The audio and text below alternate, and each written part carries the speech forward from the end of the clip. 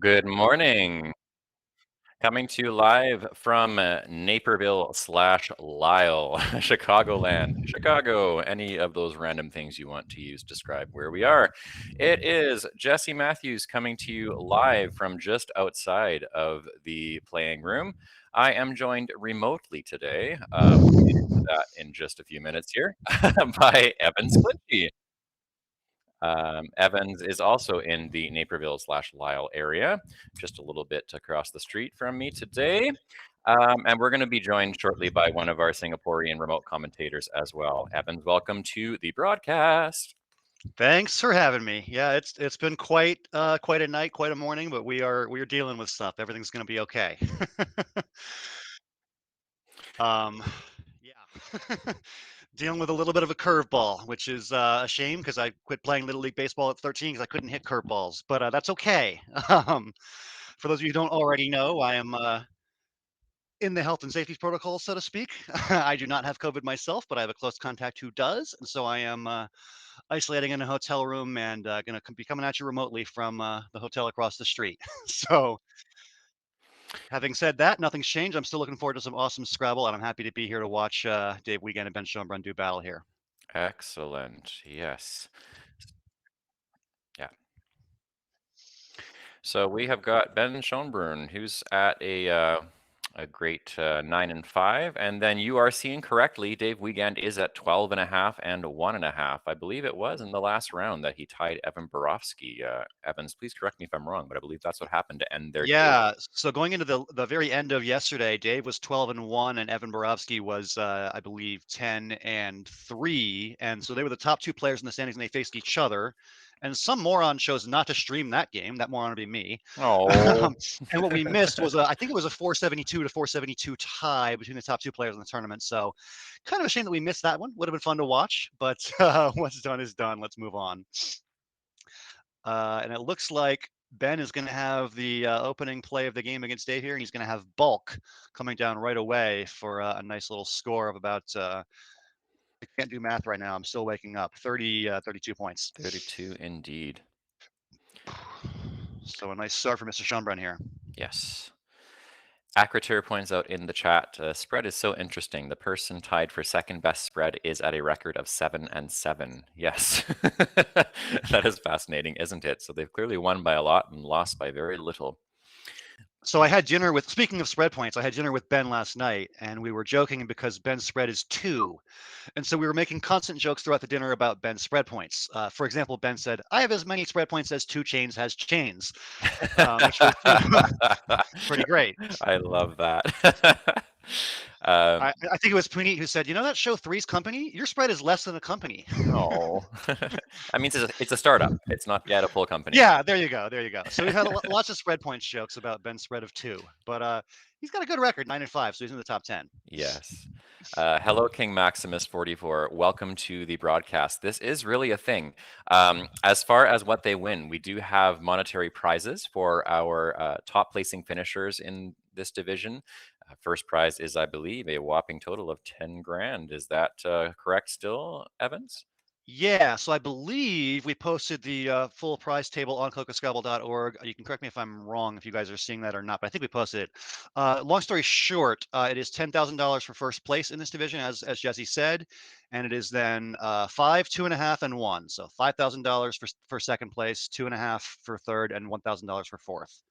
So whole bunch of money at stake right now. Dave is in first place. He's in that $10,000 position, and I believe Ben's in like 8th or 9th, so he's definitely in the hunt as well. And speaking of $10,000, that would be very much an overbank in a good way. Dave Wiegand is wanting to overbank with all that money. Right on cue. Love it.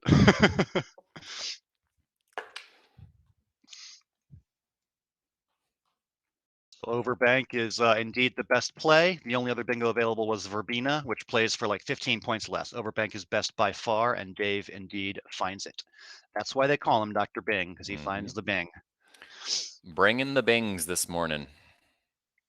Speaking of Bings, though, Ben's got a blank on his rack, so he's going to Bing soon as well, I bet you. Not on this turn, but perhaps next turn. He's got all sorts of medium scoring plays, things like Find and Friend and Fried, but no bingo available this turn.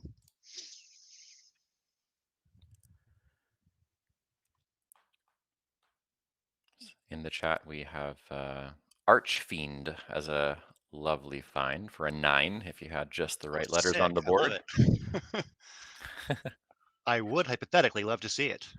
Yes. And then for clarification, AKA Ben when he has that thing on his head. That is in reference to the Guy Fieri hat, I believe. Yes.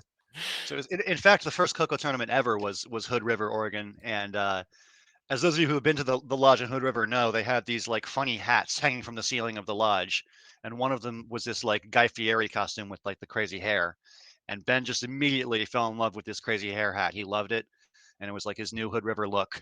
So this is kind of like his Hood River tribute look, Yes. and he's rocking it here on table one. I love it. And his nickname for many of us when we talk to him is Benji. It's based on his past usernames as well. So that's kind of combined into Guy Fieri, a little portmanteau, and that's become Guy Fiergi. So we refer to it as his Guy Fiergi hat whenever he wears it. I think that's spelled Fierji, if I'm not mistaken. I Yeah, think that's how we go with it usually, yeah. All right, is that fired or fried? It's fried from Ben. Nice play. Yeah. Could have played find if you want to keep HR instead of HN, but they're pretty similar. Not a big deal. I like fried. I think it gets the job done. Sure. I love Dave is playing with us a bit on camera. He had Weeg lined up very briefly, as in the first part of his surname. Cesar points out, I like Dave's nickname for himself. Yeah, we're on the same wavelength there. I'm pointing out Dave is playfully trolling us on the stream a bit. Ben, I believe, has Unhouse on his rack.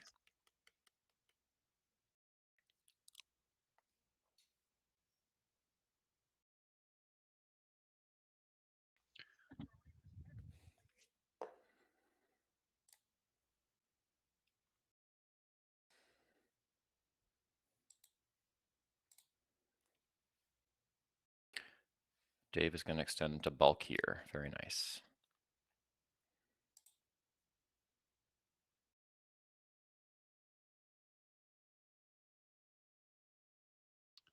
Sorry for going mute for a second. I was trying to figure out the Twitch chat issue. Since I'm on a separate computer, I got to like pop out the chat so I can see it. I can't piggyback off of your laptop anymore, Jesse. So Sad. trying to figure out the whole Twitch chat thing. But anyway, I'm watching as Dave plays bulkier. Bulkier is definitely the correct play. So nice job there. Yeah, 42 points, best play by far, and he does find it. So 124 to 58 is the updated score in favor of Dave Wiegand. And I'm hoping that the Wi-Fi at the Sheraton is going to be really good, and I can update that scoreboard quickly. It's okay, Boomer asked, do people really not put the tiles upright on their racks? There are certain players who organize them in that fashion. As Alec has pointed out, that's Benji mode, as in Ben Schoenbrunn tends to have his tiles completely randomly on his rack. There's just some people who do that. That's just their thing. Yeah, Ben's kind of the famous, like, most disorganized tiler of all. It is an annotator's nightmare because you're trying to figure out what his rack is and you can't read it, but we'll make do with what we got.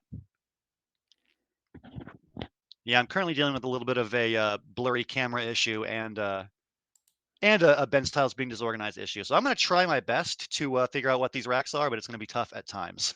Yeah. I think I saw HNORSU blank, but y'all can correct me if you think I'm wrong on that. It's 2 U's actually. So there we go. Weibin has put the letters in the chat for you. Oh, cool.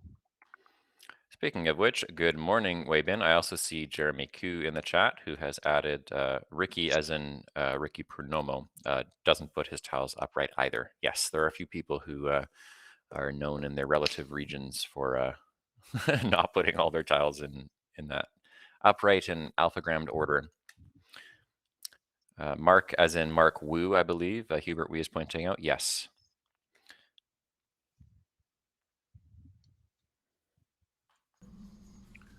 Ooh, so a bit of a miss there, as I think Ben's best play was the bingo of Unhouse. I can't actually see what Ben did play, but it looks like it's only 2 tiles, so it's not going to be a bingo, I'm guessing. He has played Hub off of the B in Overbank. Ah, okay.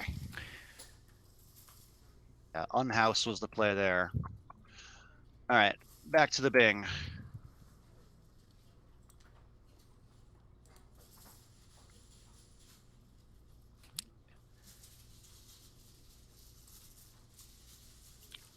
Good morning, Jeremy Hildebrand, who has requested we pause the stream so he can re-coffee.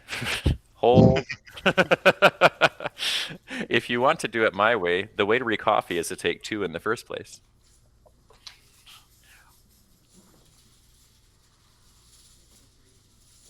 So it looks like Wiegand can play Wieg more. As Yes. in, you don't want to Wieg less, you want to Wieg more. Is a Wigmoring just bingoing more? It probably is, given it's Dr. Bing. Yeah, that sounds about right.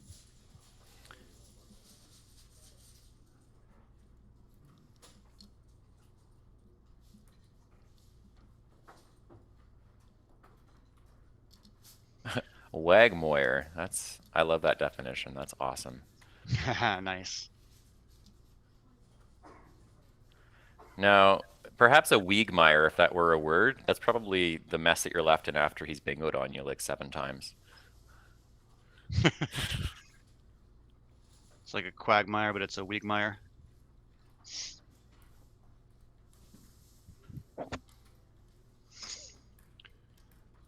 So my connection to you guys is just great. Like I can talk back and forth pretty well. My only problem is seeing the blurry picture on the screen of what the players' racks are. I'm gonna do my best to navigate this. I can read Dave's letters a little bit better than Ben's. I think maybe Ben is drawn. Is it donuts blank or is it?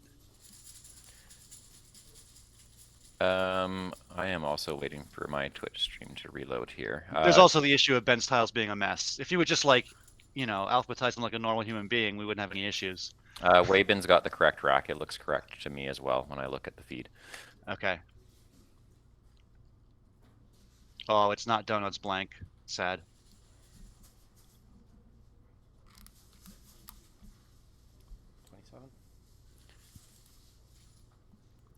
And Scott Jackson is joining us in the chat. Good morning. Welcome to the broadcast. Right. So it looks like Dave opts to take out the triple in the top right corner with Mower. He had other options that were, kind of stronger equity-wise plays. Like he could have played something like Meow for a better, just, points and leave. But he chooses to take out that triple, which is understandable. Especially after a kind of fishy play on Ben's end. He wants to definitely prevent any big, huge bingos. So perhaps using the rack inference from Ben's play to make his decision. Some suggestions in the chat. Vanita has mentioned unsuit with that E at the end. Jeremy Hildebrand's mentioned with a question mark on foots. Alec has mentioned moutons, teutons, and boutons, all of the utons. Let's see what else we got in the chat here. Oh, Scott is turning 40 tomorrow. Well, congratulations in advance.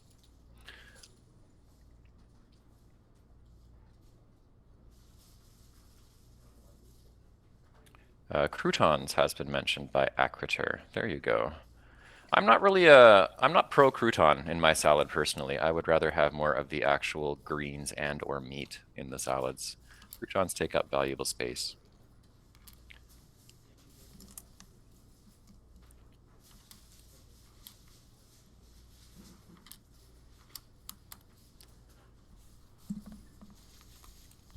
Looks like at the end of the day, Benji is going for unsuit as per Vanita's suggestion. Very good. Yeah, that looks to be the best play. Nicely done by Ben there. Sorry, I was dealing with some technical difficulties, but I'm back now, and I want to say that croutons are excellent, and you're wrong. That's okay. I'm not saying that they taste bad. I would just rather have my salad real estate taken up by other items. Your salad real estate. Okay. It's real estate. All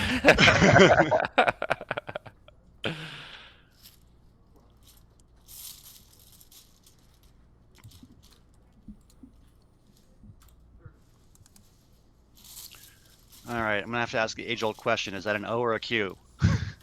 Hold. I think it's a Q. It's a Q. Yeah. All right, cool. So it's like geotic Q. Yeah. Well, there's all sorts of good plays with the Q here. You got stuff like Through that UN unsuit, you could play quote, or quite, or quiet, or coquille, or coquette. There's all sorts of options. What do y'all think in chat? Which one do you like? I like the froglet myself, so I'd go. I mean, I like coquille. I don't know. I don't know if I'd actually pull the trigger on it for this play, but it jumps out as a decent play immediately.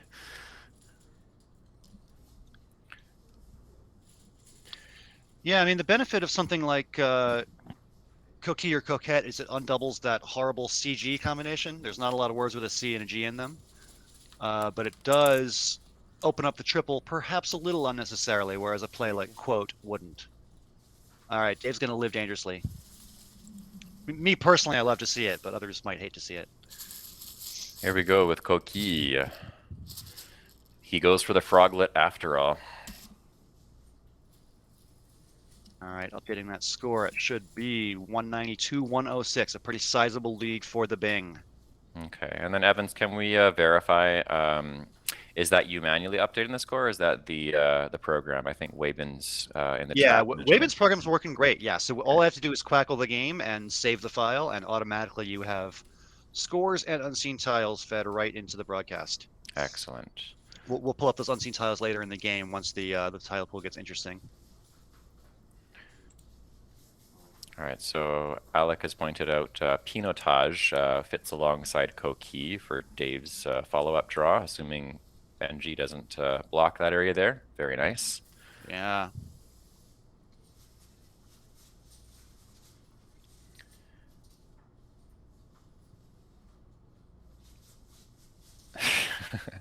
And as is pointed out by Tim, Dave currently has a Wenyu for his bingo.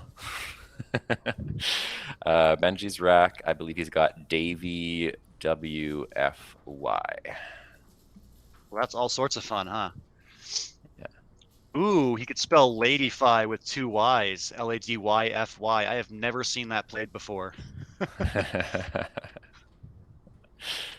I've seen Ladyfies as a bingo because that's only one Y, so it's easier to draw that one. Yeah. But Ladyfy with the two Y's is pretty tough.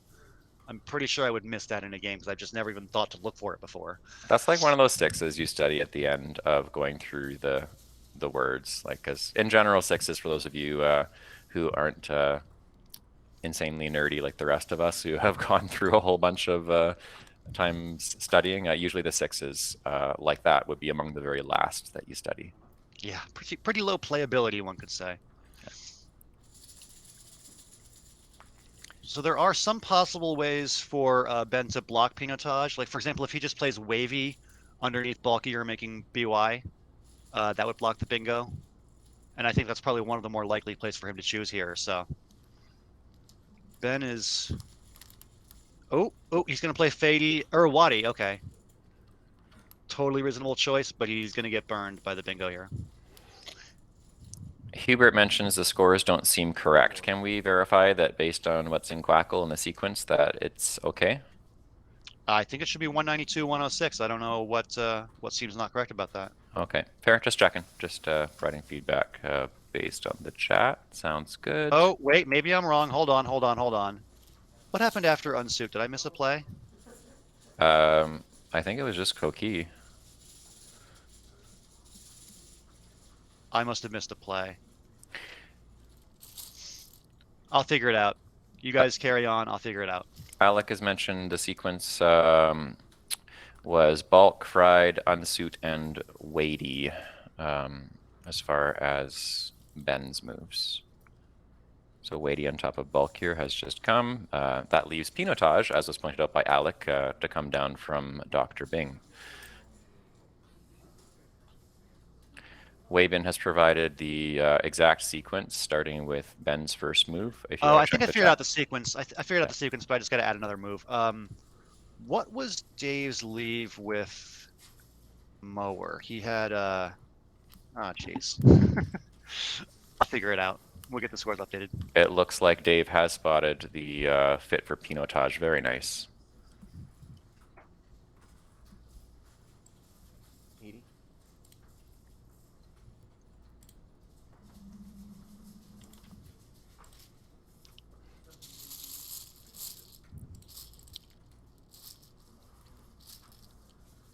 Yes, Cesar, pardon me. The Wenyu.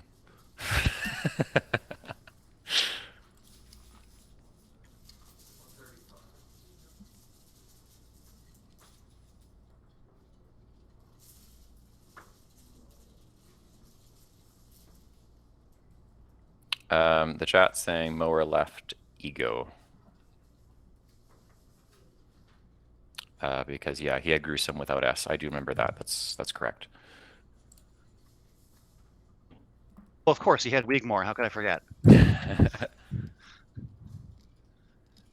Le soleil se couche. Yeah, it's looking like that.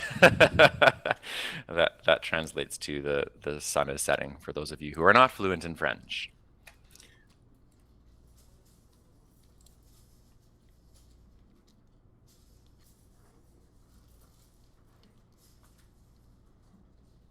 There you go. Same thing in español from César. El sol se pone.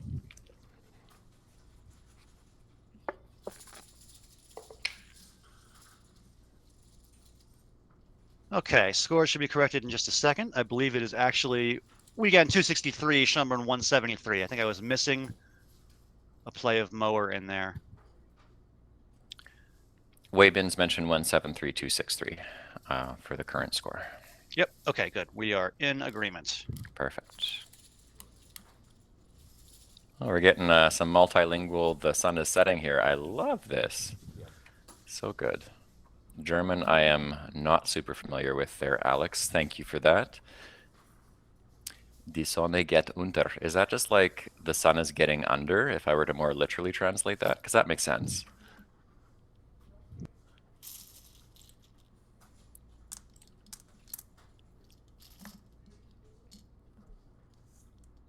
Cool. Thanks, Alex. I learned something new. It looks like Benji has opted for vlog through the O and unsut to try and clear out some of those consonants. Yeah, it looks pretty gross, but there's just not a lot of ungross options. What can you say? Yeah. You could have played Gyve, Gyve, on the far right into bulkier. I mean, that looks pretty ugly as well. What are you going to do? Yeah, it's pretty tough.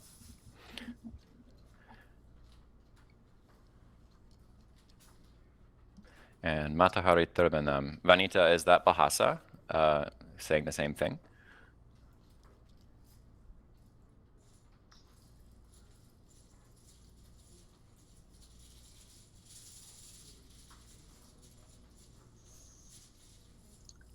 So a few options here for Dave. If he wants to just keep opening the board and he doesn't worry about closing things down, you can just make a high-scoring play like Henge or Hogan on the far left, putting that H next to Pinotage. Those are 35 points. I think that'd be pretty stylistically consistent with how Dave plays. He's just fearless and he's going to keep on being aggressive a lot of the time. Scoring never stops, as they say. I was going to say, like, even though, Austin is known for that trademark, the scoring never stops, I mean, the good doctor himself, he's pretty good at getting those scores in, especially because he bings so much. And I'm right. He plays Hogan. That's what I thought. Very nice. Yeah, that's the highest scoring play. And yeah, he's fearless. He's just going to play it. He's up by over 100, and he's just not worried about what Ben's going to do in reply. Weybin, yeah, that is a deleted hook. Sad.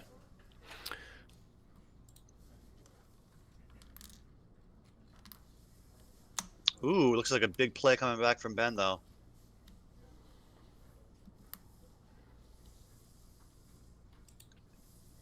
So J is a very high scoring JAY play from Ben there, 62 points. That's going to put him back in the game. He's within 47. I would call that striking distance, especially given how bad Dave's rack is. Like, Dave might have to exchange even. We'll see. Is that a FTLM? Is that what I see for Ben there? FTLS left over after J. Oh, it's an S. Yeah. Alex suggests EAU at D11.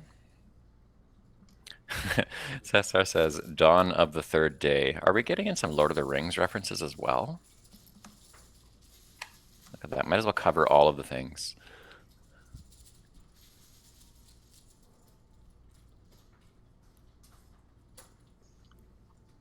So there is one play here that scores 30. It is not easy to spot, though. It is a little overlap and underlap. It's an in-between lap, you could call it. So in between mower and fried, you can fit oven Yes. through that V for 30 Very points. nice. And Ben's rack is looking pretty good. 22. I wouldn't know. He's got lofties sitting on his rack now. Ah, okay. So very nicely balanced now. Oh yeah, Majora's Mask, of course. Cesar, I know how much you love that game. Yeah, I should have figured that. So if you're saying he's got lofties, that means he's got trefoils That's the one. or floriist through that R. So if Ben gets a bingo down, this is going to get interesting. Although Dave has got Étourdi on his rack, so I'm assuming he's going to find some fun way to bing himself, regardless of what Benji does. Yeah, so either one of trefoils or floriist will put an S out there for Dave, and then Dave can just immediately hit the spot with outrides or Iodurats. So it looks like they're going to exchange bingos here, and it looks like, yeah, trefoils does come down. And I'm pretty sure Dave can find outrides. Yeah, I'm pretty confident. That's pretty likely. Although, hang on. Iodurats probably scores a few more. Yeah, that's Yeah. right. So Iodurats would be 76 instead of just 72. Oh, look at that. Alec has just typed the same thing in the chat. Iodurats scores more. We're on the same wavelength here. I'm loving this. Very good. So a very short-lived comeback for Ben, who is only within 7 points, but soon to be down 83 again.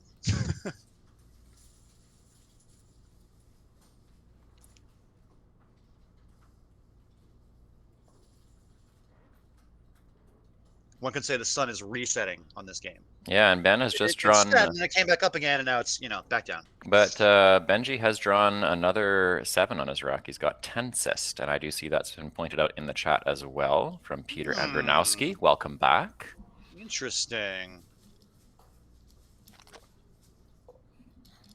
Tensis does play because there's the hook on he to make het on the left side there. Mm-hmm.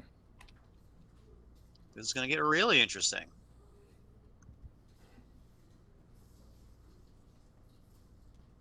And I think Looks the only. Go ahead, sorry. Well, it looks like Dave is taking his time and not playing Iodurat right away. I wonder what he's thinking about. I was just going to say he's probably thinking about just the placement of his many options on the board, because obviously there's no issue with what he's seen. I would imagine he's calculating based on the pool, the scores right now, what's going to be maximally optimal for him while limiting his opponent's options. That's tough in this position. Yeah. So Iodurats and outrides in that spot were the only available bingos. I was actually kind of surprised to see that, but yeah, there's nothing else available. And I think Iodurats is a little bit better for the points, and also just maybe the I is a little bit harder to hit than the O would be, because like O blank is like every consonant in the book and some vowels too. It looks like for our hardcore Majora's Mask fans, they are requesting a sundial on the stream. For those of you who are not familiar with The Legend of Zelda Majora's Mask, the premise of the game involves, well, you're saving the world, more or less, but you have to do it within 3 days. But you go back and forth on the timeline a lot based on, well, the Ocarina, for which the Ocarina of Time was named for the previous game. So we'd be adding in a little bit of a Nintendo nerdy reference here if we had a sundial that was that was connected in the same way, that involves this back and forth of sunset and sunrise and sunset and sunrise. All right, here comes Tensist. Yeah. There's scuttle happening. Yeah. This is going to get interesting. So Tensist for 70 is going to put Ben back within 13 points. And we should pull up the unseen tile pool in just a second as soon as I can input Dave's rack. And he's got Naemic, as Vanita has pointed out. Does not play. All right, so let's pull up that tile pool. We've got 10 unseen tiles today, which means 3 in the bag and 7 on Ben's rack. The X and the Z are both still unseen today. So he's only up by 13, and there's a whole lot of scoring potential unseen to him. He's got to be a little bit nervous now. Yeah, that first E in Tensist in particular would be of great concern. Yeah, So yeah, heat, H-E-T-E is a word, so like EX there, or even Zex there, making a very, very big play is a possibility for Ben. And we'll see what Ben draws. It looks like he's got a Z. I'm just getting through. So he does not have the X. He's got Zip LERD on his rack. Okay. So the tiles he left in the bag were AIX. Oh, wow. And of course, the X is a really important tile for both players. So Dave is likely to draw it after whatever he plays next, which is, I think, good news for him. But maybe Ben's got some plans for the Z as well. I'm not sure.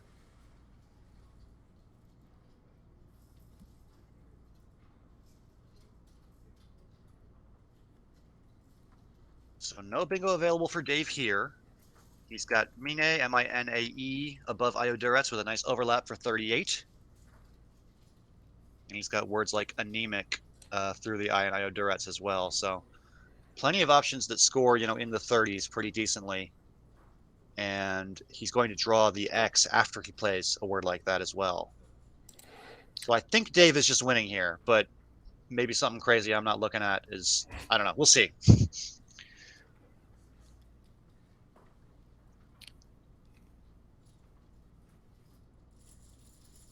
Yeah, this is still looking very much like anyone's game, potentially. I would agree with you, King of Lettuce. This is a tough one. Dave has got a lot to think about, and it's a good thing he's got a solid 10 minutes, because this is a very classic pre-endgame situation where many permutations of possibilities need to be gone through, and they probably all involve that X and Z that are both unseen to him. Easier for us to be like, okay, we can think about Z options for Benji, but yeah, Dave's got to consider both. The possibility that Ben already has both of those on his rack. Yeah, to be clear, when I say Dave is just winning here, I mean that from our omniscient perspective, we know that, but Dave can't know that because he doesn't know that Ben doesn't have the X. Yeah. So he's got a lot to think about. Like if he were to play, for example, anemic through the I and Ioduretz, that would be 33 points. It would put him ahead by 46. And he doesn't know whether Ben has a play like, let's say, Zex for 67. So like he does not know whether he's going to get hit hard after this. Yeah, and it's really tough to actually figure out how to effectively block that if that's what he wants to do and still score enough to stay ahead. It's really hard to balance all those things at the same time. It seems like you're inevitably giving up one in favor of the other. Yeah, exactly.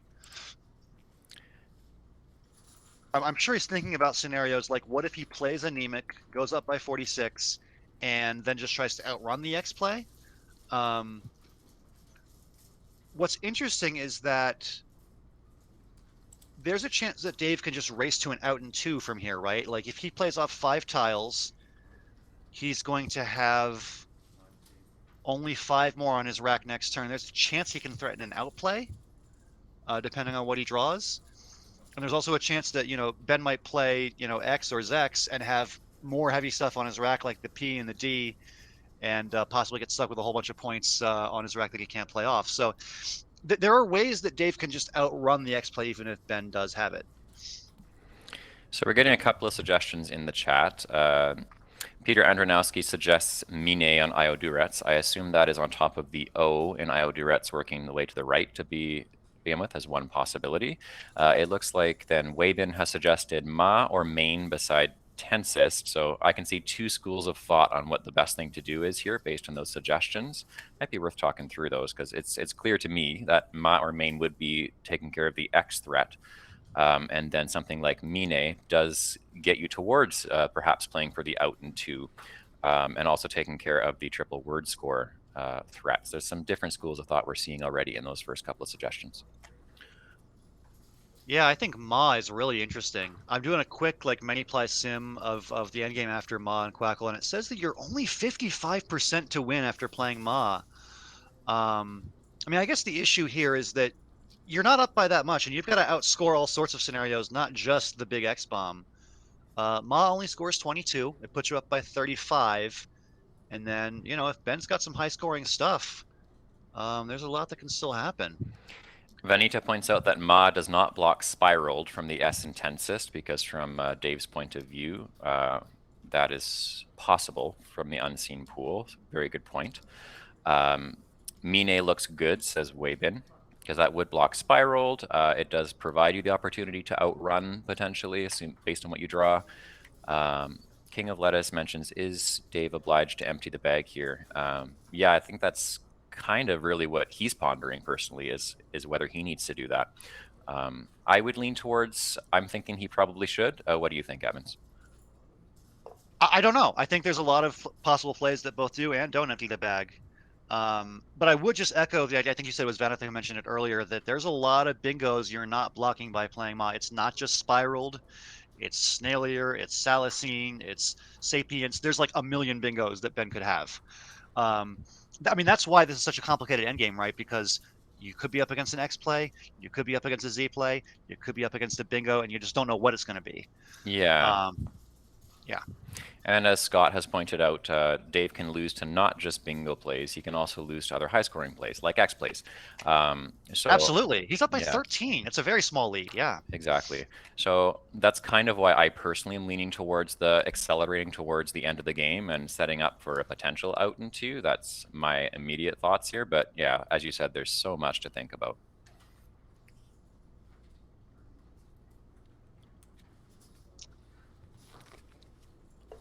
Yeah, definitely a lot to think about.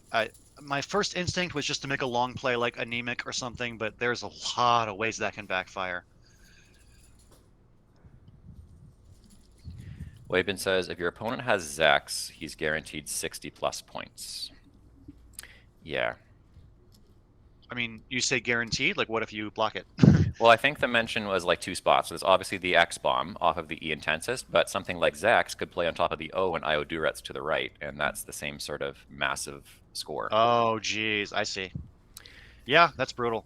Yeah, so Alex has pointed out, and I was just going to say this actually, Dave needs to play on the assumption that he will either draw the X or the Z. Yeah, I think you kind of have to go for that. Like this, that is your best chance of staying ahead and keeping a lead, is to draw one of those two and just play as if you're going to get one of them, while understanding you might not. So Mine has been played on top of Io Duretz. Nice find earlier in the chat. And ultimately, yeah, I think it's a great move.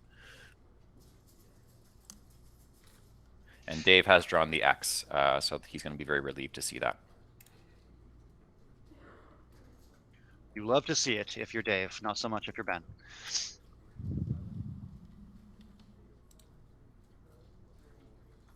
Yeah, so Ben now is now down by 51, and he doesn't have the X, so he is very much losing here. He does have some cool plays. He can play Lizard through the AR that Dave just gave him, but that's not going to win.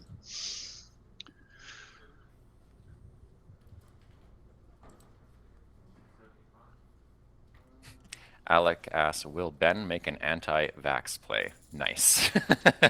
Very nice. I see what you did there.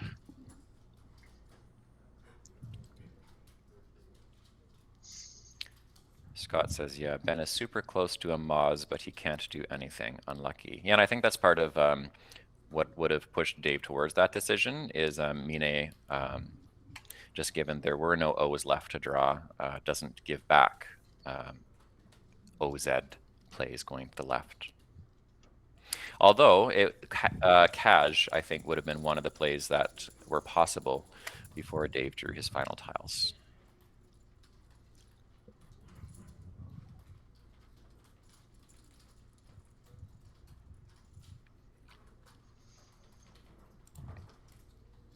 So I think Ben probably realizes at this point that the sun is setting, so to speak.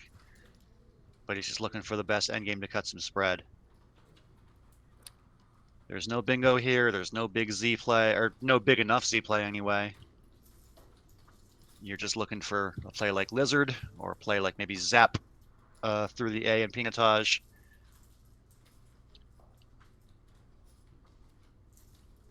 Looks like actually the best play is Zap. I'm trying to figure out why. Oh, you have Idler. Oh, not very nice. Okay. So you have Idler, IDLER, at the bottom, underlapping Io Duretz. So you can play Zap first to play off the Z and the P, and then go out with Idler. Nice. Oh, he's going to try a phony. Okay. Understandable under the circumstances, but not going to work. Hold.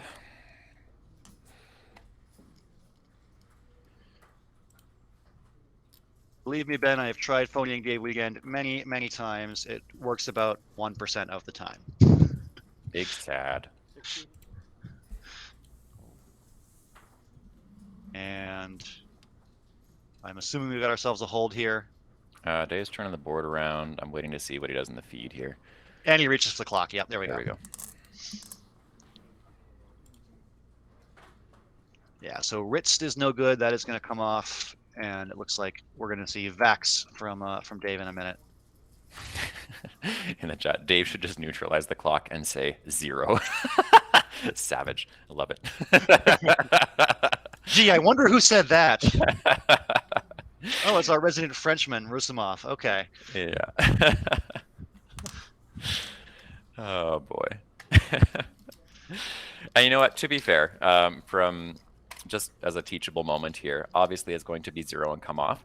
But if you're even like a little bit uncertain as to whether it's a word and it's a way that you could potentially win in case it is a word and you've lost anyway otherwise, there's no reason not to try it. So I mean, like, fair enough.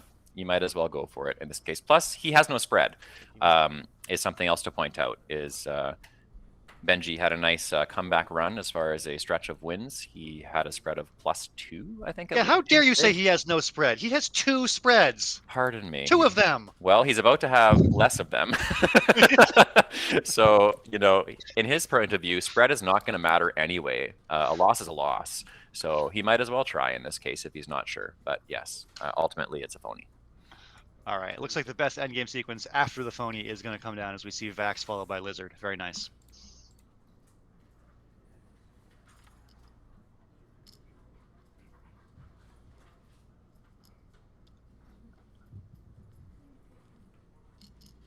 All right, so your updated score is going to be 485, 419. Updating that now, and then Dave is going to play out Sayi for 9. For our final score of Dave Wiegand, 504. Ben Schoenborn 419. Yeah, tough beat for Ben there. He was definitely giving himself a chance in this game with that late comeback, but just couldn't quite finish the deal. Would have loved to draw the Z and the X, but didn't get that. NJ Devil says Abakai would have been fun. Yeah, that would have been a fun little spot there. Cesar says, I think Ben needs to get slizzard after this game. Very nice. Very nice indeed. A little bit of pop culture music reference there. That song is like, what? Is it like 5, 6 years old now? Probably even more than that. That goes back a while. It was close in like a cosmic sense. Let's just refresh here. So Benji got binged.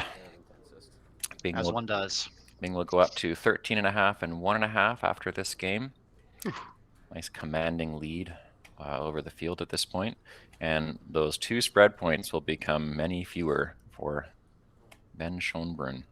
Will be 9 and 6 minus some. And this happens. Sometimes that's just what happens. You lose by a lot and win by a little. Yep. So, Evans, before we cut out for a brief break here, any particular move that stands out to you or swing point in the game here? That's a great question. I have to think about that. I mean, definitely would have been nice if Ben had been able to find Unhouse early in the game. You know, that one small fishy play of Hub for 16, you know, gave Dave a chance to pull ahead early on, and he was kind of playing catch up from there. But I mean, even despite that, Ben had a chance late in the game. You know, he found his back-to-back bingos of Trefoils and Tensist, and that gave him a chance. And then, you know, like we were talking about for the last 10 minutes, it really just came down to a difficult pre-end game, and he had a chance if he drew the right tiles, and just unfortunately didn't pull them out. Yeah, I would agree. Excellent points there. We're going to take a brief break here from Chicagoland and then come back in about 5 to 10 minutes for our next matchup on board 1. Before we cut out to break, Evans, do we know what that matchup is? Yes, we're going to have Dave again on table 1, and his opponent is going to be Conrad Basu-Bouchard for the next round. So that is going to be quite a clash of the Titans, two of Portland, Oregon's best, going head to head. Yeah, usually they're matching up against each other at a pub over some beers, a little more casual. I think it's still going to be a fairly casual. That's right. Yeah, shout out Oakshire Brewing. Yeah. All right, so we're going to take a quick break here from Chicagoland. Our producers will cut to a wide shot or some other shot. We'll be back in about 5 to 10 minutes, and we'll bring you the next round of action from Board 1. This is Jesse signing out from Chicago, and we'll hopefully have a guest commentator in for the next round as well. Stay tuned. Thank you. See y'all soon.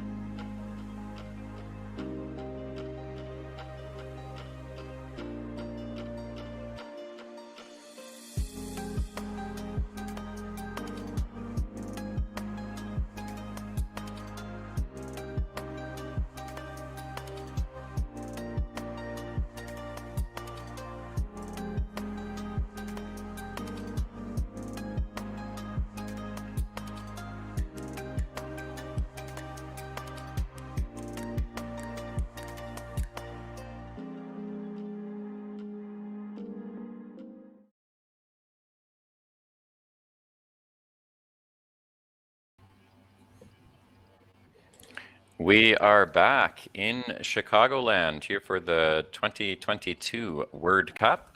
Coming to you from the commentary room on site. This is Jesse Matthews. Just across the street, we've got Evans Clinchy, director extraordinaire and broadcaster. We have also got Wei Bin joining us from Singapore. Good morning/evening, everybody. Hello, everyone. Hello, hello. Mystery flavor. So in this next matchup, we have got Conrad Bassett-Bouchard and Dave Wiegand on board one.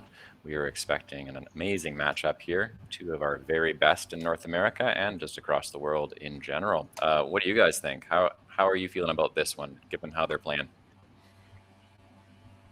Pretty good. I mean, like you said, these are two of the best players in North America. I have personally watched them play many, many times, sometimes in tournaments, sometimes, like you said, in pubs in Portland, Oregon. Yeah, I mean, they're two great players with kind of the clash of styles. Dave, kind of an aggressive, offensive, bingo a lot kind of player, and Conrad more of a defensive, control the board kind of player. And it's a really fun clash of styles to watch over the board. Yep. I was looking at their cross-table records, and I saw that they've played 54 times in tournaments, with Dave winning 29 times and Conrad winning 25 times. But this is just the rated games that they've played. I'm not too sure how many times they've played in pubs and, over A couple drunken hundred, I would sessions. estimate. Yeah, Couple probably hundred. a couple hundred more. And the game's about to start. All right, so we will switch over to the shot of the board here relatively shortly. Yeah, these guys have definitely played lots in both formal and informal settings. many, many, many times during beer crawls in Portland as well. I was actually there for one, not playing so many of the games myself, but was there earlier this spring to visit. And yeah, always competitive. So Conrad is starting off. We're just going to get a shot of his rack here.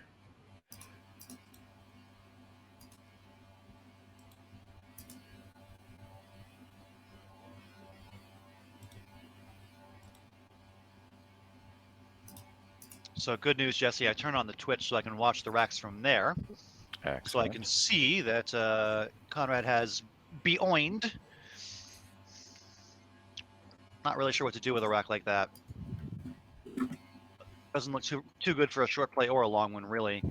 I guess you could play Boney. Boney's the one. B-O-N-I-E. Yeah. Good morning, Rebecca. Nice to have you in the chat. Hello there, Joel Sherman. No, you're not imagining it. Conrad's hair is dyed teal. His partner, Darren, decided to help him dye his hair. Darren usually dyes their hair every month to something different. And on this round, when they decided to do their hair, Conrad was like, hey, I'll do mine too. So now Conrad's is teal.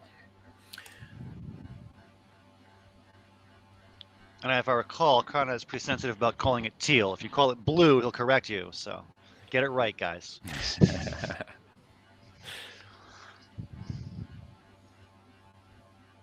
Looks like Conrad has arranged iBone Ed on his rack for some reason. I don't know what that's about. Oh, I know All right, exactly what that's about. All right, he plays Boney.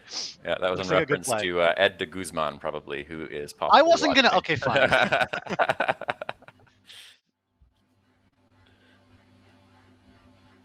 All right, Boney does come down. Nice play.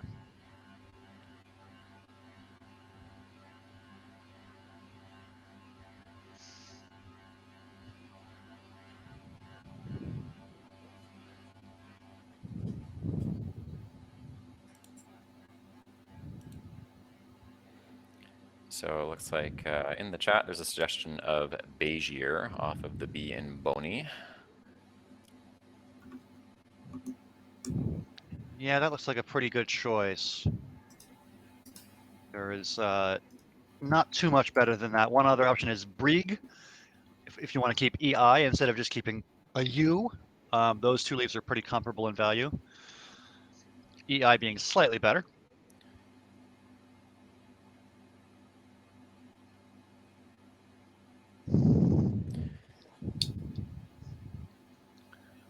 If you want to hold on to a consonant, you can play Eure, I-U-R-E, to the right, making bonier. That would keep EGI as a leave. So that's also an option. It looks like at the end of the day, Brieg is coming down here. Yeah, I think that's the correct Yeah. play. 20 to 18.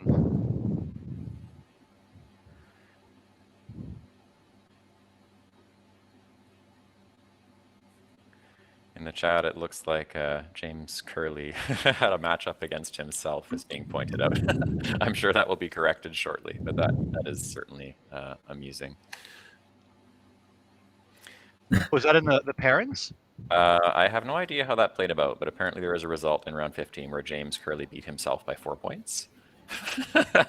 I'm not sure if that's trolling or if that's real, but if it's real, I'm assuming that will be fixed shortly. I'm not seeing what that's about, but I don't know. We'll look into it. Meanwhile, looks like Conrad is going for a fairly straightforward play here. Aka on top of Boney going for points. It looks like the chat has confirmed that result with James Curley beating himself is real, but I assume that our remote and on-site directors will be able to resolve that shortly. We can certainly pass on the message. Thank you. Yeah, I'll send a quick text about that. We'll figure it out. And Dave's got one of those lovely racks that we study out very early on in our careers.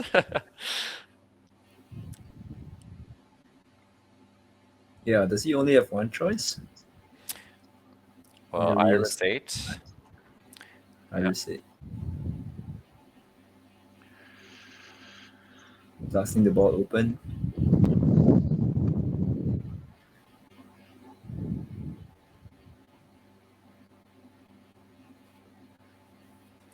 Airiest, it's pointed out, would have fit on top of Aka, but looks like Dave has opted for a forking play to open up and create volatility. Yes, Airiest as well.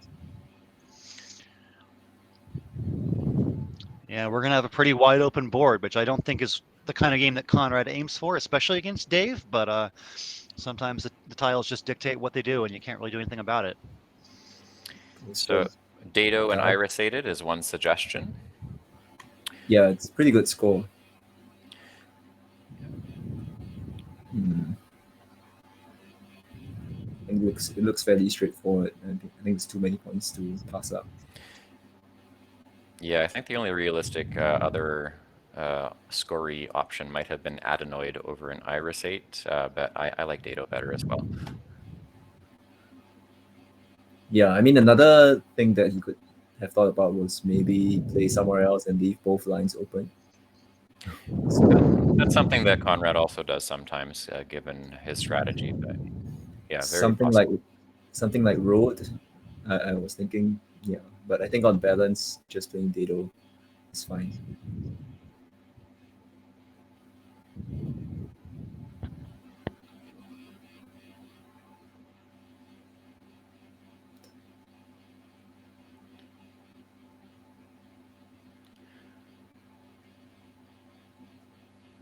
Wigan has a very vowely rack, lots of duplicates. I think something like Dain cleans it up quite well.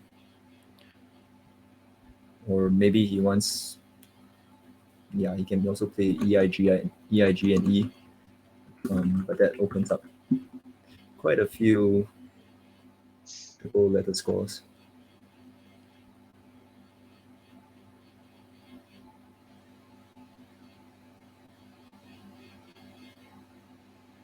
Or maybe even EID.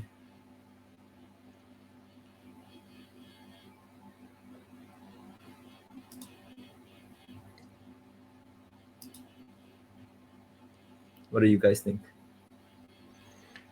I like Dain as well. Looks like in the chat, that's also one of those suggestions.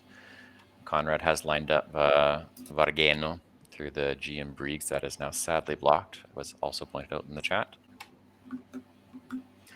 Did we talk about Erie, E-E-R-I-E, through the R in Brieg? That would score a little bit more points. It's 11. Yeah. It's a little bit more than Dying, but pretty similar.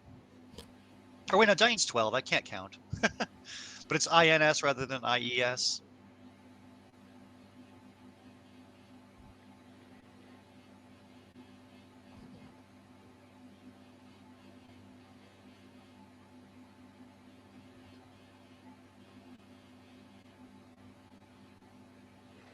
Another suggestion of ID for optimal leave. Vanita suggests ire instead of Erie. That looks like dying is the option that has gone down of the choices. Yeah, ID looks like a good choice actually, because it takes it S, whereas EIDE, which I saw, doesn't take an S. So at least you're setting up something for yourself.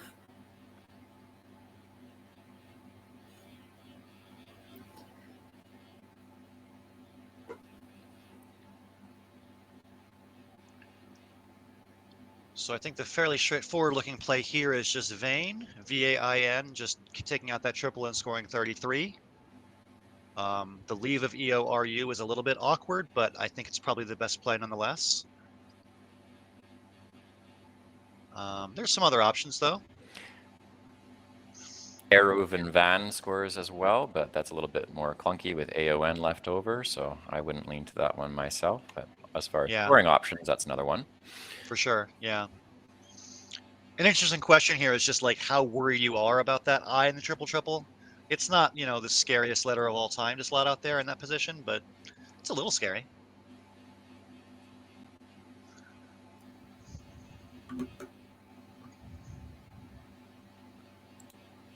Yeah, he is going to play Vayne, and I think that's probably the correct play.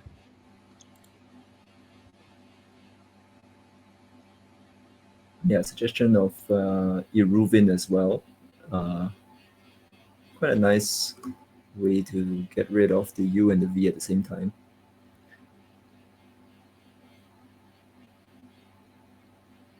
So Vayne is 3 more points. Yeah, the leave I think is actually pretty, yeah, it's probably quite similar. Conrad's got a great rack after that, so I expect to see all those down on the board next turn. Just a question of in which form. Yeah, AO may not be better than EORU. Agree.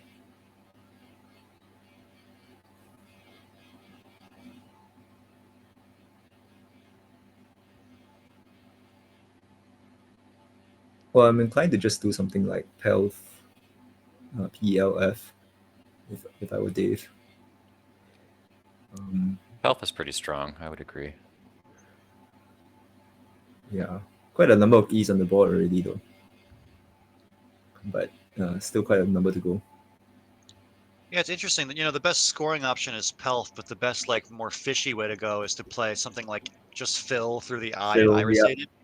Yeah. I'm curious how much Dave wants to focus on bingoing right now. I would say the board is like okay, but not that great for bingos. And maybe he just wants to focus on scoring points instead. I think it's probably a close call. So if he goes purely for points, as the chat has pointed out, pray for pre for however you want to say it, given there's the variant spellings, would fit through the R in Briggs for a fair bit, leaving LLS. Interesting.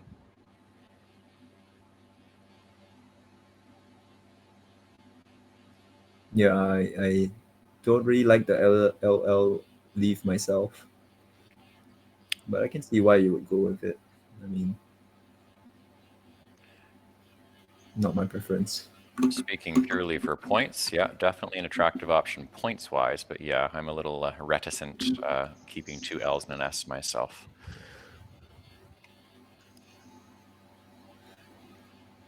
So Dave does choose Pelf. Okay.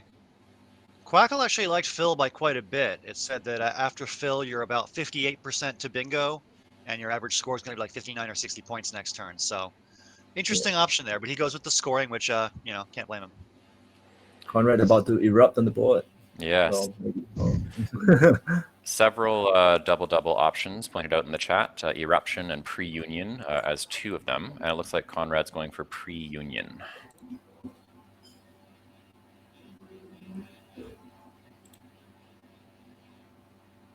Yep, those are the only two plays that score 86. So yeah, best indeed. And Conrad takes a 60-point lead.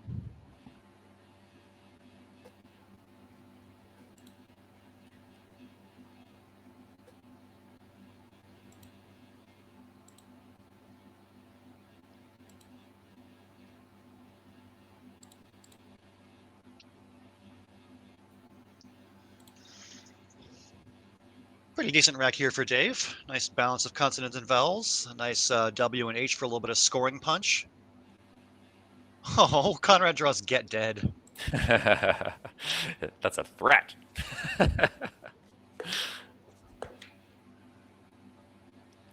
Yeah, not exactly sure what I would do in Dave's situation. I mean, getting rid of the W is a priority, but where exactly can he play it for good score? I mean, there's the ha, hue, and woe. I mean, but I'm not sure if that's the best play, but that's one immediate option to remove the clunkiest of his tiles.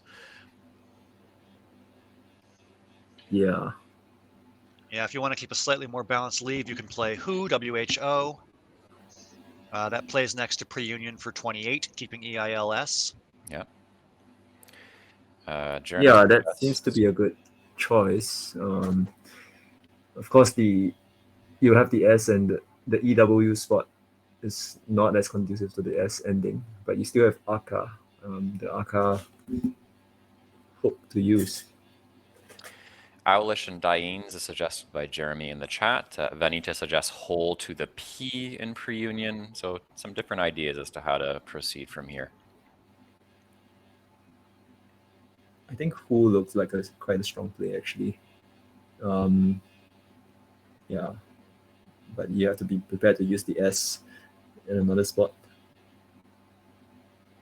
Yeah, Dave is pondering that, it looks like.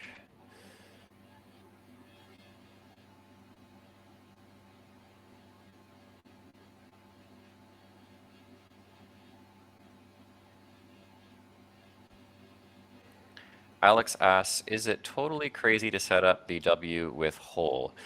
Yes, there are several, well, I'm just thinking of T immediately, but yeah, there's more than just the W that goes in front of whole, so it would not be the optimal choice in this position.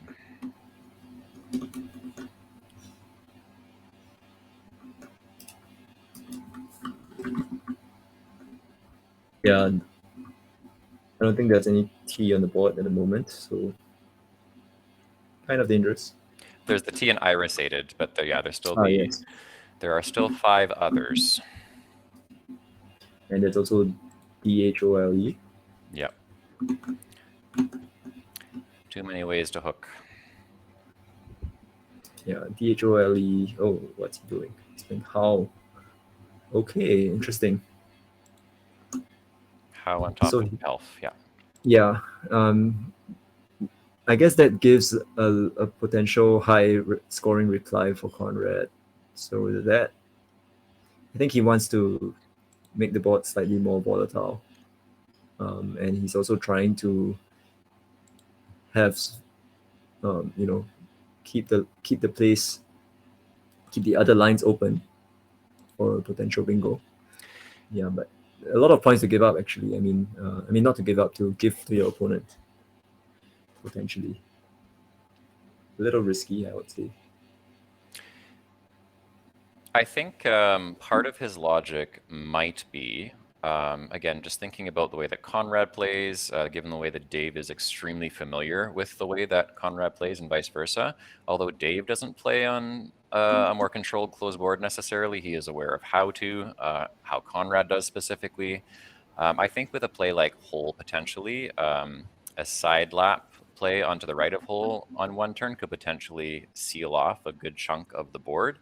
Playing how, I'd almost call it, distraction technique is not quite the right thing here, but it's allowing multiple quadrants to remain open and not easily closable in one play. I can see that choice being partially influenced by knowledge of how Conrad plays, but that's just my 2 cents.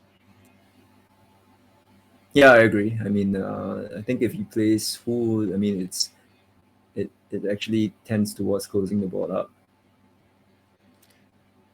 And if there's So anyone who knows how to close it quickly when needed, it would be Conrad. And Dave is very Yeah. aware of that.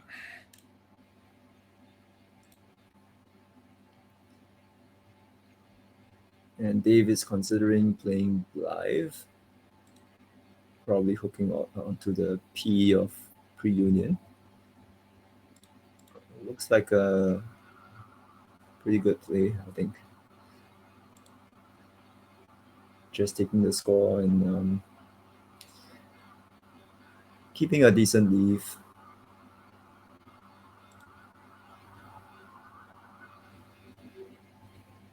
No shortage of scoring options for Conrad on his next turn.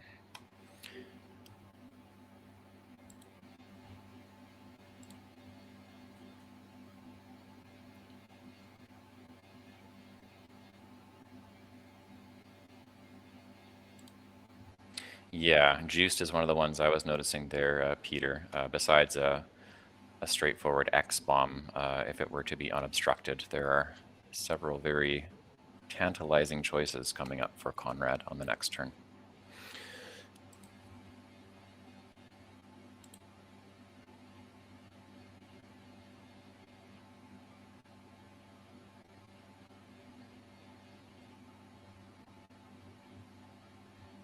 Yeah, juice would be pretty interesting. I mean, the X actually has quite a number of places to score, so it actually might be worth keeping the X.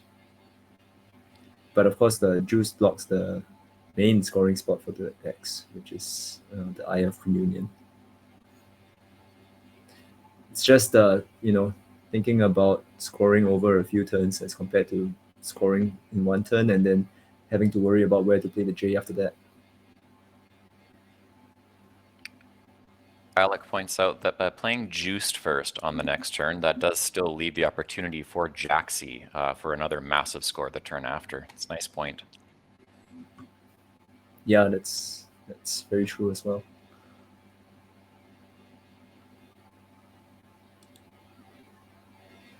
So I wonder what Dave is considering. Seems to have lined up Blin and kind of arranging his other letters.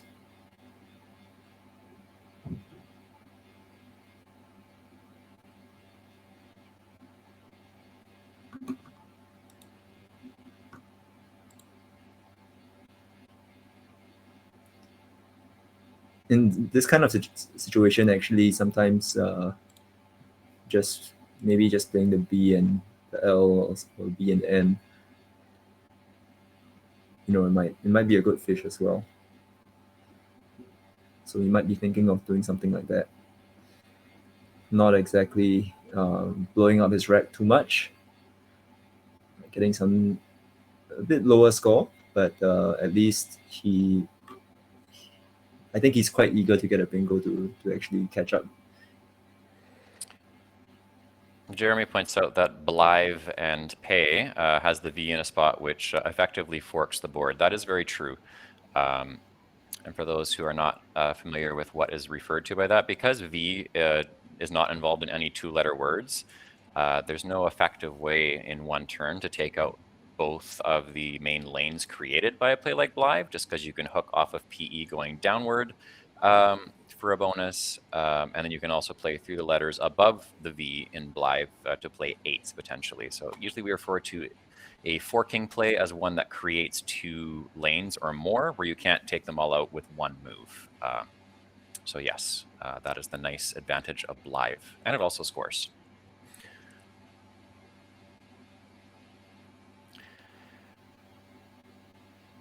Yeah, I think in this situation, Blythe.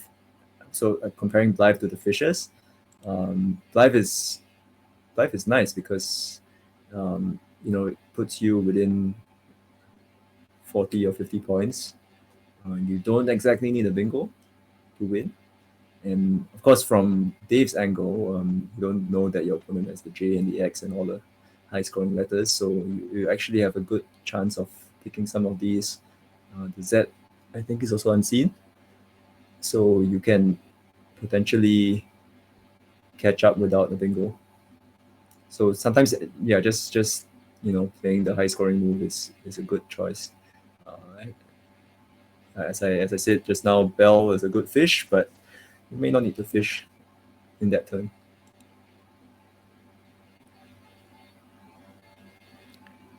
So Akrater has pointed out in the chat, if Conrad does go for juiced, there is the possibility of plays like Kintar through the eye and pre-union to score a decent amount.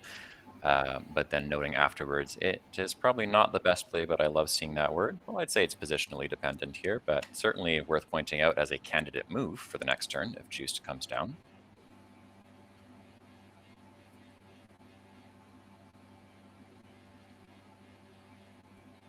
Yeah, Dave is likely to just do a single letter fish, I think. Yeah, and the chat points out just QI is likely the best after that, and I would agree. I think that's the more likely play coming next turn. Yeah, this is a Wugo's puzzle. Chi. Yeah. It's 10 points better than the next play. Oh, maybe not. I mean, Chin. Yeah, I was going to say, if that spot were blocked, then it would be the... Never mind. It looks like there's been 2 turns here. Sorry. So Juiced has gone down and Dave has put down QI. Oh, okay. I see what's happening here.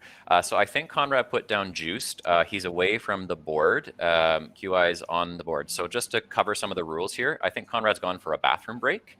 So technically what happens in this case is the time goes back onto Conrad's clock. And as a courtesy, usually the player who's made the most recent play, in this case, Dave with QI, puts the time back on the opponent who's in the washroom, and then they see it once they come back and they either hold or challenge or just say that they accept the play, just to cover some of the protocol as far as rules go here, just in case anyone's wondering why Conrad's clock is running and he's not at the board. Conrad Steam Challenge QI.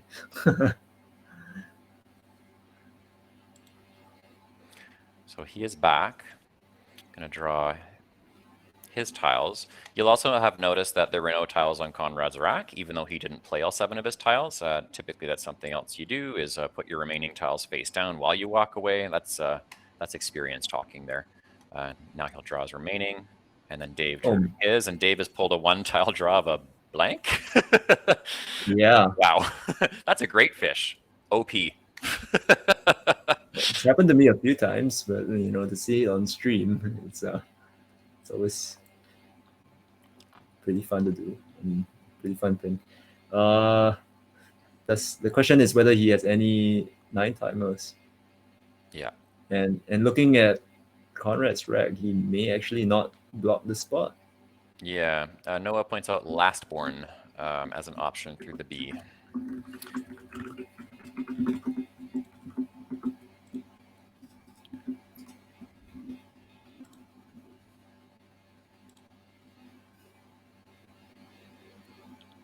Yeah, Jellomokas and Lord Livgone suggest foxing for Conrad. I think that's quite straightforward.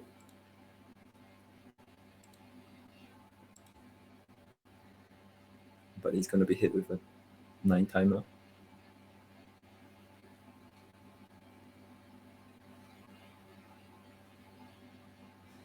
Interesting though. I mean, Dave just played 1 letter, so I think maybe Conrad also could also be thinking of not playing. I mean, trying to restrict the line, maybe. He might. I mean, I think about the sequence of the last couple of moves from Dave. So Blythe doesn't really give too much away as far as what he's got remaining. And then QI afterwards. I would say probably the move before QI would be more of the indicator as far as thinking about a trend, because just QI dropped on its own here doesn't really tell you all that much.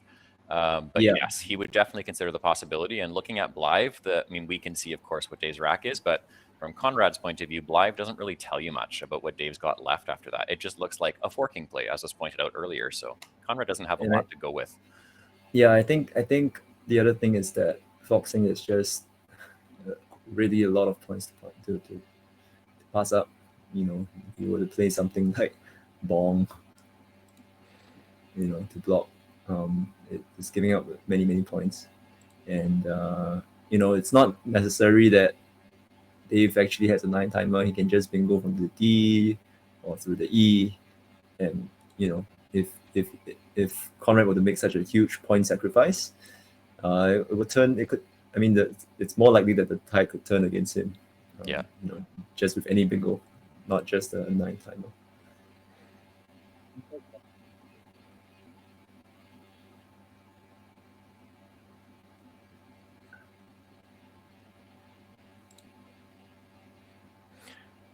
So foxing is placed on the board. And I think you have to in this position, And, truthfully. Yeah. 14 Domino says that QI was played pretty immediately. Well, of course, Conrad may not know that because I think he was in the bathroom.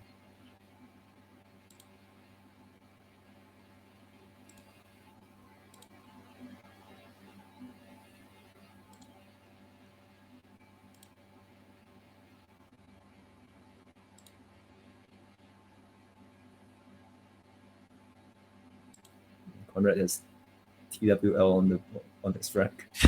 Nice.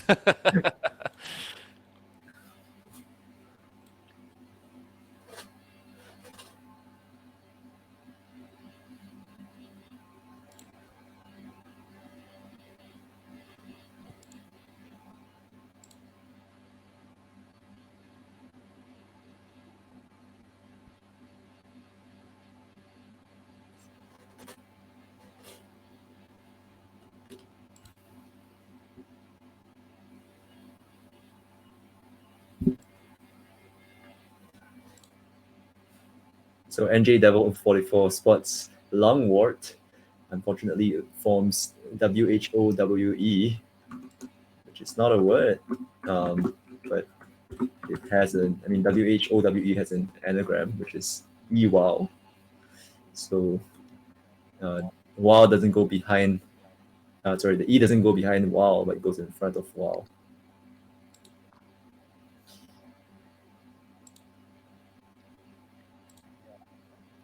Yeah, I'm quite positive that he will find last pawn. I think he just needs to run through the letters slowly. Also, the chat pointed out earlier, Dave's record should be 13.5 and 1.5. Yes, we are aware of that. We'll see if we can update that a little bit later on. But you are correct.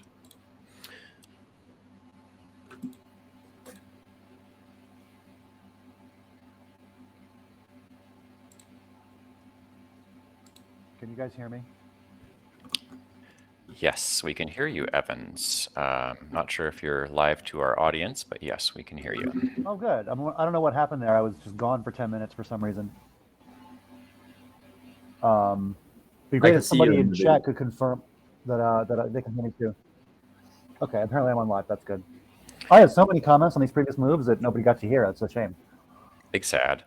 Yeah, I was just saying that it's unfortunate for Conrad that there was just no viable way to block, the potential bingo of lastborn. Like, I don't think Bomb was a realistic play at all, unless he's cheating and looking at Dave's rack, basically. Like, you're going to play something like Foxing every time or some other X play. So, just unfortunate for Conrad. This is the second time this tournament that we've seen Conrad just with no choice but to leave the triple open for somebody. It was Austin Shin with Tashis yesterday, and now it's Dave with lastborn today. Dave is now under 6 minutes on his timer. So we'll start watching time to see if that influences the way he plays from here forward. But he's taking the time to check for a triple, which you would definitely do in this position given the score. Yeah, it's surprising. I was making this comment about Dave yesterday that, like, generally when he has a bingo, he sees it immediately and plays it immediately. So it's unusual to see him pause for this long. Seems like he's arranged his rack as donators. No. Ooh, that is surprising. Wow. Oh no. Wow. I don't know what to say. Wow. So it's not usually when someone bingos for a decent score. It's not usually where you're going to say there's a break, but in this case, there's a break. With a lower scoring bingo here, so Conrad's going to be relieved in a different sort of way. Yeah, I think what you can see is that he was, keeping the spot open for his Z pick, Nice. Which he now has. So it might be strategy. I hope nobody is- noticed that for about 5 seconds there, I had already put Lastborn on the scoreboard because I was just so confident Dave was going to play it. I quickly deleted that, so I hope nobody noticed. I was just sure he was going to find it. Like, he's always found plays like that. It was very, very surprising. I would not be surprised to see if Conrad took out that triple letter spot there with some sort of play. Just given the nature of Conrad's playing style, I'm expecting some kind of play that will end up taking that out. Yeah, I'm not exactly sure what though. There's nothing straightforward here, certainly, but Conrad is very much going to be thinking about how to eliminate that spot as a threat. Which spot are you guys talking about? The Z spot on Foxing, Conrad's going to be well aware that a Z could go there, and we'll be Gotcha. thinking about how to minimize it. Although, to be fair, there is the A in Dado, where a Z could just be dropped to the left and played downward with as well. So there's technically 2 threatening spots, but one Yeah, of- there's There's also one the There's the Iris Z of Sanders, yeah. Iris Hated as well, another spot. And beside Donators, I mean, that's also a dangerous spot. So quite a lot of places for the Z, I think. This might be a position where you just give up on blocking and just concede that whoever draws the Z is going to get lucky. Yeah. Well, try to be the person to pick it up. Yeah, go for tile turnover and try to draw the Z faster. Yeah. Unfortunately for him, Dave's already drawn it. Unbolt, suggested by Jello Mokas. Not bad. That does accomplish blocking that spot and scoring decently. Trow also suggested, I was thinking something like Trow because it doesn't give away something straightforward on the top row.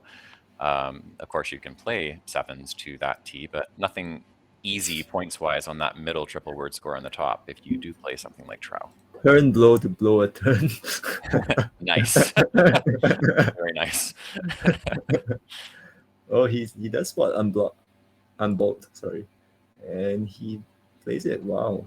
Yeah, and Unbolt does the job of taking out that spot as far as an easy 70 or 60 plus with the Z, and just conceding that you'll give up 40 plus somewhere else, and minimizing the worst case scenario.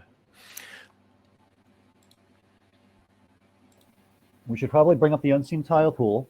We got 14 tiles that are unseen right now to Dave, so 7 in the bag and 7 on Conrad's rack. Very difficult spot here for Dave because he's down by 50. Usually at that deficit, you're trying to get a bingo, but this is a horrible situation for bingos. His rack is not very good for it. The board is not very good for it. And if you look at the pool, there's a W and a Y and like all sorts of weird tiles. Conrad that is don't bingo playing with very us well. again. He's got Mom Wars lined up on his rack.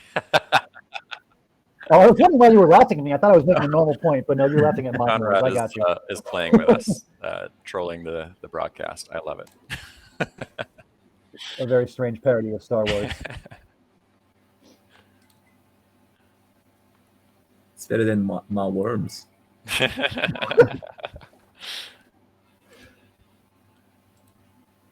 The other version of the Mahumps, the unreleased version for the Black Eyed Peas. Oh my gosh, you guys.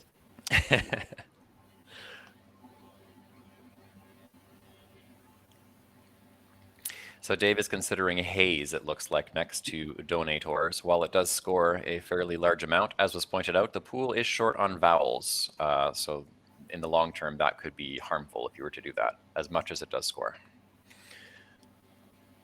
And he plays it. And yeah, I think the thing is they're also going to be competing on just raw scoring power. And there are there's still quite a number of spots where you can score big on this spot. It's just you have to have a little bit of ammunition to kind of score over a few turns.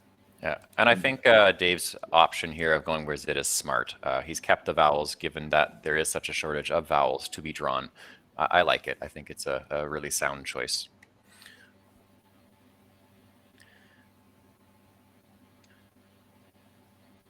Yeah. Alec has pointed out ILRSY. I'm assuming that is what is left in the pool. from Conrad's point of view.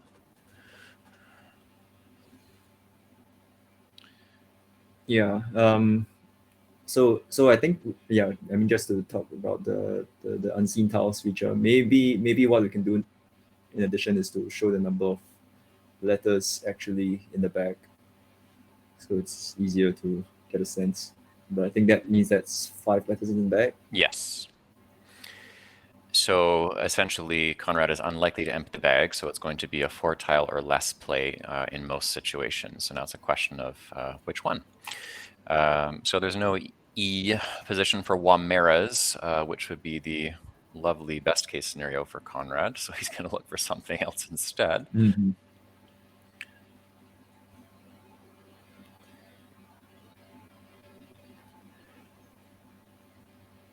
Yeah, interesting thing in this kind of position is, you know, a lot of us are kind of tuned to thinking about leaving one in the bag, but sometimes it's actually even better to leave, 2 in the bag.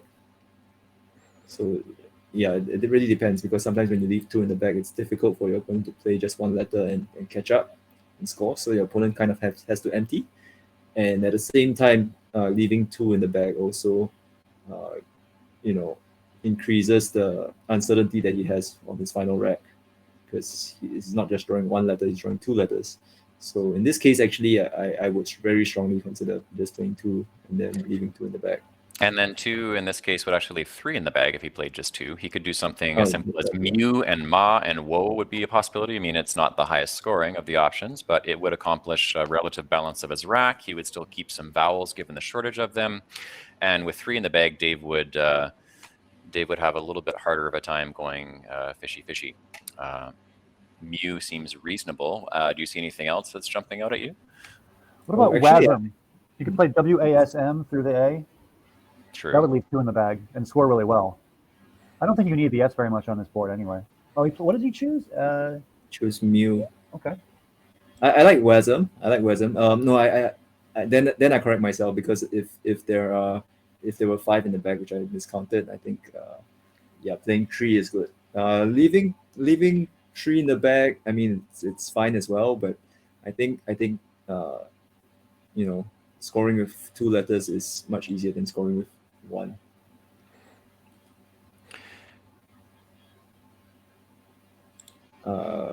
Conrad's drawn the other S. So as Alec mentions, ILY, or I love you, as some of you would look at it in texting shorthand speak, is what's left in the bag. Ooh. And Dave plays Legacy. Oh, Quite very quickly. nice. Wow, interesting. I think he's just hoping for something that. Well, but I'm quite surprised that he played it so quickly. I think maybe that the lack of time also factored into that. It's. I thought he might have considered playing 2.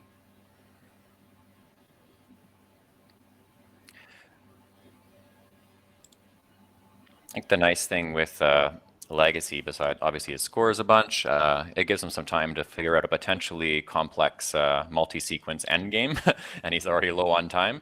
There's a bingo, guys. There is a bingo for Conrad to bingo out and win. Yes. Cross As is pointed out by Matthew Tunnicliffe in the chat. Very nice. That is hard to spot. Holy cow. He's got 6 minutes. He also doesn't need the bingo to win. There's plenty of other plays that win the game. Yeah. So he'll take his time to have a look. Oh, beautiful. He's already got it lined up. Oh, very nice. You love to see it. So I think at this point, what he's likely to do is, 1, see how certain he is that it's valid, and then based on that, look for other plays that win anyway in case he's not 100%. That is likely what he's doing right now. Yeah, he's clearly not 100% sure it's good, because he would have played it instantly. Yeah. Yeah, this is kind of scenario where you don't want to throw the game away, because you make a mistake on your, on the end game. But you also want to be sure to arrange crossarm on your rack so that Twitch chat knows that you saw it. That's important. Okay, that's important. Naturally. So Francis says, fun fact, Dave would have won had he played IU at N12 or N10. He would have had Lekithi on row B and Helicity on row J. That's cool. We love that perfect 2020 vision. Looking back, yeah, that would have been very interesting. N12 or N10. Yeah. Row 2 and row 10. Cool.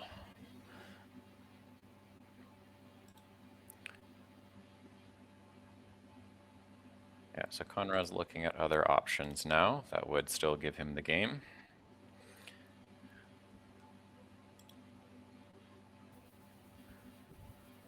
That's great. Jocko in chat says, if he crosses his arms and looks him in the eye, he might get a read. Yeah, keep those arms separate just to be safe.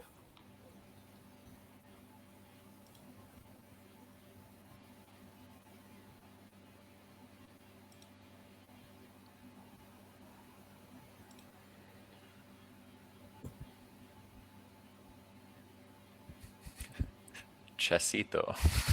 Nice. I'm not much of a chesser.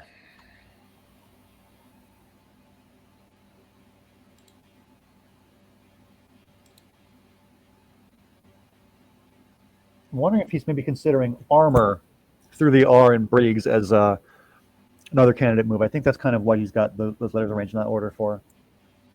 And armor is indeed a play that would win. I think after armor, Dave's only going to score like 20 something, and then Conrad can just outrun.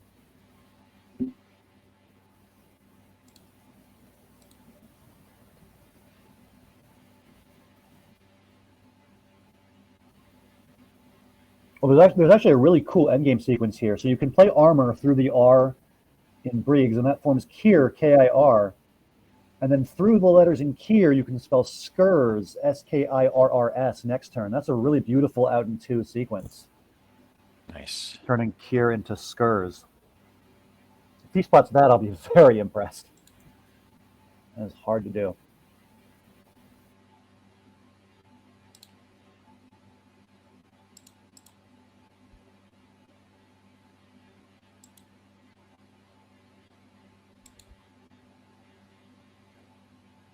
What do we even see here as potential options for Dave looking at that rack?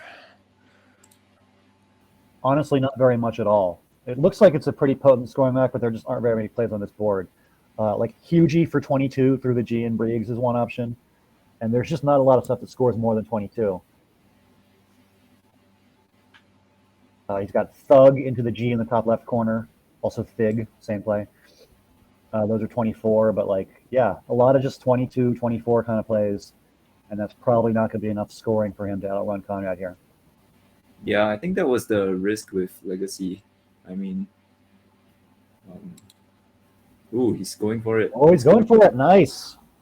But We he's love- not hitting the clock yet. He's going to No, agonize with he it. might not be going for it. Yeah, he's just putting it down to show Twitch. Yeah, he's shaking his head. This is painful. Yeah, he's picking it up. Oh, I've seen him do this many a time. I knew he wasn't in the clock just yet. It's Yeah, hard it's though. I really mean, good. you're Oh, Oh, it's playing super hard. Yeah. you're playing Dr. Bing, someone who's going to know 100% once the word's actually on the board, or close to 100%, whether it's valid or not. Because it's one thing to find the word on your rack, as we saw. Dave did not find his triple triple, but usually once he sees the word in front of him, he will know if it's valid. And that's incredibly intimidating when you're sitting across the table from someone with word knowledge of that extent. so he plays forms. I think he just goes for the throw in. So he's demonstrated that he's seen the word conclusively. We all know. And I think Yeah. honestly, it's the right thing to do is when you want to be sure that you take the win and you're not 100% sure of the word, totally reasonable. At the end of the day, the win is the important thing here for him to get. For sure.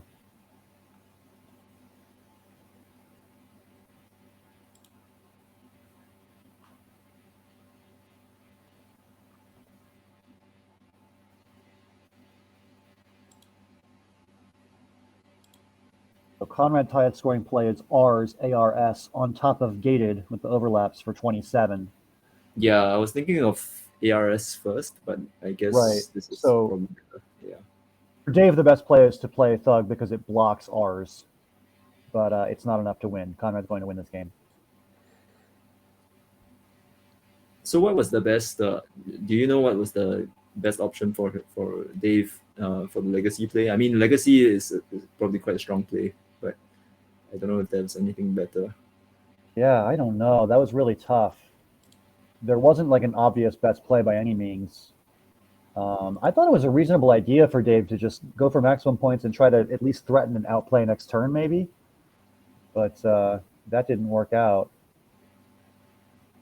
Yeah, Legacy was the highest scoring. I don't know. I couldn't really think of a good path for him to get through that pre-end game as a favorite. I think he was If you pretty much can- on that no matter what. Yeah, if you run it through like championship player, does it say like? Yeah, I can check. Yeah, I think that would be quite interesting.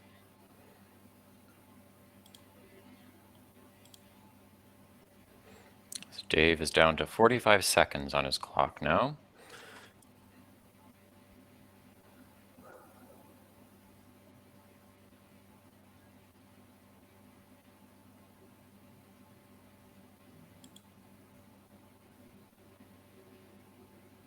Alex Ding saying he will know it with 100% certainty for the rest of his life now. Yeah, the best way to learn words is to agonizingly miss them in a tournament game. You'll never forget them after that. And then in this case, assuming we're talking about cross-arm, the word wasn't missed, but for Lastborn, if that's what you're talking about for Dave, then yeah, I think that'll probably stick in the back of his mind for sure, because that would be our little turning point for the game. Since we usually talk about what that would be, I would say, yeah, Lastborn not coming down was the clear point where the game swung. No doubt there.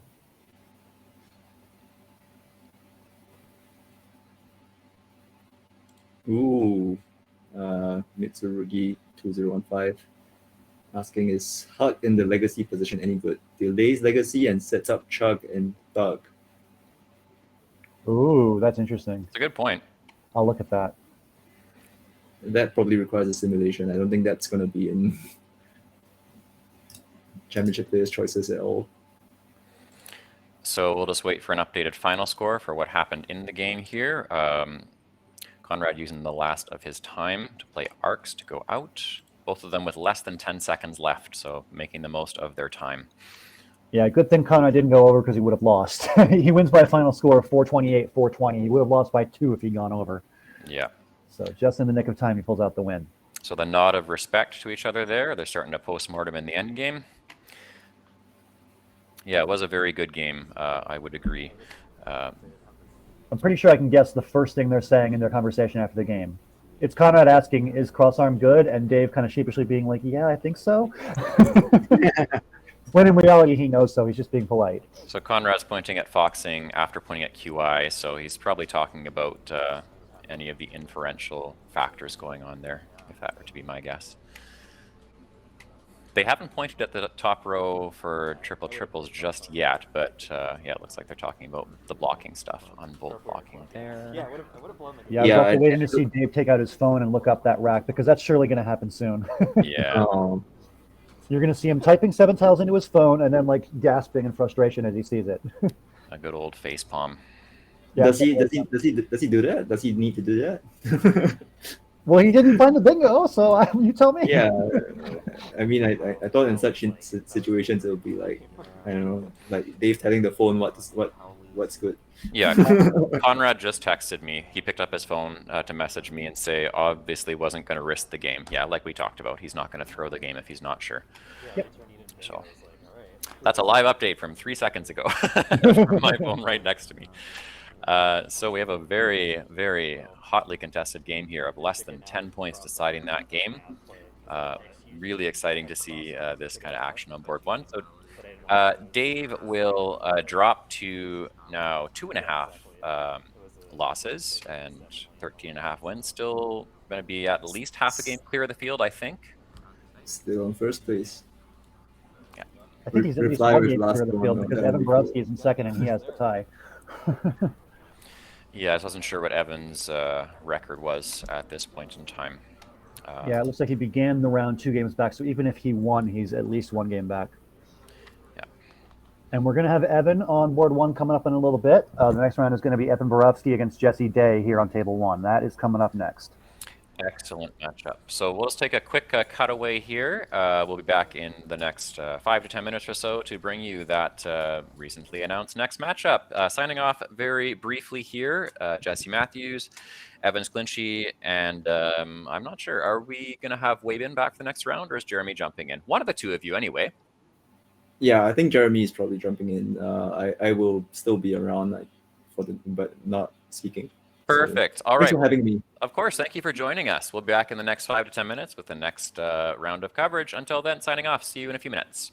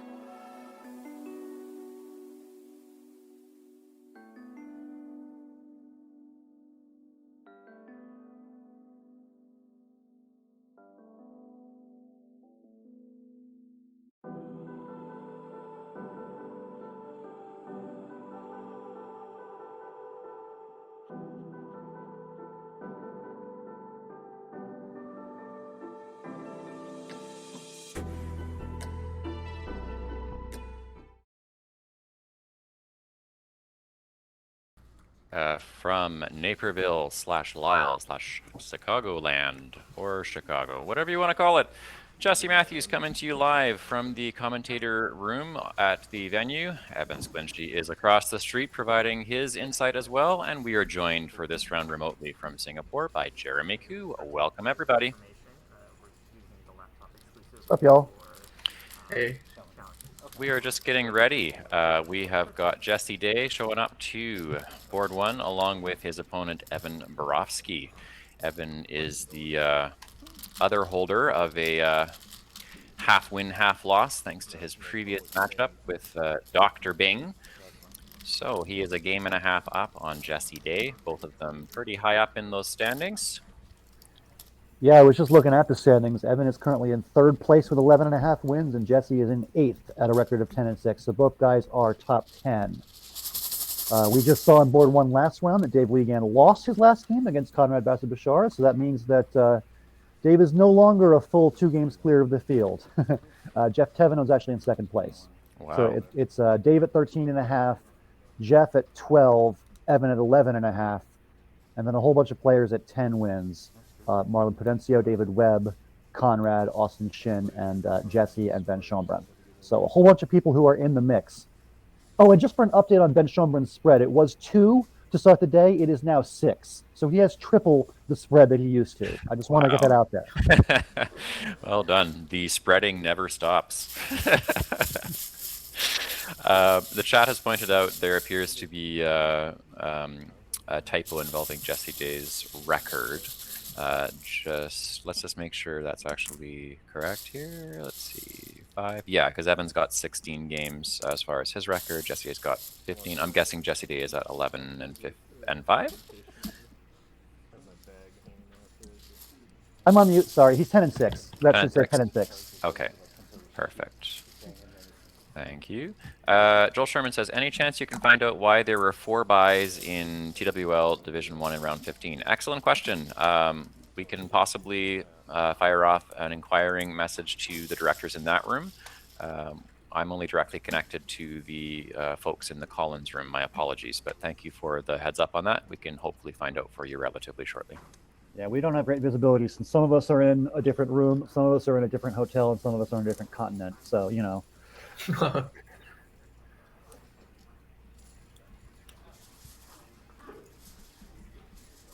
So opening rack here, Jesse Day's got Iambi with Oi left over, lined up. We've got a yo from Binac. Is that a reference to Jesse Day's leftover letters or just a general yo sup to everyone in the chat? We'll go with the latter and assume it's that. Welcome to the chat. Great to have you here. Interesting opening rack for Jesse. It looks like Iambi is the best play. I mean, there's also Moby, M-O-B-Y, but you don't want to keep A-I-I as a leave, probably. Well, you don't really want to keep OY as a leave either, but Yeah, I know. It's rough.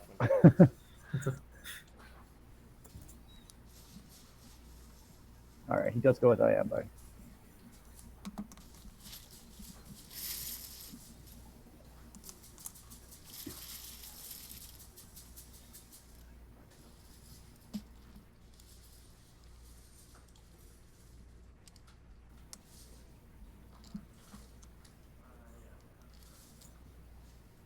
Interesting basketball trivia for anybody in chat. You see Jesse Day is currently wearing the Golden State Warriors uniform number 5. Who wears number 5 for the Warriors? I'll give you a hint. It's not Steph Curry. It's not anybody really famous. This is an obscure one.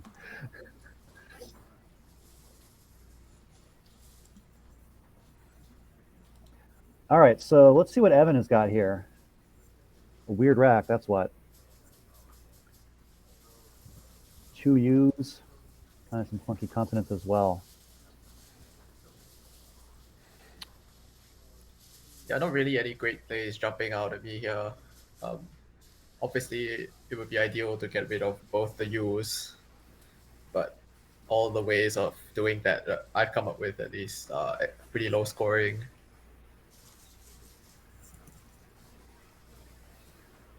Yeah, I see a suggestion of up-built. Up build, okay, nice. Yeah. There's also build-up, which plays off the D instead of the T for an extra 1 point. Yeah. Or I guess up build is an extra 1 point. Yeah, up build is 16.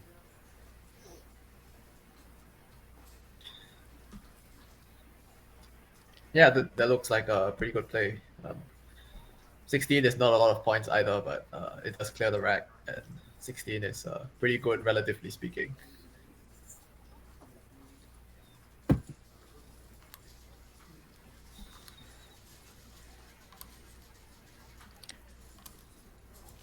For the plays that don't use both the U's, Zev Kaufman has suggested plot it as a possible play. How much is plotted? 20. I think you probably still prefer up build. Plotted does take an E as well. And it keeps the U. Do it. That seems well,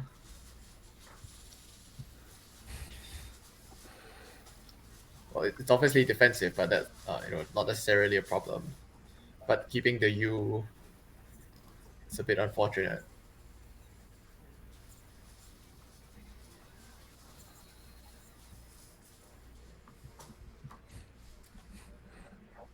He does draw the C, the hook onto the end of IMB.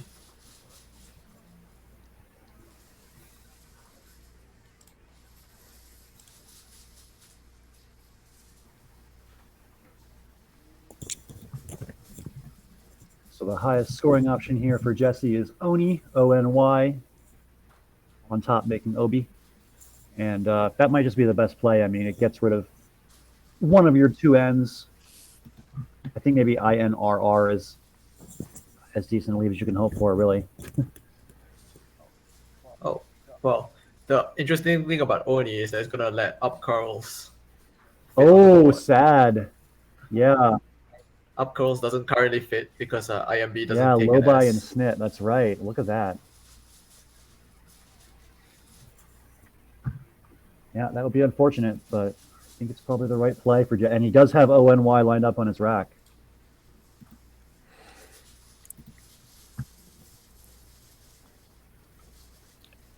AODHQ says, do it in Irish just means to you. Would I then correctly interpret the AODH as the first part of Aiden, as in the Irish spelling of Aiden, or am I just seeing things there?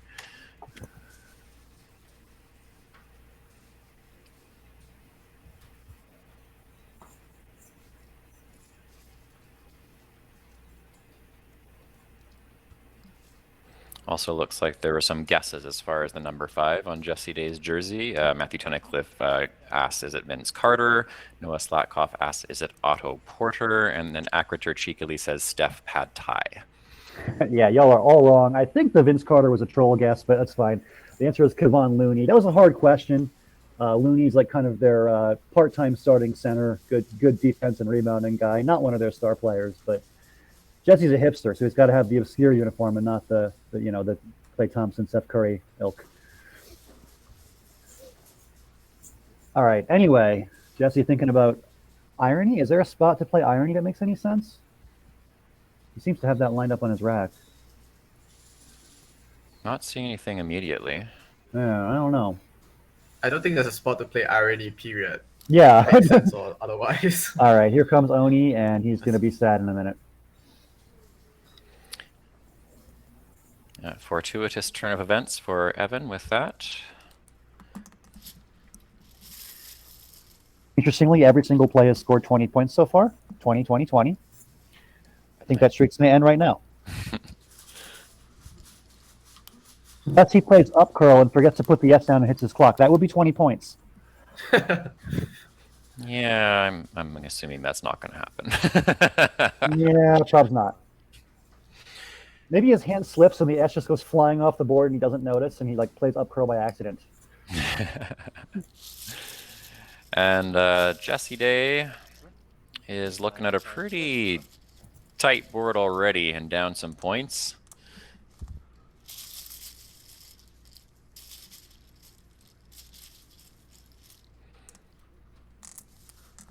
Yep, I think he's just going to have to dump the Q for a pretty weak score. Yeah. Something through that U, like Quare or Choir. He's going to score 14 most likely.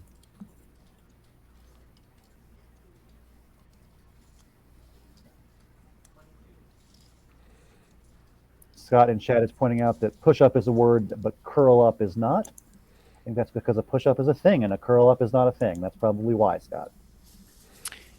Yeah, at least if we're talking gym bro, curl up is definitely not a thing. You'd be doing curls, but curls are always up. It's kind of a repetitive, redundant thing to say curl up because curls aren't down. They're always up, and then you would go back down after curling up.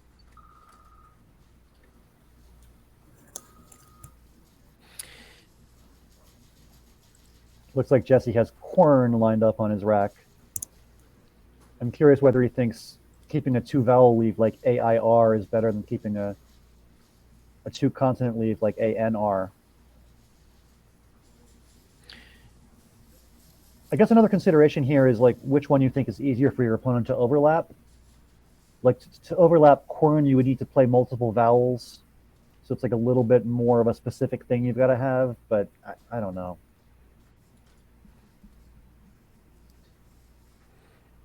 Binac points out, Jesse's curls are down. Yes, those curls, those luscious locks, those are going down, definitely. I wouldn't mind just playing Qua here, Quay, I guess actually, because if you look at the board, you're keeping 1-point tiles. Ideally, you draw a bingo next turn, but where are you gonna play it? Yeah. If you play after Quern, most likely Evan is going to play something next to Quern, and then if you need to draw an S or the X, I guess it's some unlikely scenario to really have hooks for the other side of the board.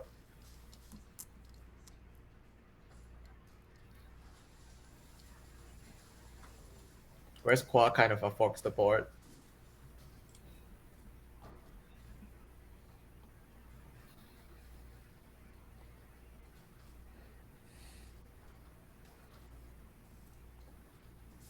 So this position is a Wiggles puzzle. There is a play that is 10 points better than everything else. Not super easy to spot, but who sees the play that scores 30 here? I didn't see it. I cheated. Looks like Evan isn't going to see it either. Yeah, the play is Loipe, yeah, L-O-I-P-E, yeah. Yeah, that's the one. You're either doing that or you're fishing with your 2 vowels, and Evan is going to fish with his 2 vowels. But yeah, Loipe was the star play there. And it was spotted in our chat. Very good. Oh, nice job by the chat. Oh yeah, Muffin, there you go. Jellimuckles as well. All right, so OE for 14, and Evan is now up by, 55 points here. Both players kind of struggling with too many vowels. But Evan has that blank and the lead, so advantage to him right now, obviously.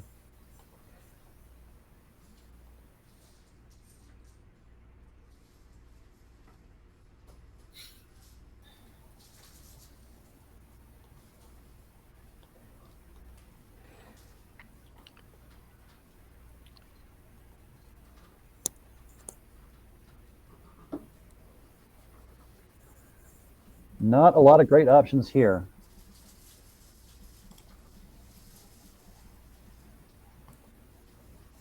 Evan just played OE. Jesse might also play OE. You've got OE for 10 as one possible play. Strong. I know, right? Really strong. If you want to get crazy with it, you can play Eonic, A-E-O-N-I-C. For Let's 18. not get ahead of ourselves here. That's way too many points. And way too much of an open board, right? Oh my gosh.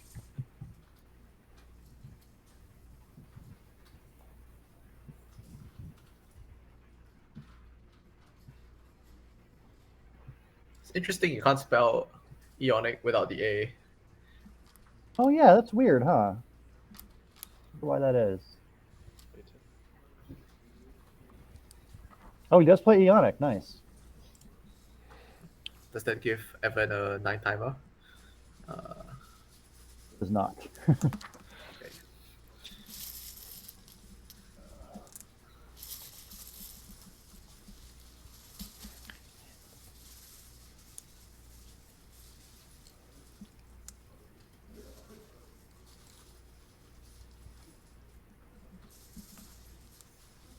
I'm just getting a text from Scott that shows a link to a website about curl ups. He's just proving that I'm wrong, I guess. Scott, I am not going to read that. I don't care. Moving along. Oh. Well, in this case, curl-ups is either spaced apart by 2 words or hyphenated, to be fair. There is a hyphen. That's right. Aha. Whereas push-ups has entered more common parlance and written English without the hyphen. But yes, usually if you're going to be a purist, push-up and chin-up are both hyphenated in the original, but they both have been so commonized, made more common, pardon me, that you see them without the hyphen now, together as one word. All right. So the best plays here for Evan involve hooking the D onto EN to make end. And then you can play any 7 starting with a D. So delis and delier and so on. Well, plays through the A. In the chat, we had a suggestion of re-allied. Yeah. Yeah, that works too. I mean, you know, he's going to be ahead by 100 points.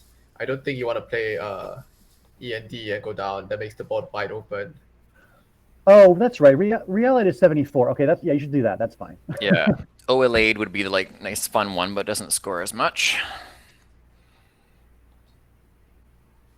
Oh yeah, Realite is for sure. Iliad. We talked about this. Yes. Iliad, Oh, yes, man. for the pronunciation that they want with all the bajillion spellings.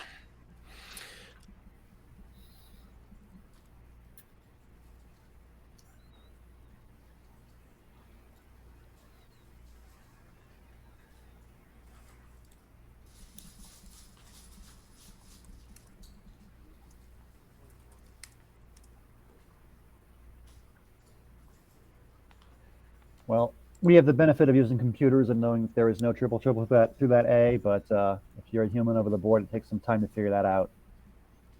I see Evan currently writing on his score sheet a lot. I'm sure he's writing down alphograms and checking for bingos and just making sure he's not missing anything. Sonic Rick mentions, does any of the commentators have a scoop on the 541-point tie between David Eldar and Wolfram Poe? No, but that sounds Wow. phenomenal. Yeah, we will look into that. Wow. Well, I mean, I'm in the Singapore Scrabble group chat. So Poe reports. I have a picture of the board, and actually, Wolfram challenged pre-mixing, so gave 5 points and led to a tie. So he would have won without the challenge of pre-mixing. Oh, wow. Wow. But he says he doesn't regret it because I don't know. Maybe he doesn't think that pre-mixing is a word. Was pre-mixing played at the end of the game? No, it was. It looked like this. It was towards the start. Oh, okay. Might have been an extension of premix.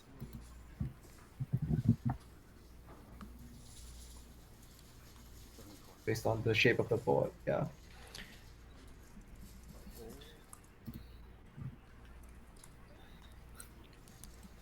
Jeremy Hildebrandt says, Evan is writing his sports column while he's tournamenting. Nice. Do you mean like right now, in the middle of the game? That's Or just, him. That's Jeremy being cheeky, just because Evan was taking lots of notes, probably working through alphograms. But Evan also does a fair bit of writing. All right, so a challenge of reality appears to be happening. So we'll give a +5 to Evan, as that is indeed good. So instead of surprised to 183, see, it's going to be 188 to 72. surprised to see this challenge. Maybe Jesse's a little bit confused because re-ally without the D is also a word, but that isn't a verb. Oh, no, it is a verb. Sorry, it is a verb. Okay, then I don't know why he's challenging.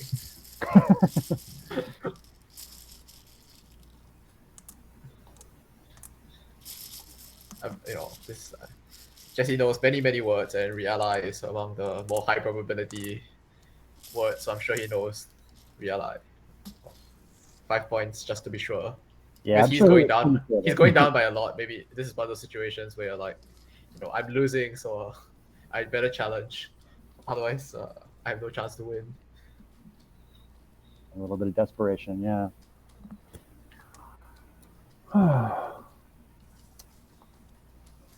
Seems like not a lot of great options for Jesse with his H and his W.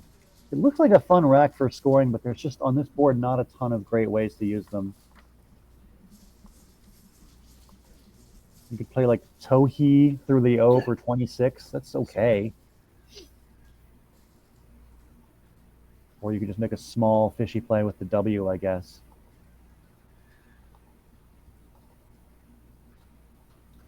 Something like U, EEW, from the E in Realide. Not too impressive, but you don't really have much better. Well, I'd also be thinking about how to open up the board on this turn if possible while managing the rack. You don't have to necessarily, but it would be nice to be able to open up the bottom of the board if possible. It's true. All right, he just plays EEW. I mean, in terms of equity, that's a fine play. Maybe he can figure out the board dynamics later on. Let's see. Strange rack for Evan here. The J and the Z.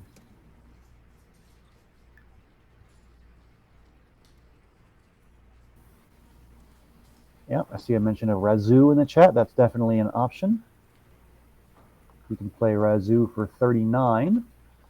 Since there's that Jesse would be happy triple to letter see below Razoo. reality. Oh, Razoo would lead to Botherer. Oh, very nice. Yeah.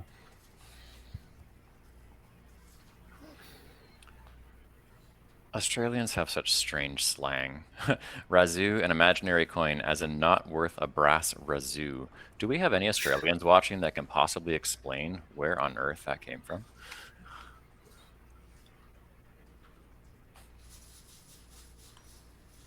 Yeah, I don't know. Oh, we're getting word from the chat that Botherer is not a word. Sad. No. Oh, Yeah, all of us thought it was good, including some people in the chat as well. We're just all wrong. I wouldn't give that a second look. I was like, botherer, sounds good. Yeah, okay, so Razoo is fine. Just play Razoo. You're good. The long lost cousin of Wanderer 15. There we Wanderer go. The 15? chat's doing the exact same thing at the same time. Well, He's in that still case, Evan playing should with definitely play Razoo because there's a decent chance Jesse will play botherer. We've already seen Jesse phony twice on table one in the 2 games he's played here. Oh, he just goes for Azo. Okay. Okay. That also provides a chance for Botherer, so we'll see. Strong leave from Evan here.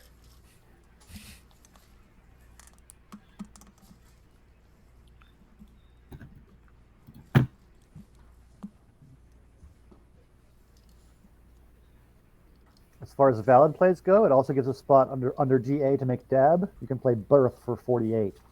Yeah, that's lots of points. I am Not in as favor. many as Botherer, or way more than Botherer because Botherer is 0. Depending on your perspective. Jesse think- resists the temptation to play botherer, or alternatively doesn't see botherer. I think he couldn't be bothered and just went for Birth instead. How dare you not see all the phonies, Jesse?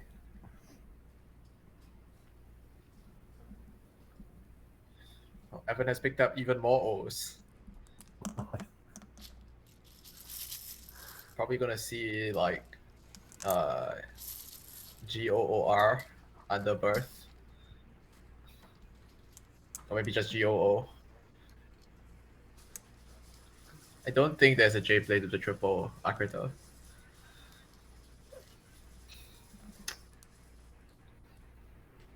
Yeah, I think you're right that Goo looks just fine. Oh, nice draw for Jesse. Ooh.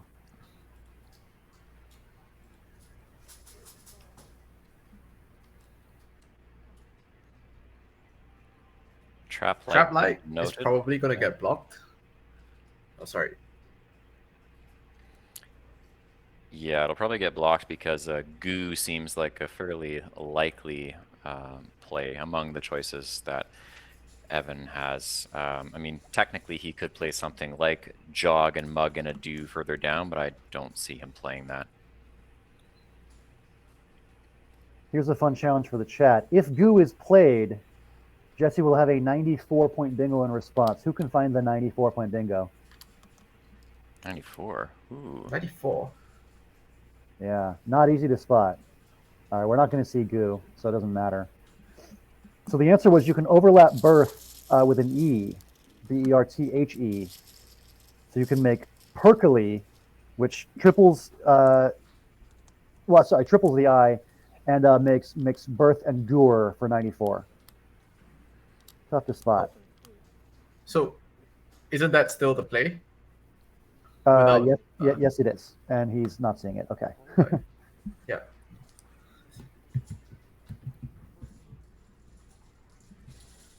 Well, here comes Trap-like, bringing him back into the game. Yeah, must have overlooked the E hook on birth.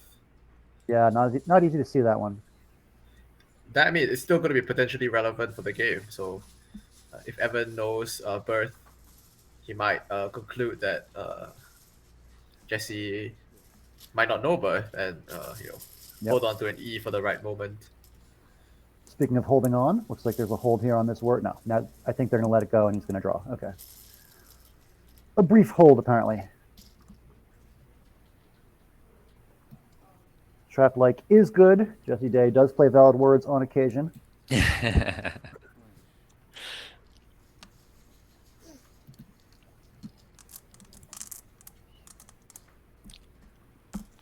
Binac says, it's a trap. Yes, I am seeing that meme in my head right now. Well, they are Anyways, challenging. Okay, there there's was a a courtesy challenge. draw and then a challenge. Okay.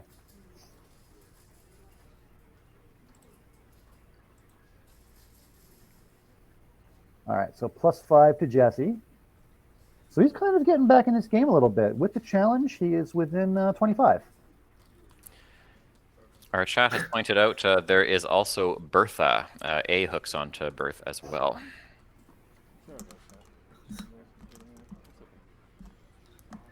Someone in the chat said maybe he played Trip-like.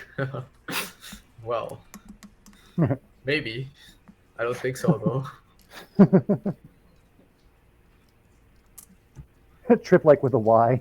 Nice.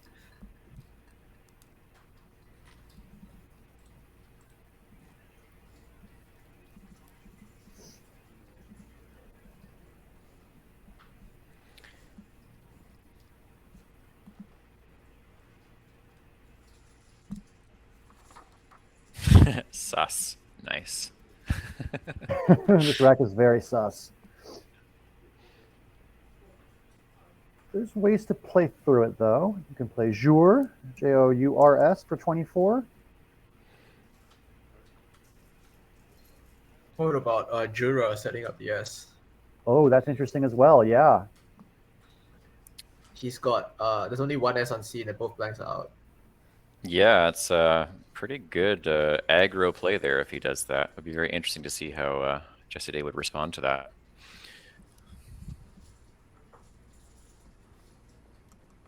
Of course, Evan doesn't need the aggro play necessarily. He does have the lead.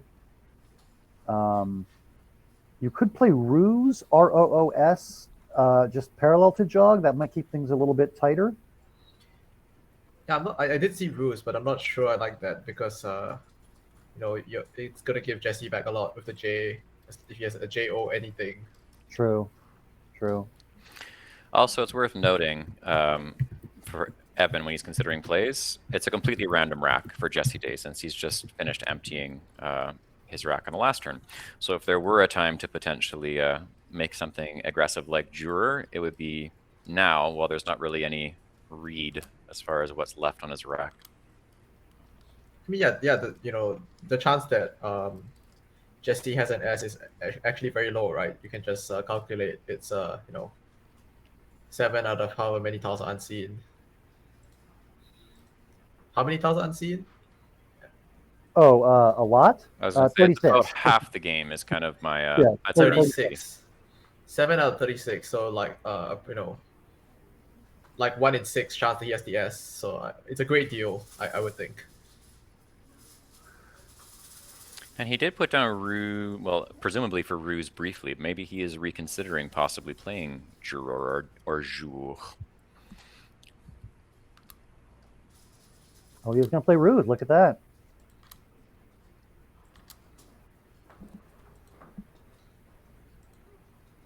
I kind of like it. You do get hit with some kind of J play sometimes, but it's got to be a specific play to fit on the board. I don't know. I kind of like 27 points and decent defense in a lot of cases.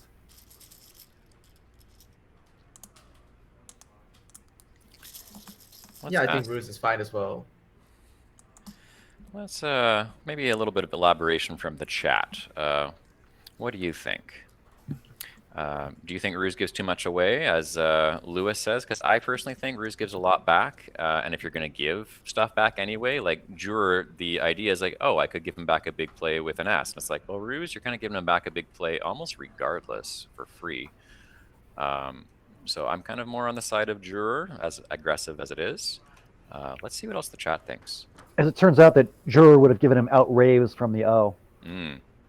Because that's what he's just drawn. I wouldn't say that Juror is that aggressive, honestly.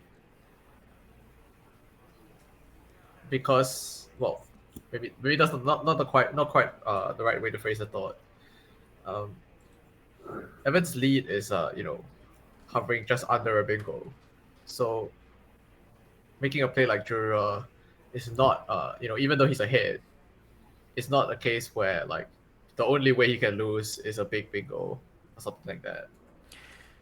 Alec points out that Evan's rack would be slightly different, and he would actually have Avocets under his setup on the next turn if it were not to be blocked, which would be quite interesting. And Avocets and Bertha would be playable as well. Oh yeah, good point. He'd have a different rack. I agree with the point that Ruse is not as dangerous as it might seem, because you need an E to really hit the spot hard. But I think nevertheless, playing Ruse is still leaving some equity on the table.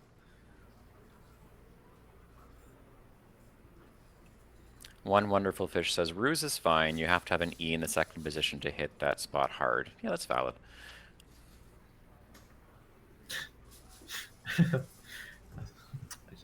Cesar trolling in the chat by remarking that we don't actually know what his new rack would be, because the act of playing Ruse would change his hand position and the way he holds the bag, so the tiles drawn will be different.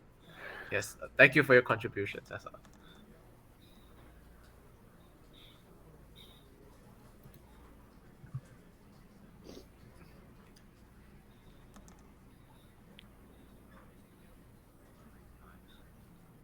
So Jesse here has some interesting ways to score well at the X and kind of open the board a little bit at the same time. For example, he can play Dixit through the I and Trap Like to the triple. That scores 39 and opens up some new lanes for eights. You can also make a play that hooks the A onto Berth to make Bertha, such as Tax or Taxa or Taxi. And all of those will kind of open up the triple on the far right as well. So a lot of ways for Jesse to kind of turn this into a more dynamic game from here. It's going to get interesting. I don't think Dixit opens the board. I mean, it gives some lanes for eights, but it interferes with the lanes for sevens next to Trap Light and hooking onto Berth. That's true. So in terms of just purely in terms of board management, I would probably try to find something different. But it does, of course, score a lot. Yeah, it's 6 points more than, like, say, Taxa would be. 39 versus 33. We're also not sure whether Jesse's seeing the hooks on Berth, since he did miss one earlier. Oh, actually, we don't even know if he missed one earlier. He might not have known Perkily.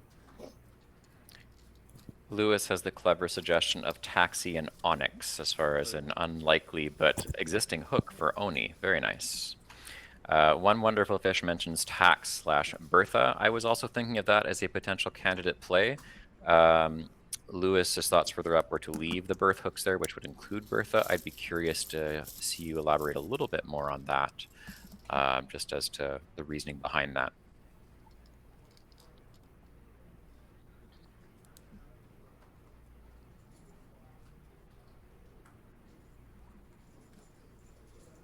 expect Evan is going to play under rules here.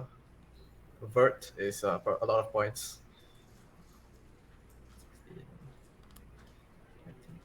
It's like 46.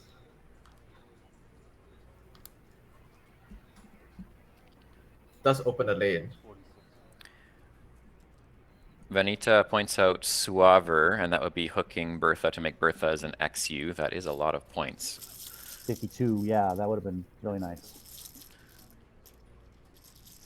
Lewis says regarding leaving Berth alone, they're useful hooks and tough to block without giving a lot away. Yeah, that's a fair point.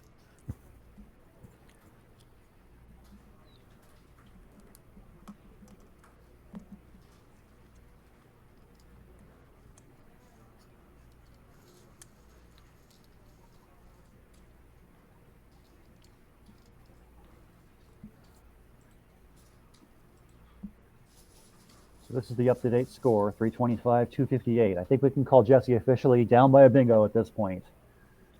And don't think he's got one here. So it looks like Gam is one suggestion. Tagma is another suggestion as far as options for Jesse's next turn. We can play There's IGAD. Yeah. IGAD as well. Maybe it's EGAD. I don't know how to say words. I think it is EGAD. Is this just an alternate spelling of EGAD? Yeah. Okay, you're right. It is indeed. Oh my god, ECOD ECOD is also an alternate spelling of EGAD? That's terrible. I wonder what that meant. That's cool. And I thought it was an electronic fish all this time. Jesse is looking under the board for the third blank. Director!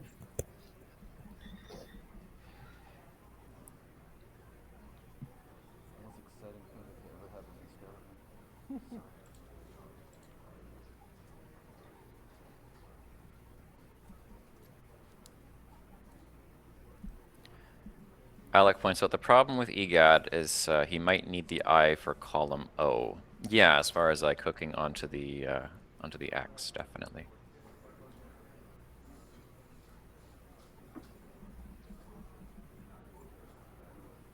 It is true, as Lewis says, that ideally he want to say something that leaves a vowel hanging out in space. Easier to hope. So maybe gamma under vert. If keeping the I for XI is really a big consideration. How many I's are left? There's been a lot played. I was just eyeballing the board. Eyeballing. Good. Nice. Yes. There are 2 eyes remaining after this one. Okay, 25 yeah, on something to 2 think tiles, about. and 2 of them are eyes. Getting pretty low on time there, Jesse. Under 6 minutes and a whole lot of tiles still to go. Jesse using all of his time. Are we shocked? No. I'm concerned that he's got Gamad lined up on his rack. Does he realize that Gamad is not a word? Uh-oh, he might not realize it. Okay, good. He's playing Gamma. That's fine.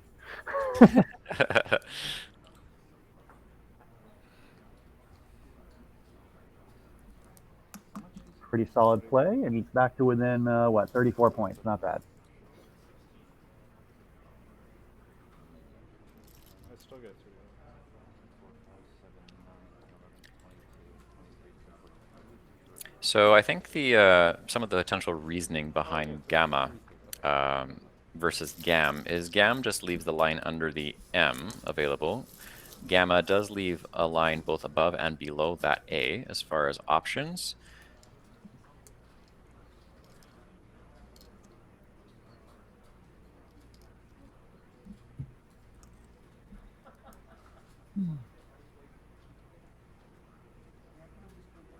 I'm seeing a request in chat for the unseen tile pool. We can do that for you. There's currently 21 tiles unseen, so 14 in the bag and 7 on Jesse's rack.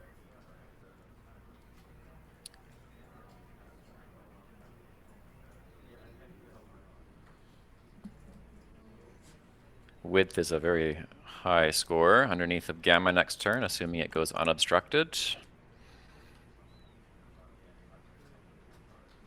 Yeah, I'm not seeing very many plays that would obstruct that, so it is pretty likely to come down, I'd say. A lot of Evan's best plays here are pretty weak. He's just kind of playing off FOU for like 17 in a lot of cases. If he really wants more points, he could play FOE for 26 next to Trap Like, but ACSU is a little bit of a weaker leave. Especially with the lack of ease, as was pointed out earlier. Yeah, that's a great point. Yeah. It's kind of surprising that Evan can't do better. With he has a balanced rack and scoring tiles. Somewhat Yeah. unfortunate. Pretty surprising. It's true.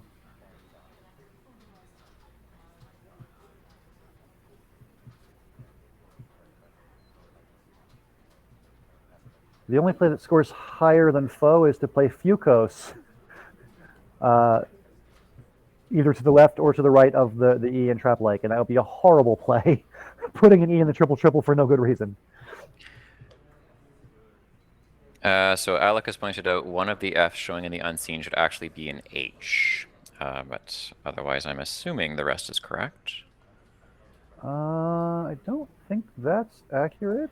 There's one F on Evan's rack, so it does seem like potentially, or not potentially, literally, he should not have two unseen Fs because he's got one. Oh, that's weird. It looks like what's printing on the screen in Twitch is for some reason a slight bit different than what Quackle is showing. It's I can- fixed now. It's fixed now. Okay, okay.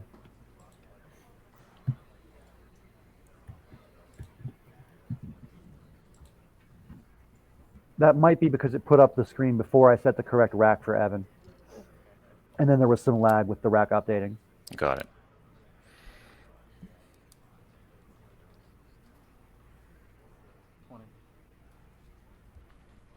Yeah, so Oaf, pretty similar idea. You're just kind of getting rid of your F for a little bit of scoring. And there it is. That leaves several juicy spots for width now. Yeah, you can play it to the left of Oaf for 47, which is even better than the 41 he had lined up before. 47. Though I do wonder, out of curiosity, ooh, this might be a good time for a pull. Oh, never mind. He's going to make it play right away. I was going to ask which width position the chat prefers, but he's already put it Yeah, there. things might move too fast for pulling at this Yeah. point in the game. This is an interesting choice of width, though, because it does set up an S hook, and Evan ends up having the S here. 336. There's one more S, right? Jesse could draw the S. Yes, there is one more for Jesse to draw, yes. 338. Oh, yeah, yeah. 338 to 345. We got ourselves a very close game now on the scoreboard with Evan on turn and ahead by 7 points, 345 to 338. And holding a rack that is not great, but he does have that S if he wants to cash it in.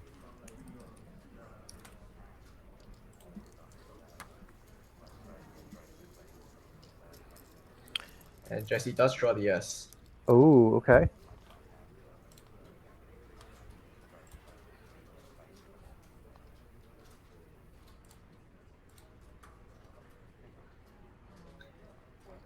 I think if you're Evan here, you kind of have to just cash in the S now, right? You don't want to let Jesse get his chance at it. Yeah, and like your options for scoring are very limited otherwise. Yeah, yeah. You can play cause and widths and score pretty well. Visage, as Scott Jackson points out, is a lot. Yeah, exactly. You can't let Jesse have that kind of a play.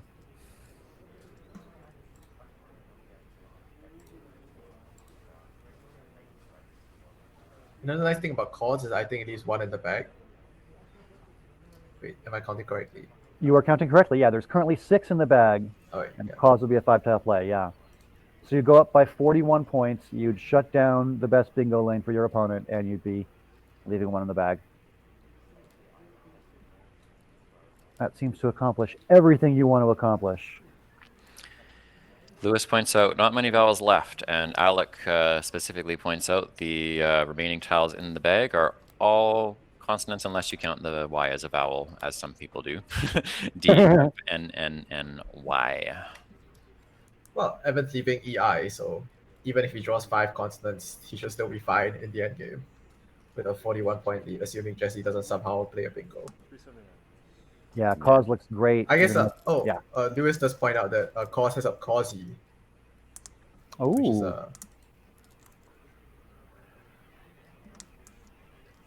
but Jesse doesn't have the Y.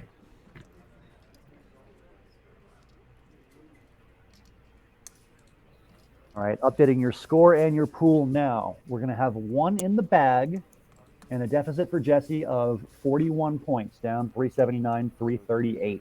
And Defy and Causey is currently available for Evan if that goes untouched. So that's a massive score that's potentially coming. Yeah, that's true. Wow.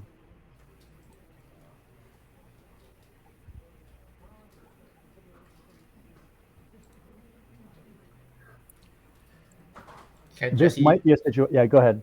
can Jesse fish? That's what I was going to say. Yeah.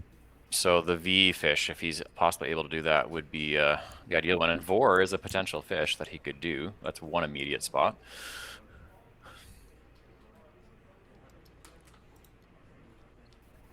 Yeah, And the chat points out that Vor will actually win because he will draw an N. He's got to be thinking about it. He's 41 down.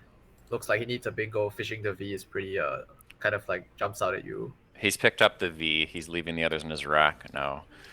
Question is he going to pull the trigger on it? Wow. Pretty crazy end if it. Oh, he's going for it. Wow. So like Defy is not enough to outrun in gates. How much is Defy? No, it's not. Yeah, Jesse's going to win. Beautiful. Love to see it. That's my line.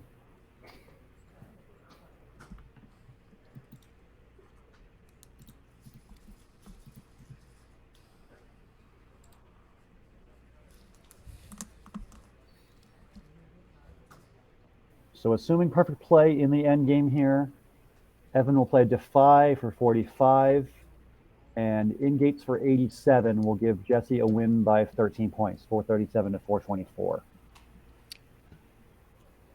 And I think Evan is going to realize here that he's just out of luck. There's just nothing he can do. So while we wait for this to play out in the fashion that we think it will, any particular play you'd like to point at, guys, as far as something that might have made a big difference in the way this game went? I think it's the play we just saw. It's the fish at the end, right? I mean, this was a close game the whole way, decided by the very end, and Jesse makes the correct fish to win the game. Yeah. In terms of Evan's plays, I think maybe Jura. I mean, Jura would definitely have changed the way the game went, but I think Jura also would have given him a better chance to win. Yeah, I think there's a lot to be said about how that would have shaped the board with that. Scott mentions up build as a potential point to go over. Cesar points out Gamma versus Gam because he believed Gam was the best. And Scott mentions the same thing I did, that Gamma gives an extra lane for a 7 on top of the A and not just the lane below the M with Gam. And that was my thoughts as to why I would have done Gamma probably.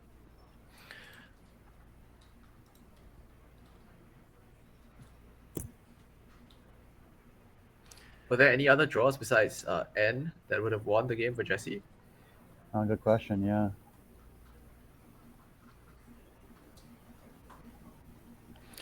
Vanita mentions Suaver instead of Vert as a possible difference in terms of plays from Evan's side. Yeah, Swaver would have been 52 points. It would have put the game almost out of reach just based on sheer outscoring of Jesse, but Jesse would have had a chance to come back. Yeah, definitely a lot of really interesting decisions based on everything that has been brought up in the chat. Scott, I'm assuming, has Quackle open or has gone through the possible end games. Just the N wins, says Scott. So I guess 3 and 8 was the chance to draw that end. Yeah. Decent odds.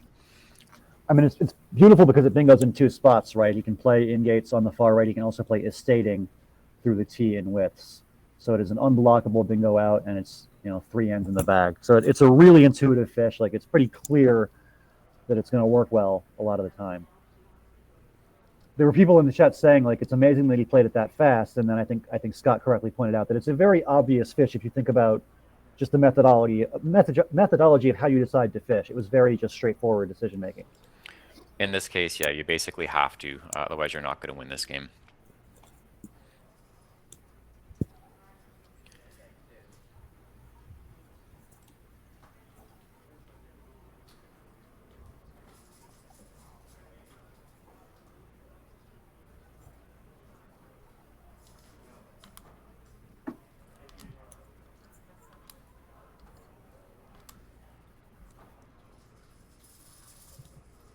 So we're going to see, very good. So we're going to see the textbook play of Defy.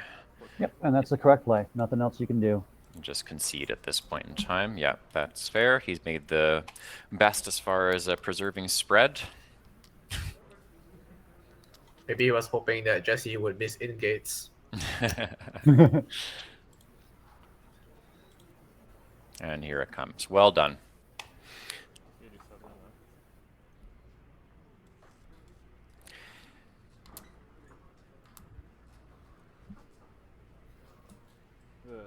Yep, so Jesse bingo's out for the win, and we are going to have a final score of 437 to 424. 37 to 424. Ooh, quite a morning here on table one. We got some really close, interesting games, especially Dave Wiegand and Ben Schnoman earlier, and then this one as well. So high drama. So with that, Jesse Day will move up to 11 and 6.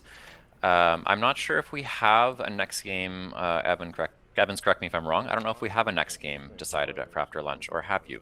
I think we're going to do the pairings like during the lunch break, so we're going to wait a little bit to call that one. Okay, so in that case then, what we will do for the time being is we're going to cut away for our lunch break. It is currently 12:30 p.m. local time here. We do aim to come back at 2 p.m. local time, so that will be an hour and a half from now with the last 4 games of the day. For now, we're going to sign off from Chicagoland. Enjoy our lunch, and we'll be back to you in an hour and a half for the next round of action. Thanks everyone for watching. Take care. See y'all soon. See y'all soon, everyone.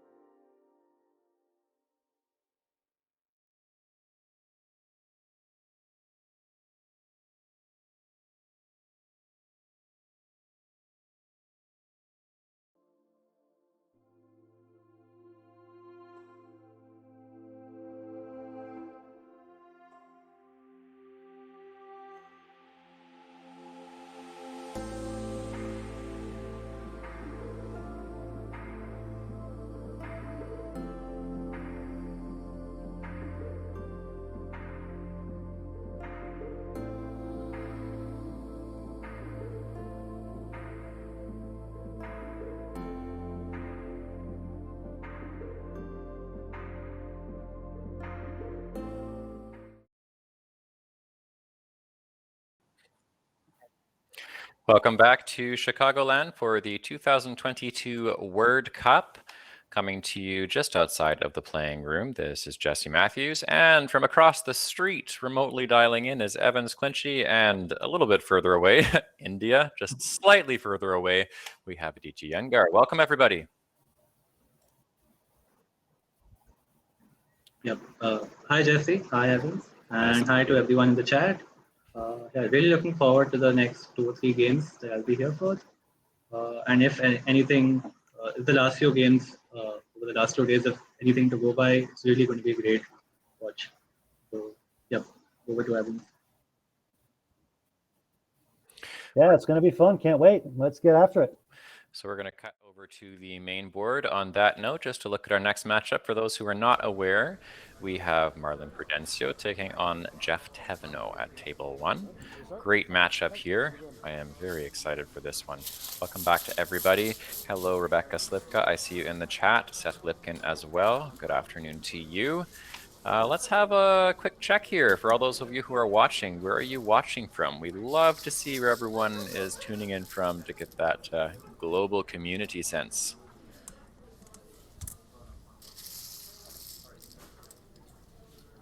While we're waiting for some of those chat answers, let's just focus back on the board here. Jeff is drawing his first tiles, and Marlon, for those who don't know, has a lovely Lego rack that he uses for all of his games. So that's prominently featured under his name on the bottom right side.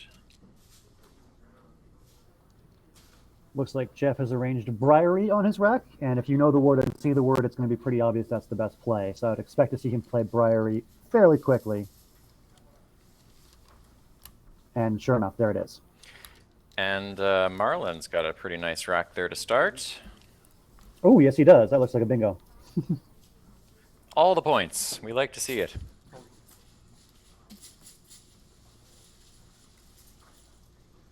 I'm sure everybody in chat can find some bingos here from Marlon pretty quickly. I'd say so. Let's see them. We have answers being typed where people are watching from, but how about some of those lovely bingos? In the meantime, I see someone who has quote-unquote a boring answer of Boston for where they're watching from. That's Ackritzer. Lewis is watching from Cambridge in the United Kingdom. Mainwoods, Florida, also Bostonish. Seattle, still Germany. 3 a.m. from Singapore. Ooh, that is some serious dedication. Dedication indeed. Love it. Yes, and Atlanta.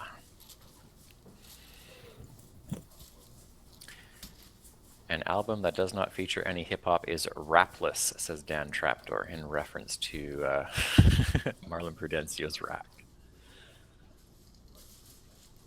Yeah, no So this SF is- on players on the front there. But the interesting thing Yeah. is that parsley takes an S in the front and the back because both parsleys and sparsely are words. Yes. Yeah. Surely you'd play something like Parsley if you're over Parsley. But yeah, this is something for Marlon, like the Singaporeans call this Luxac, when you just draw. No, and he's done it quite a few times this tournament. Just drawn a bingo out of the pack. So yeah, that is okay. He plays Tweezers, which is okay. Probably about 7 to 10 points. Less optimal, but I think that's okay. Perhaps Marlon is full from lunch and food is the furthest from his mind.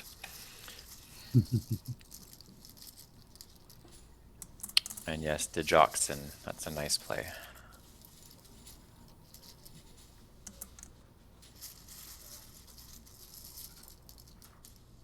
If there were an N on the board.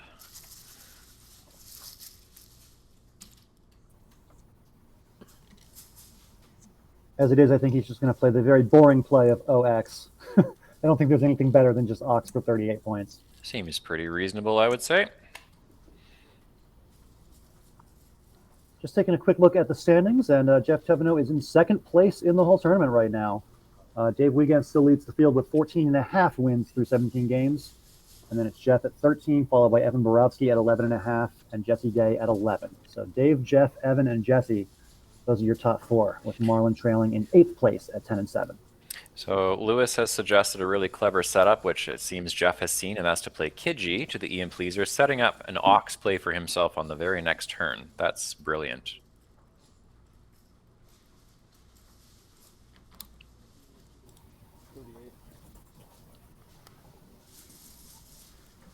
Yeah, that's really cool. I'm actually wondering how Kiji versus Ox will sim. I'll bet it's pretty close. Oh, yeah, sure enough, Kiji is the best play when you sim it against Ox. Just a monster valuation in Quackle. It's saying you're going to average about 51 points per turn on your next turn, which makes sense because Ox scores about that much. Yeah, Kiji's an awesome find. Nice job. I'll see if we have time. Maybe I'll go have a chat with Jeff after and see what his thought process was on that turn, because clearly he saw Kiji based on the rack, the way he lined it up. So yeah, we'll see if we can ask and let you know in the chat maybe what was going through his head as far as his choice there. All right, so after Ox and then a quick woe from Marlon, it is 96 to 68. Small lead for Marlon. And I think Jeff lines up Dignify, which looks, yeah, someone pointed out in the chat as well. And yeah, keeping the D hook, that's very interesting. Oh, Ignify. Oh, nice. Yeah. L and the D.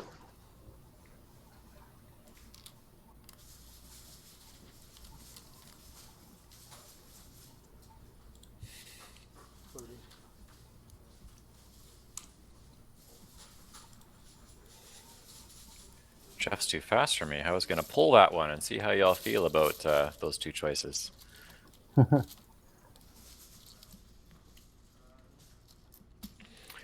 Marlon's got a fairly standard vowel heavy 7. Looks like he will dignify Jeff's play with a response. Yeah, as Jeremy points out, he was just looking at the vowely portable track and then he just draws the N out of nowhere. So yeah, it's a very Marlon thing.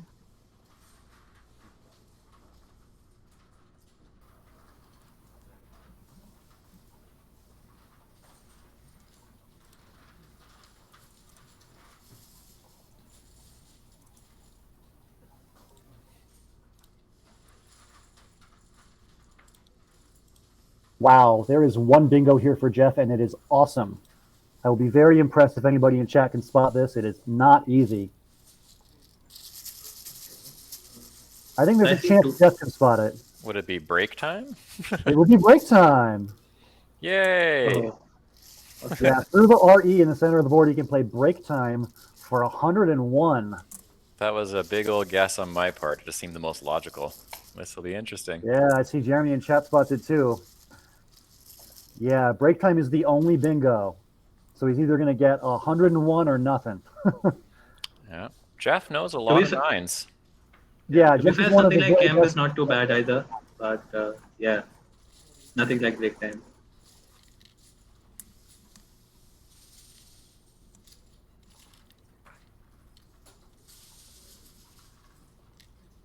Akrator cheekily says meat bike. Meat bike. Lewis points out it is very easy just to play Kemb. Yeah, I mean, that's fair because Kemb does score a lot. I think it's one thing to spot an alphagram when you know that there's a word there, such as when it comes up on Aerolith. And then it's another thing entirely to pull the trigger on it when you spot the word in a game like this, but don't have the luxury of knowing that it is a word for sure. And yeah, it looks like Jeff is going with Kemb ultimately.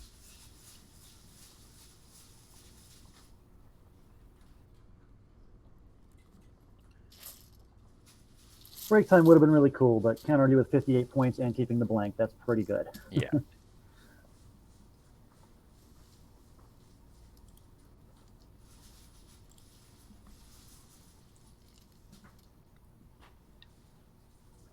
Looks like Marlon has a classic Marlon phony lined up on his rack of Outwave. Luckily, it was blocked, so he doesn't get to play his classic Marlon phony.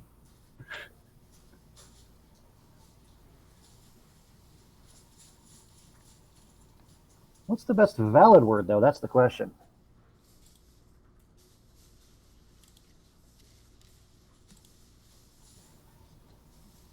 Definitely need to get rid of 2 of the UVW. How you do that is another question altogether.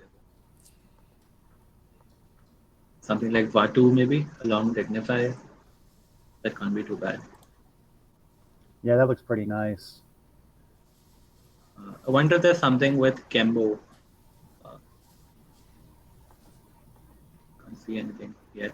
Looks like the best play making Kembo is Avion, but that keeps a U and a W.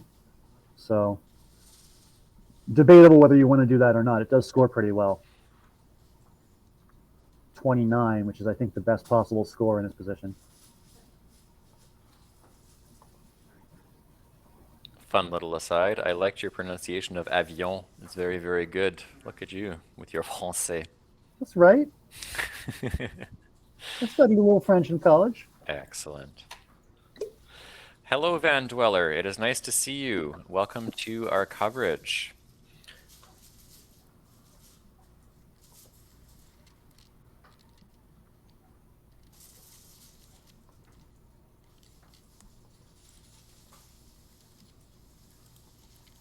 It's cool that when somebody says hello to Scrabble, we can say hello back on Scrabble's behalf because we're now on the official Scrabble channel. So We are Scrabble. For the game.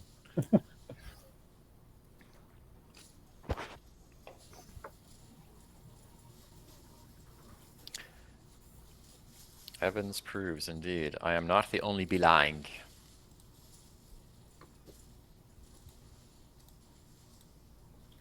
I'm guessing that means bilingual person. Yeah, in French you would say bilingue. Okay, that word I don't remember.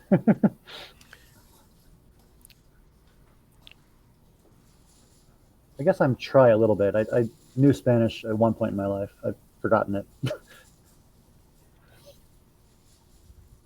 All right, what's Marlon going to do here? He's lined up Vato. That seems like a decent play. Yeah, I think you should probably choose between Vatu and Avian. Those are probably two of the better options here. You can also do VAW, VAW. Oh, he does do VAW. Okay. I was just going to say that. 186 to 156. Marlon pulls ahead by 30, 186, 156. Jeremy Q points out, imagine out bingoing your opponent 2-0 and leading by 6. Yeah, that's just kind of the way Scrabble goes sometimes. Yeah, Jeff doing a great job just scoring points with his non-bingo plays. 30, 38, 30, and then 58. And then it's even scarier that this is, yeah, break time could have made it even worse. So, like, all things considered, Jeff is still scoring phenomenally well. And he is going to get a bingo down now. Yes, he's lined it up. Has he?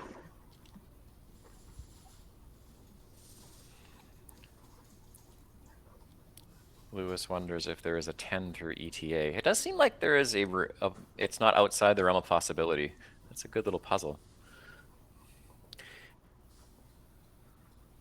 Yeah, an outlier on Marlon Crack. That's, yeah. That's definitely going to come down. Seth Lipkin confirms no 10 through ETA, and Foundering says Detonative is almost there. Yeah, that's cool. We've got some heavy artillery for some of our word finders in the chat today. We're going to be on our toes.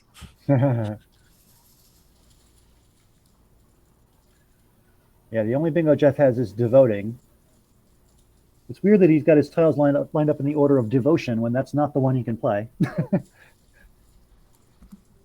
Unless I'm losing my mind. He doesn't have devotion anywhere, right? No. I Okay. don't think so.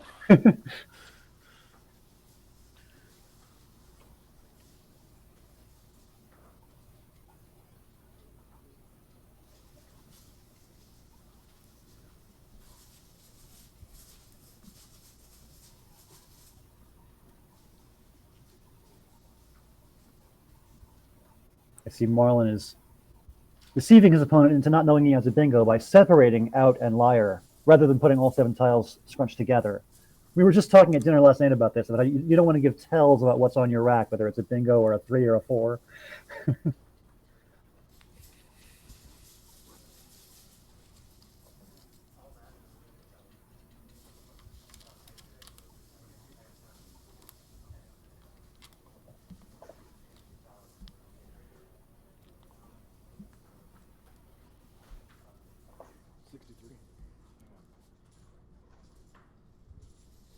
All right, there goes devoting. Interesting question here is whether Marlon wants to choose outliers or ulterior. Outliers seems kind of dangerous because the E puts the outliers puts the E right next to the double letter score. But ulterior is 2 points less.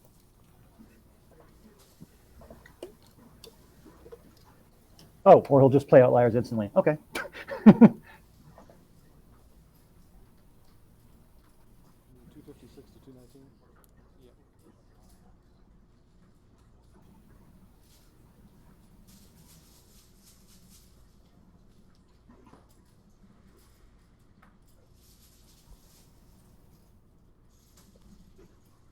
Jeff's now down by 37, and he's got a rack that's not super great. What do we think Although here? I've seen something very interesting to the end, getting rid of most of the crap and making use of the Kembo hook. I wonder if someone can see that in the chat. Ooh. Yeah, Kodea is also nice, but Kodea is a bit wild. Definitely.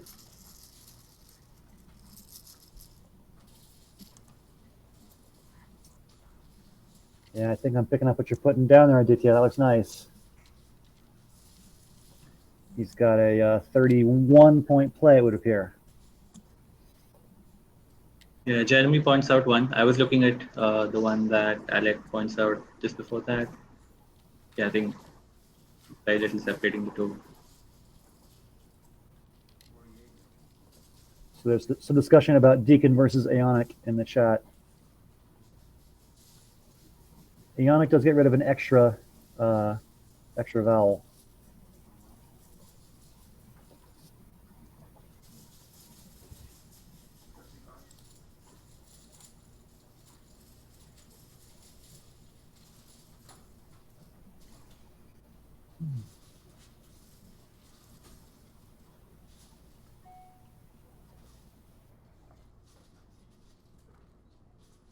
Like Marlon has Japan lined up on his rack. And if nothing else, he has the J-bomb there. Oh yeah, His play of Outlier over Ulterior is working out for him. Nice, yeah. So something like Gene or Jeek is going to be easy points for Marlon.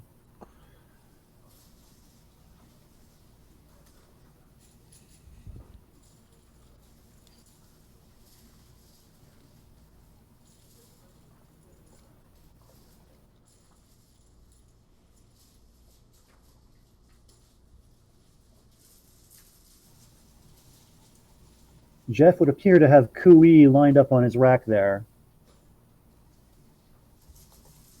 Kui does play for 24, but I think something like Aeonic for 29 would be a little better. All right, he's going to go with Kui, though, it looks like.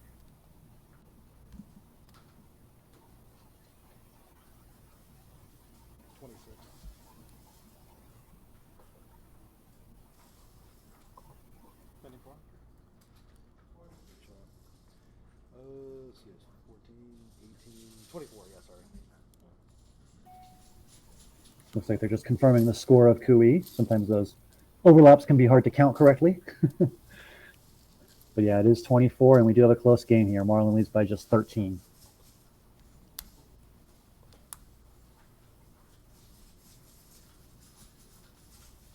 Which one, Marlon? Jeet or Gene? Obviously one of those two things. After a dramatic pause. I prefer the T just because of the PA and D synergy, I guess. A little better than PADD. Yeah, I think you're right. I think it's close, but you're right, yeah.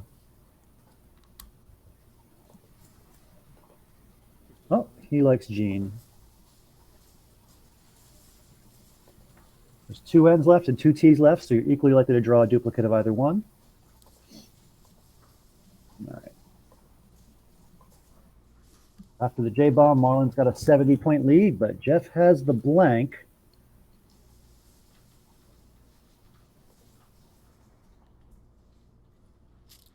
And he's got the unplayable Russian queen. Oh, yeah.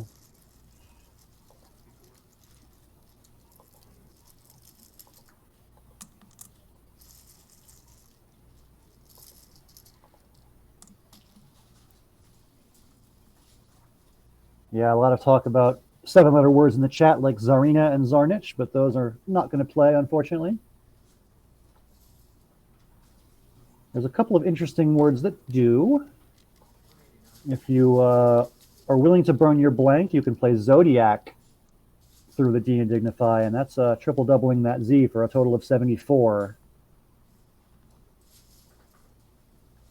If you would prefer to hold on to your blank, you can always just play something like Nazi or Nazir for a pretty decent score of around 40. Those words play in the bottom right, forming Exxon with your N. So a couple of great options here for Jeff.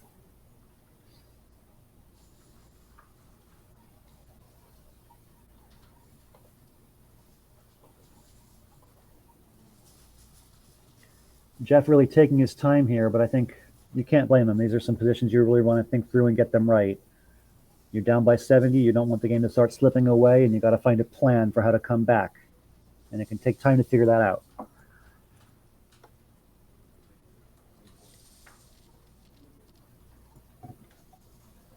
What are you thinking? You like Zodiac? You like Nazir? What do you think? Well, I don't even mind something like Zod along Devoting.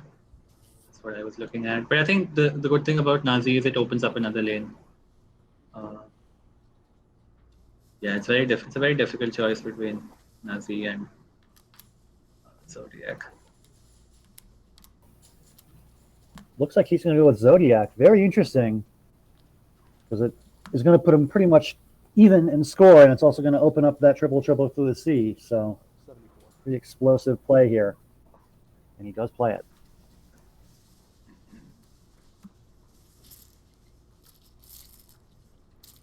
I think that was interesting. There were several really good options, including Za, like you said. And what's even more interesting is that I don't think Marlon can do much there. Oh, true. Unless he plays something like Acid, maybe.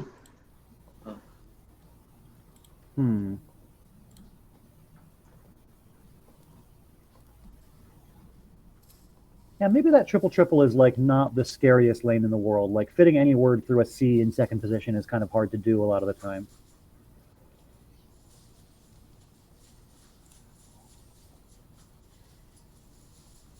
Marlon's got plenty of time on the clock to think this over. Over 17 minutes still. I think a lot of his decisions he's made really quickly. Like he played Pleasers and Taniite. Like he played all of his bingos right away, and his J play really fast as well. So conserving that time on the clock for sure.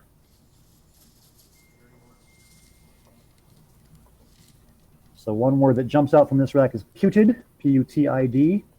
There's a couple of spots to play that for like a middling score of like 24-ish. It plays both above Devoting and below Devoting. Yeah, there's no real standout star play. Updo is suggested in the chat by Sidewinder. Yeah, that's certainly one option as well. Yeah, I think I prefer Updo over Putid, keeping DATI with the N at the bottom. Yeah, there's a decent chance you may bingo the next turn. Yeah, makes sense. All right, looks like Marlon's going to play Pad. Okay. Of course, pretty decently. It's 26. Marlon the lead again. And kind of a strange draw for Jeff with the two U's and the Y. Yeah, but he just got what he wants with the H. Yeah. I think a couple of people pointed out in chat. Oh, because he's got oof. Yeah. Very nice.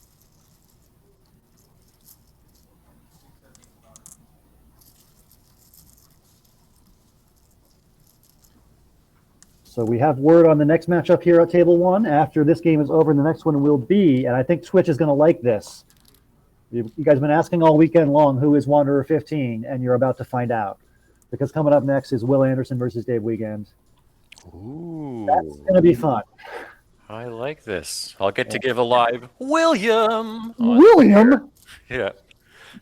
Even see if we can get an interview with him after the game, where I will open up with my trademark, William. What happened that game?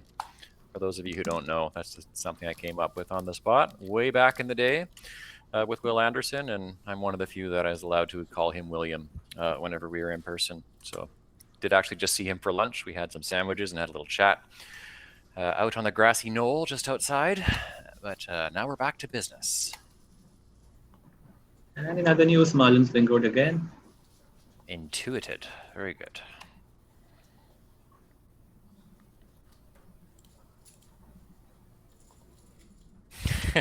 Jeremy says Marlon's like, no blanks. No problem.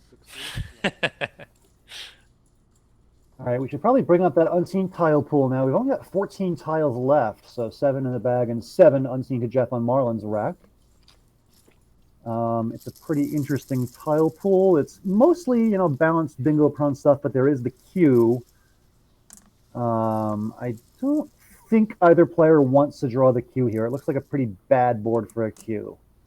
So, this game might partially come down to who, gets lucky and avoids that stupid queue.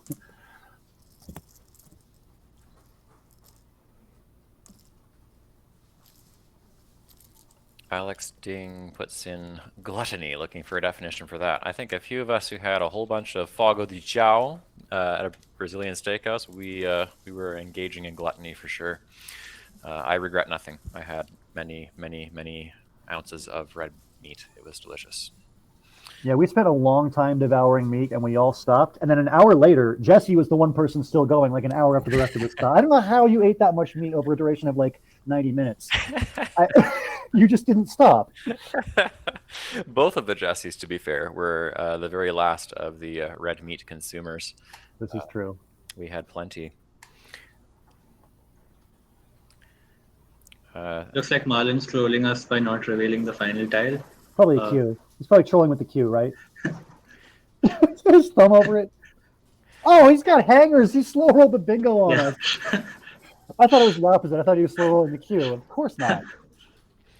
And I've noticed a few times when he's been on stream. I don't know if he does this for all the games or just when he's on stream, but it almost like he's willing the last tile to be the one he's waiting for after he's arranged some of the other ones on his rack already. So I'm wondering if that was something he was doing, again, intentionally just for us, or if he does this on all of his boards.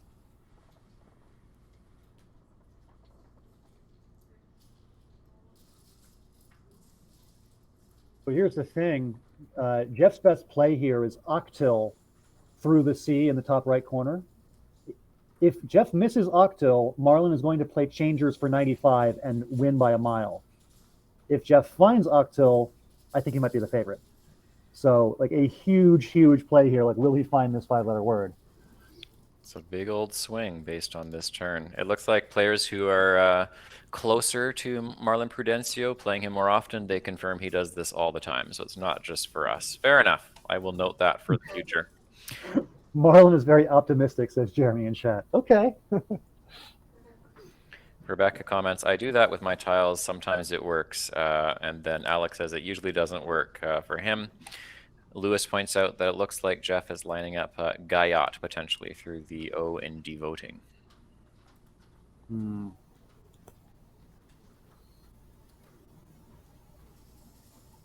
Yeah, that could be.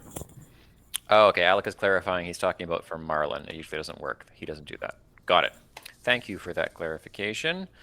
Let's see a little bit further up. Have I missed anything else in the chat? Apologies, I went MIA for a few minutes. Let's see what else we've got here. Cesar says he played a natural intuited against Marlon Hill, the other Marlon, and he, as in Marlon Hill, walked out of the playing room for 12 minutes. 2008 Nationals, I'm pretty sure. It does sound like something Marlon Hill would do. He has walked out of a playing room more than once. Okay, Guyot does come down, and that should be GG's. Yep. Insta changers from Marlon, and that'll do it. And Jeff just kind of nods, like, yep, okay. That's how it's going to be. 95 on that? Yeah. 494. That's what I got. 390. Yeah. Oof. Oof, oof, oof. That is a GG indeed.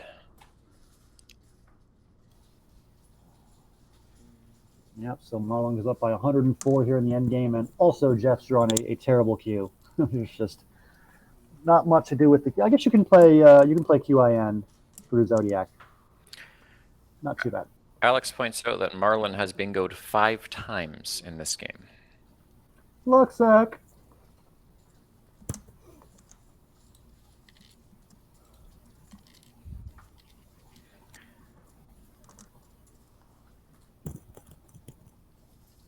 Just another classic Luxac game from Marlon. That's what he does best, right? A win's a win, my man. I am all for it. You need luck to get way to the top sometimes. Gotta get some help. All right, QIN does indeed come down. That's the best play. And this game is over, fam.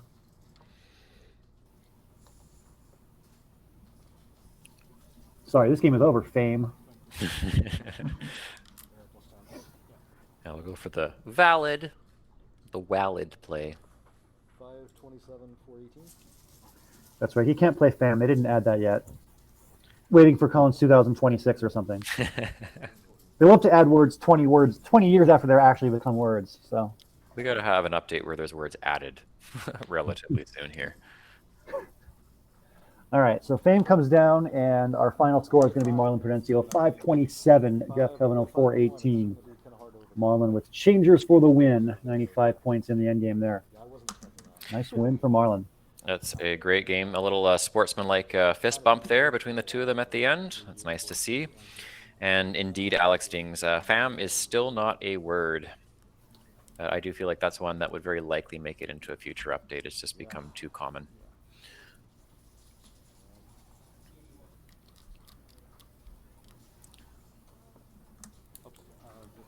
And it looks like Marlon's describing the extent of his luck sack on that turn, keeping to it and then putting intuited. Yeah. Yeah, he played pad, keeping, what was it, DITU? Is that right? Yeah. Yeah, DITU, and he drew a bingo out of it. Luck sack indeed. Alex Ding says people even use fam in Germany as a loan word from English. Yeah, I'd say it's become pretty prolific in usage. So I think that's among the top of the ones that are coming for a future update.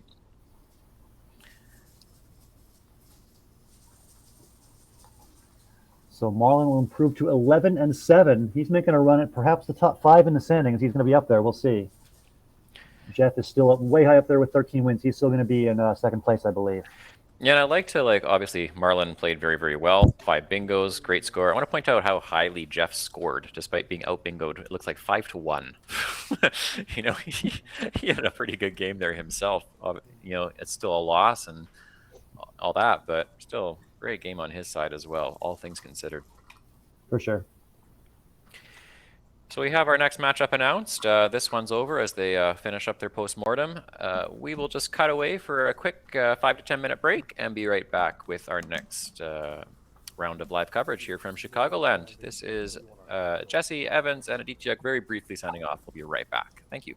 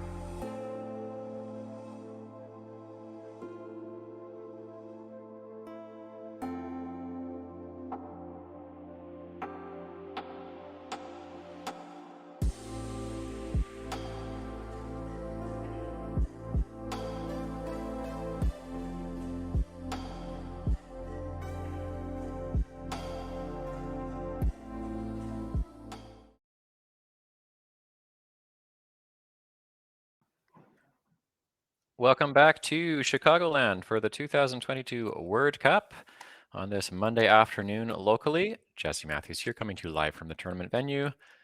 Evans Clinchey is across the street, and across the world, Aditya Yengar. We are going to be your commentary team for this next exciting round of Scrabble. Aditya, would you like to tell our amazing viewership who we are seeing next? Right. So next game features the very popular Will Anderson and the excellent Dave Wiegand. So yeah, I think Will had a very rough day one.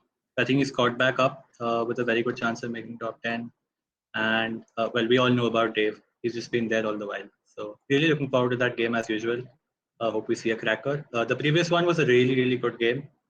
So yeah, Will Anderson, who in the chat. I'll leave Evans to answer that.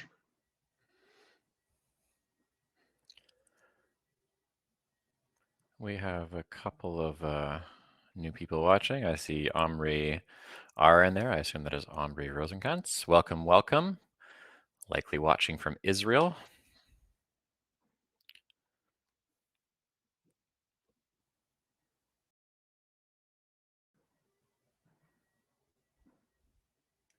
Yeah, so this is going to be a very exciting matchup.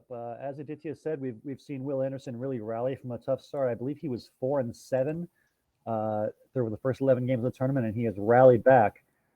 He is now in 10th place at 10-7, so 6 straight wins, and he's got a chance to take down number 1 right now as Dave Wiegand leads the whole field. Big matchup between two of the best players here, so it's going to be great. We're now going to cut over to board 1 as all the tiles have made it back to the bag.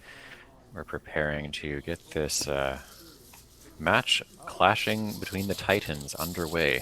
Looks like it will be Dave Wiegand drawing first. We'll give that bag one final shake. Or as I like to call him, William!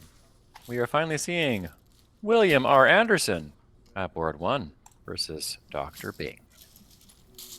We'll finally get an answer to the age-old question: who is Wanderer 15?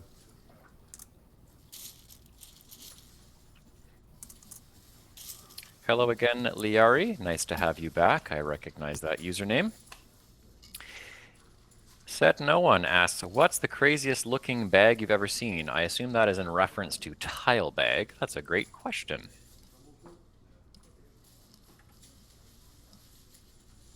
An awful draw for Dave, maybe even Wayful.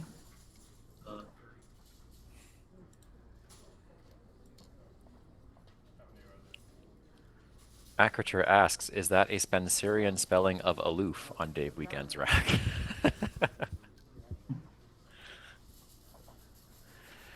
Ooh, Foundering, actually, that's very close. Waifu was in OSPD 1, but it was spelled W-A-E-F-U as a 5-letter word, and then was taken out some time ago.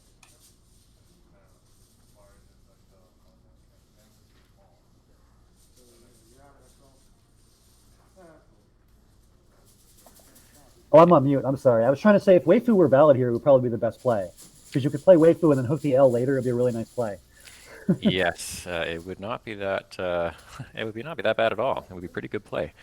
Looks like we're having some reminiscing in the chat for Word Racer. Yep, those are definitely fun times. And our own William R. Anderson was a fairly prolific Word Racer himself, and probably a prolificer as well. Prolific was, I think, is appropriate to use. I believe it's no longer active, but it was a game on Facebook with Collins as the lexicon for playing Boggle, essentially.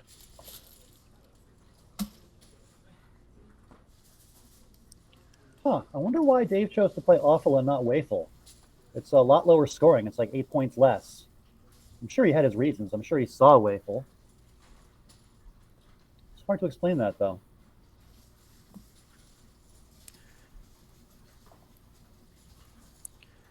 Looks like we've got a message further up. Mansimo7 is watching us from Kenya.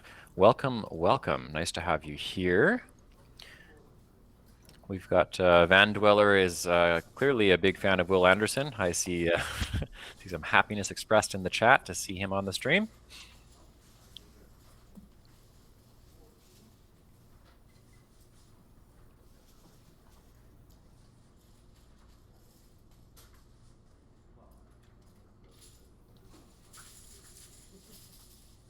A pretty long play for Will was on the cards that multiple guises that play. One making Zeddy and EW is probably one worth looking at. Yeah, that looks maybe even something like Auzil to the L. That can't be too bad. Yeah, I mean, Ozil scores 28, whereas Agwais is 35. So Agwais definitely the more aggressive option. Of course, the problem with Agwais is you expose the A to that double letter score and give back very easy comebacks for your opponent. Or something like Gauze, if you don't want to do that. Ah, Gauze might be better, yeah. Similar score and no easy double letter score.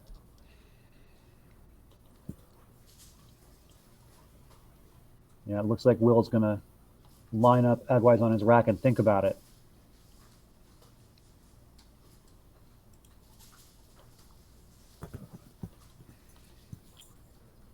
Quackle actually says that Agwais is the best player. Well, it says Gauze is pretty close. It's very, very close.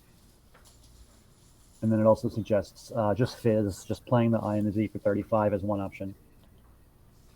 All of these plays keeping leaves that are quite Vel heavy, obviously. So difficult spot for Will to start the game.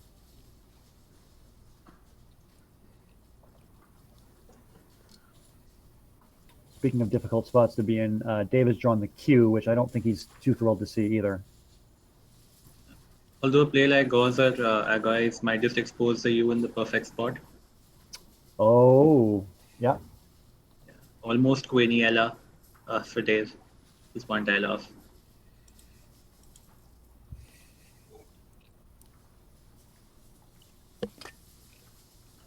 Looks like Will goes back to looking at Gauze again.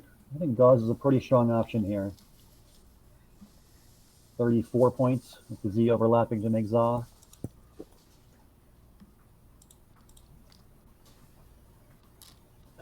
Guys is a pretty common phony. It's probably because of Agwais and Geyser. I think that's where people make that up from. Yeah, I've seen that on the board too. All right, Gauze comes down. Good play.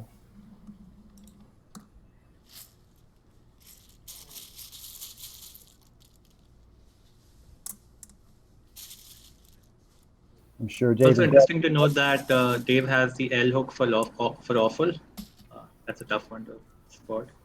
Oh, nice.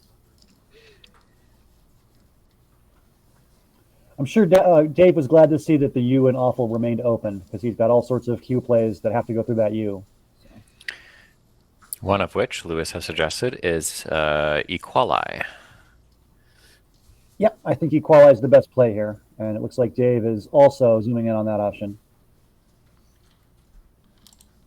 Yep, sure enough, there it is.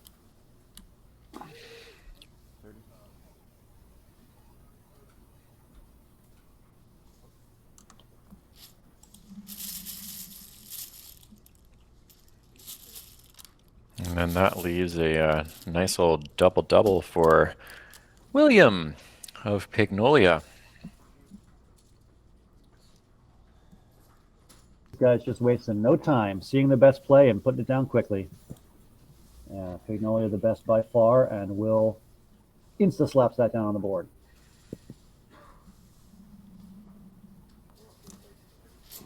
He's going to take a 70-point lead, 124 to 54.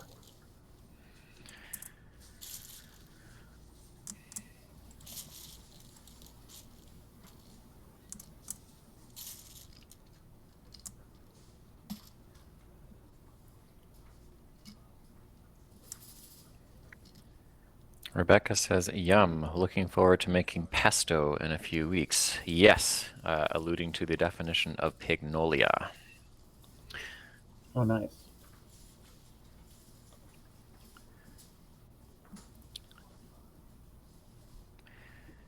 Jeremy points out that Dave is very close to requalified on his rack, just needs an R. Ooh.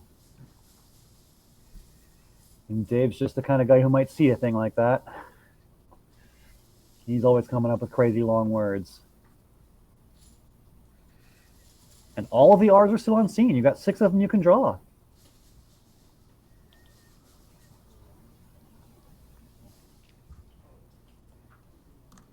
So the beautiful thing here is that if Dave plays a play like Keef, KIEF, or KEEF, which is a strong equity play anyway, he holds on to the D and the E and does fish for requalified. So he can kind of accomplish all of that all at once. Or you could even play something like OKE along Pignolia. That doesn't score too bad. And it keeps FIED. All you need is just 42. CR. True, yeah. I think this is fine. Goes for score. Yeah, 42 points. Can't argue with that.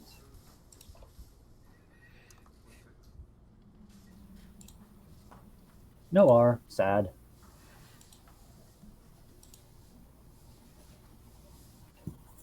And ironically, Dave also needs an R for his bingos, which are Dame Wart and Ward Moat. Yeah, so he'll be very sad to see there's no R's in the game.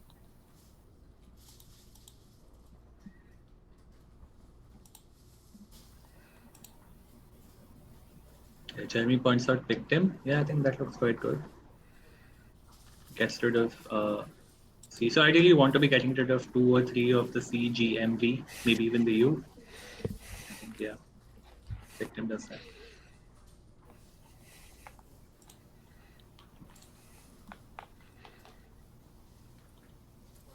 Another interesting choice here is muting through the N in Pignolia. It's the triple.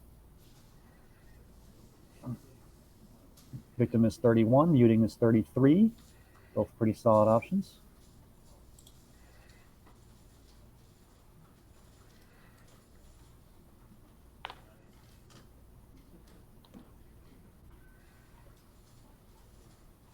Oh, Sidewinder points out that muting sets up the V because you can turn ag into vag next turn.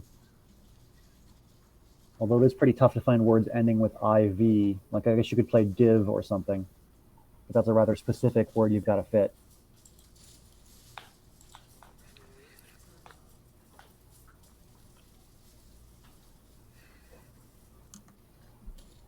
Yeah, or the C. That's likelier. Oh, yeah, tag.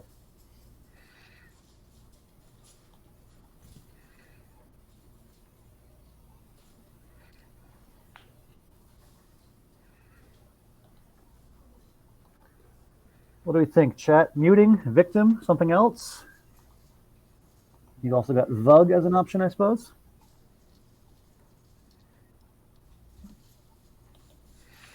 Might be a good time for a poll. I will do that right now. Jucko calling out Mouty Wart. Yeah, you just need a disconnected I and an OR and you're in business. There's a bunch of spellings of Mouty Wart. You're bound to hit one of them if you keep fishing, right?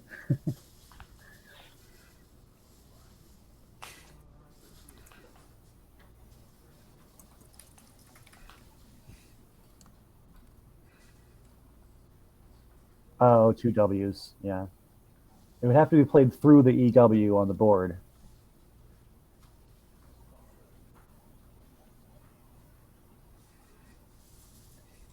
Play the victim, said no one. Yep. Quackle slightly prefers that you play the muting, but they're both pretty good plays. Victim has a little bit worse defensive value since you're opening an easy triple for your opponent. Muting doesn't have that drawback, but they're both pretty good.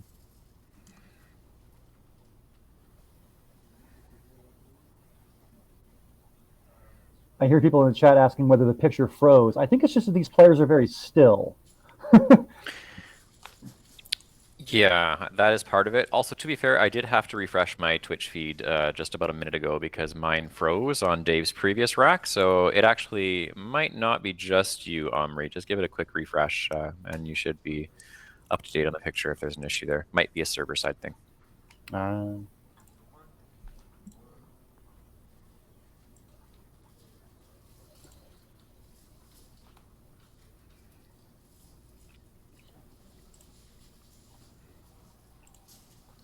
Also check if the clock is still running because Wills is starting to run pretty low. He's using a lot of time on this turn. He's looking at the VUM as an option apparently.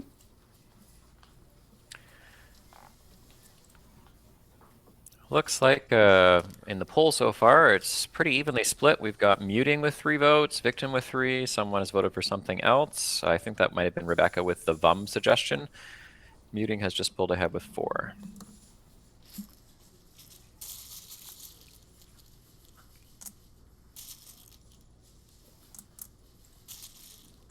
Muting's gone ahead with 6 now. There we go. But Will has opted for Victim. So by putting the V in the triple, you've given Dave a pretty obvious best play. You can put Waved for a whole bunch of points. Yeah, that's one of the risks of the play, and yeah, Dave happens to have a good set of tiles. Although Will has drawn the blank.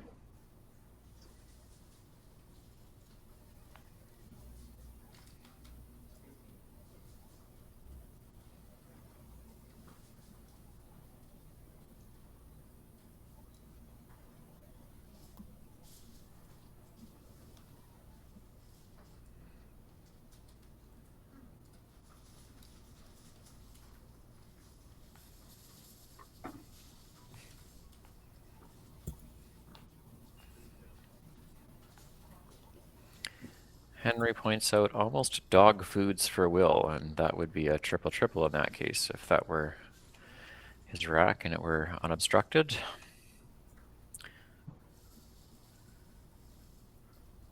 Vanita points out doghouse.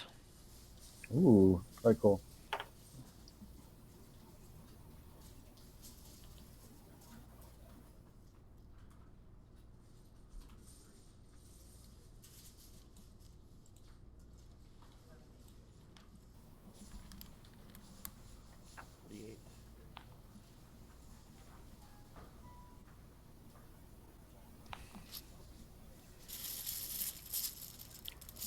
Jeremy Hildebrand says, I want to see Will play Goofus because I've never seen that on a board.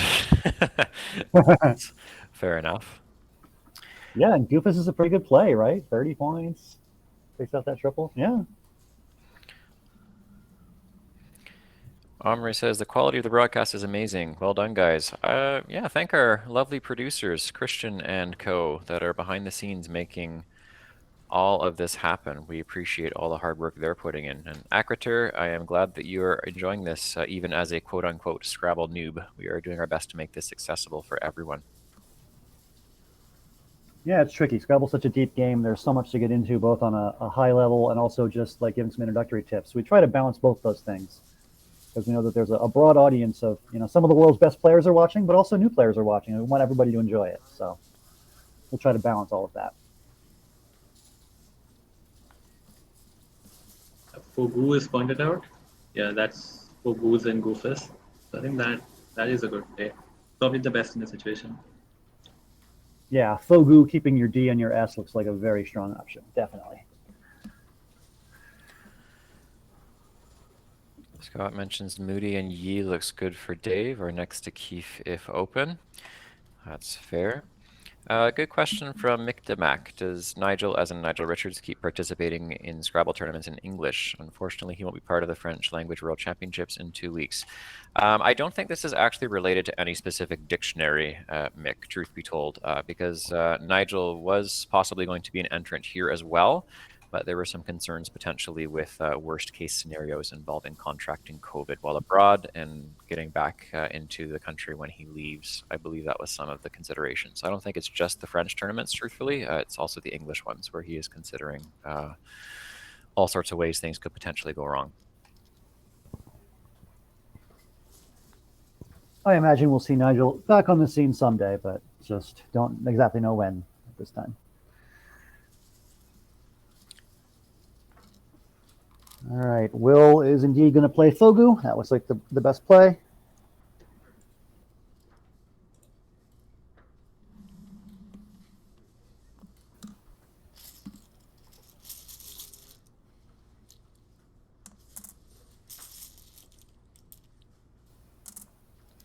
Yeah, Finas pointed out something like Moody Doomy would go really good for Dave.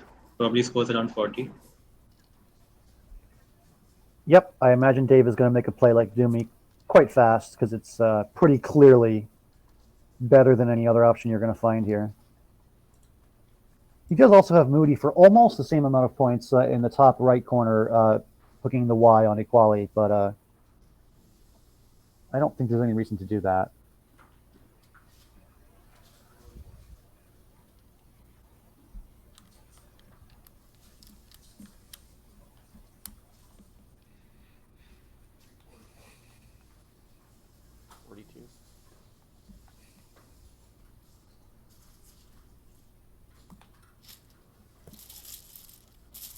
Yeah, nice little fit there.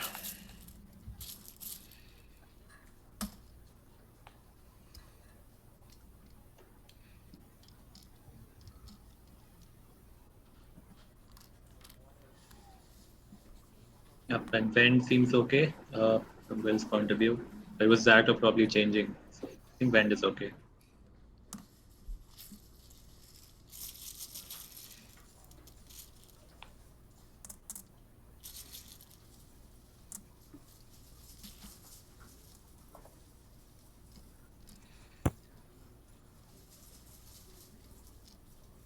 While we're chatting about Nigel, goatees should come down.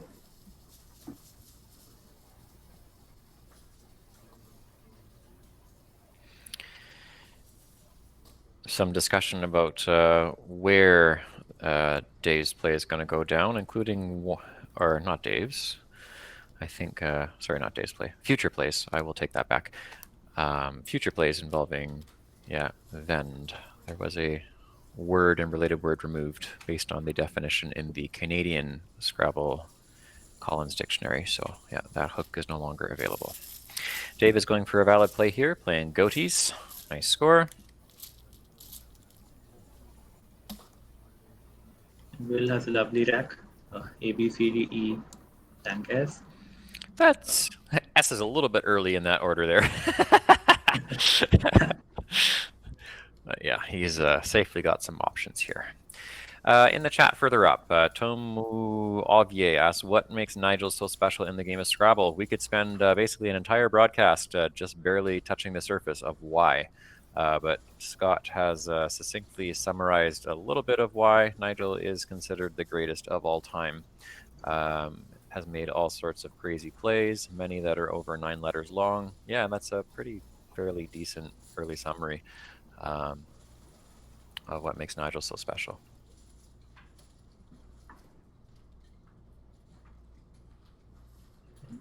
Dave must be grinding his teeth, the side of that track.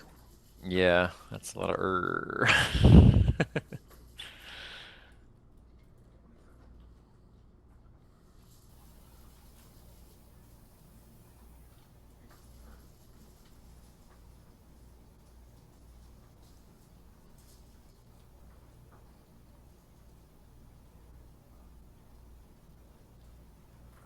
So a couple of bingos available here for Dave. I'm guessing chat can find them without too much trouble. Or sorry, for Will, not for Dave, my bad. couple of 7-letter words, each starting with an S. There's also abduces, which reminds me of the very lovely abducens, which is a sticky S. But yeah, I think something like scabbed should be okay. Just want to remind you that the U hook on Vend was removed, right? Yes, that is correct. Yeah, That was what I was alluding to earlier as far as the... Oh, okay, you are. Yeah. Right. That's also a reminder for me to go through the list again. I believe abduce does not play, right? Because that spot is not valid.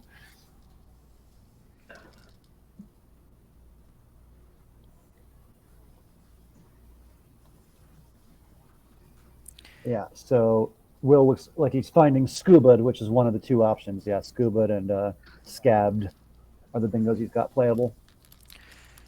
There were the mentions of the different words that Nigel's played. It's Hierodual, I believe, is the one that was played against the late Randy Greenspan as one of those amazing plays that he's made through disconnected letters.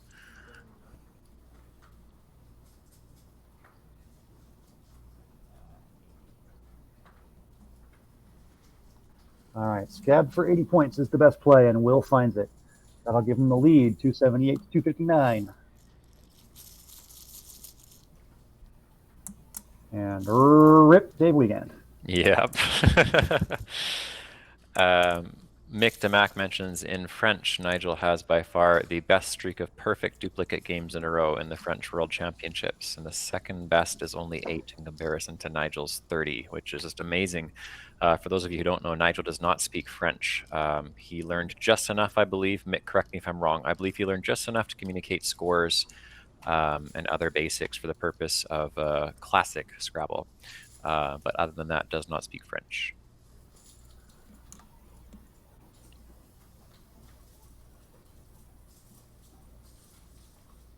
I believe he learned all the words in like 9 weeks or something. It's unreal. Yeah, definitely unreal. I have a very interesting story from the time I played Nigel the first time as a 14-year-old kid. And that was a game he made 2 disconnected nines. So he made Zoetropes and Trefoiled to win by like 30 or 40 points. Jeez. So I was so bummed after that game. But that was my first experience of Nigel. But you got a cool story out of it. Definitely. Wow. Well, Dave has one play here that scores 28, but the lead is RRR. He can play trip, keeping I think that's better than exchanging, but it's not fun.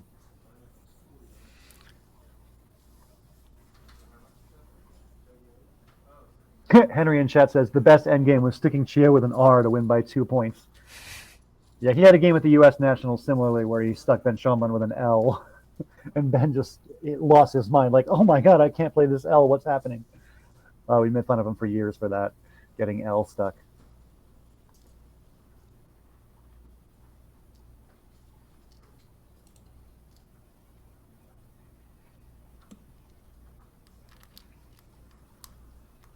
Yeah, Henny, it's funny. I've actually had this come up on board. I use French fairly regularly in my profession as a flight attendant, and some of my francophone colleagues, when they hear that I play Scrabble, it's like, oh, there's this. I heard about this guy who learned French to play in French Scrabble tournaments, and I was like, yeah, I know who that is. And they're like, oh, what's his name? So I tell them all about Nigel Richards, and yeah. There's a couple of stories that came out on the internet in articles and seems to have spread far and wide in the French-speaking world, even to people who know nothing about tournament Scrabble.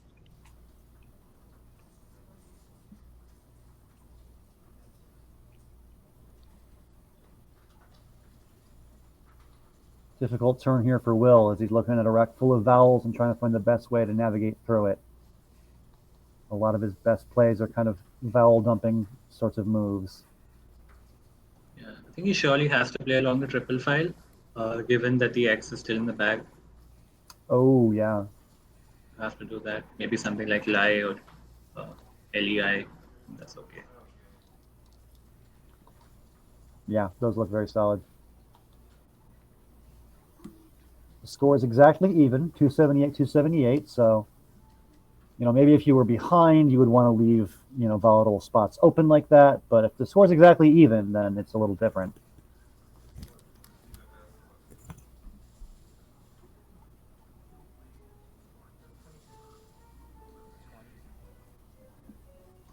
Looks like REI comes down. Similar idea. Play off 2 of those vowels and block the spot.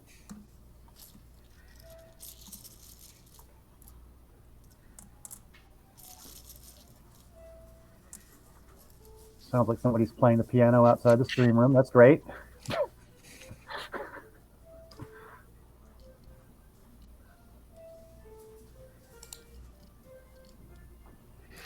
Henny asks, what's the blank in that word? That's Pignolia, with an L as in Lima.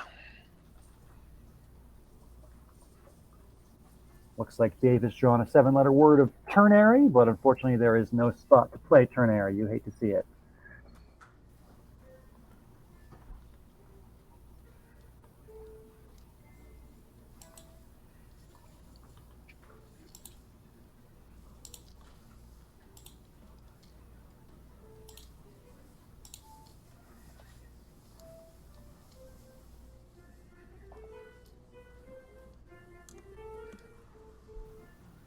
There's some discussion in the chat of trancy, but that's unfortunately not a word. You can only spell trancy, trans-EY.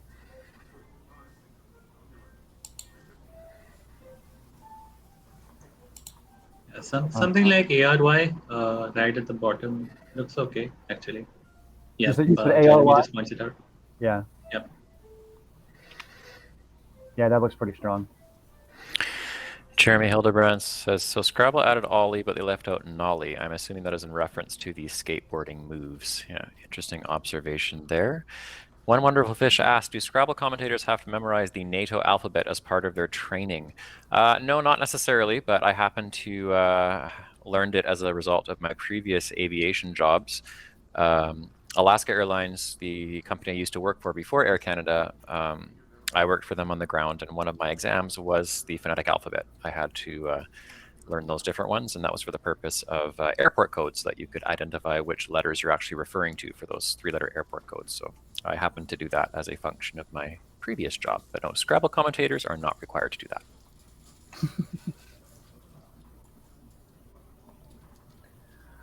So if you want to get wild and crazy, you can play errancy through that C, but that just puts an E in the triple lane. That seems a little bit too wide open.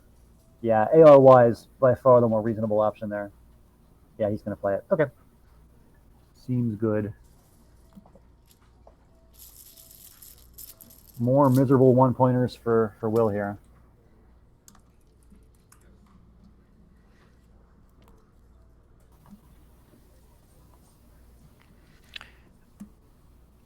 Alex Dings asks, so what does the exam for Scrabble commentators entail? There's not really an exam, to be honest.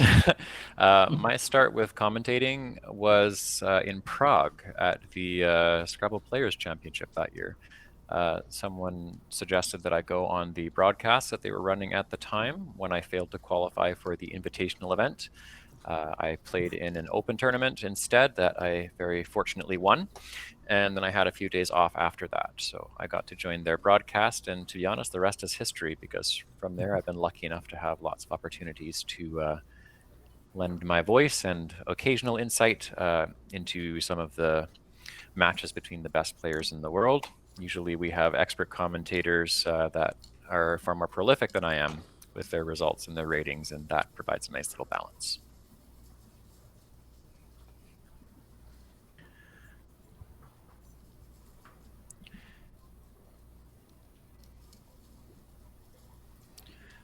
One Wonderful Fish says, who knew Scrabble commentator and air traffic controller had such an overlap? I have not been an air traffic controller. That would be an interesting little career path there. That one I have not done. Let's see, some suggestions in the chat. We see Enroll, Uri, another vote for Enroll. Bollington asks, do Scrabble tournament directors / arbiters need to be very strong players? Not at all. There are directors of varying levels of rating. I think it's just an awareness of what the rules are as far as what each governing body sets out for their players. It helps if you are a player because you understand some of the situational context for some of those rules. But beyond that, no, you don't necessarily have to be a strong player at all. Certainly for commentating, though, it helps. More so than for directing. Definitely helps to have an understanding of all the strategy and all the words involved in these games, because these guys are playing at a high level and it's hard to understand what's going on at times. It takes a lot of practice to kind of get a hang for kind of understanding the players thinking in these difficult positions. Looks like Dave is going to show that he's the goatiest player around here by playing in NTH there. Nice. That looks like a good play. Certainly not the toadiest player around here. Oh, I was going to make the toadiest stick. You beat me to it. All right. Godius and Nth. Nice play. That is best by far. And Dave's going to pull ahead again, 334 to 318.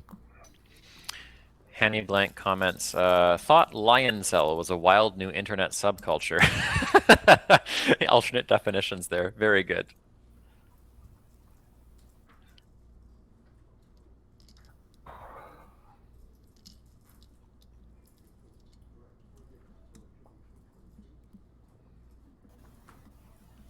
Okay, this is very interesting now. So it looks like Will's going to stick out the J, and I don't think Dave can do much about it. Oh, yeah, because he's got all these N's and T. Yeah, not much you can do. Oh, do you guys know the definition of Giotto? I just learned this a second ago. Jet-assisted takeoff, I believe. Yeah, there you go. Another aviation word for you. Mm-hmm.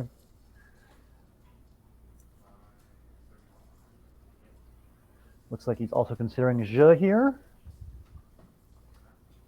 Yeah, if he could cheat and look at Dave Wiegand's rack, he would definitely play a Giotto because he would know that there's nothing Dave can do about that J. He has no valid words from the J to the triple. We should probably bring up the unseen tile pool. There's only 13 tiles left in this game, and it's a very interesting pool.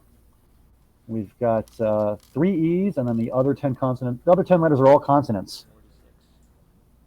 So E's are going to be important tiles for these two guys to draw, especially for Dave because he's pretty short on vowels already.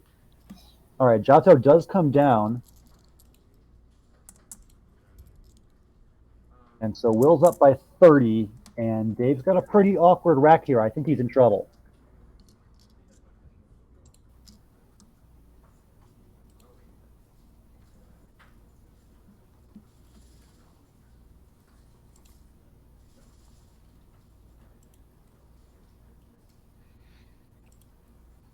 And Will's got the X among other things going into the end here. It's going to be very helpful to outrun. So there's 2 tiles in the bag.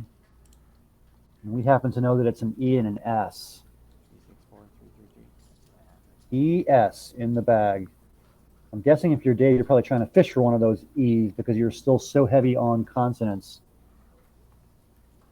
Lewis points out land. Yeah, actually, I was just thinking of that. That is reasonably difficult to block. Probably. Yeah, it's almost impossible to block it entirely. Unless you play something like Tex, maybe, and that still sticks out an E there. So. One thing Dave might want to try is fishing a T, because if he draws one of those 3 E's, he can turn La into Lannerets. I'm sure he's seeing, looking at the tile pool and considering those options. Yeah.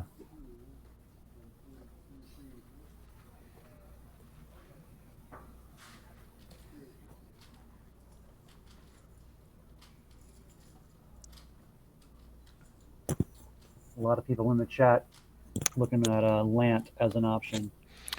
Will would have Exurb, I believe, would be a reasonable response to that.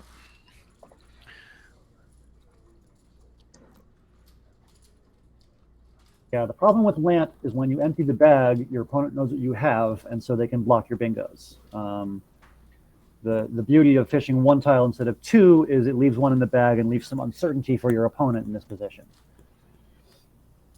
Which is why I really think it behooves Dave to find a one-tile fish that works and not a two-tile one. Yeah, because something like land, yeah, it's just you play like Exurb and then that takes out the S. You can't hook an S to ET. So I don't think streams is probably what he'll have. Yeah, I think NY is okay. So he needs to draw the S for slatterns. Fishing for a 9. We love to see it. And yeah, He gets it. He gets the S for slatterns. Wow. Sick pull. Now, if you're Will, what do you do here? I bet if you're Will, you start looking for 9s that your opponent might have. And they're both very capable of finding 9s. But here's the thing. From Will's perspective, slatterns is the only bingo Dave can possibly have. Like, if you look at the entire pool, there's no other bingo possible besides slatterns. And Will has 5 minutes to go through all the racks and figure that out. I think he is capable of doing that. yeah. Someone points out Joe with the X. Yeah, that's perfect. I don't think Will be able to outrun him. Sorry, Dave would be able to outrun him once Joe is played. Yeah, I mean, this is such a difficult position because it's not just about blocking slatterns. It's also about scoring enough points to outrun. I mean, you're only up by 15. Yeah, this is not easy.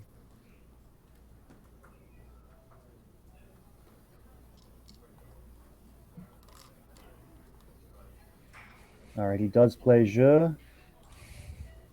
And that should do it, I think.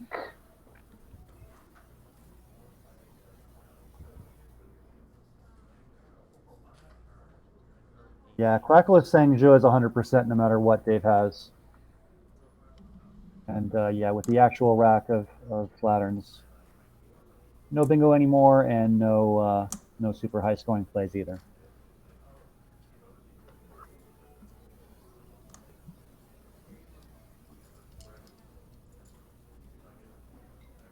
Yeah, Tony in chat saying Will can relax. Nice pun. Will can relax indeed, as he's going to pull this one out.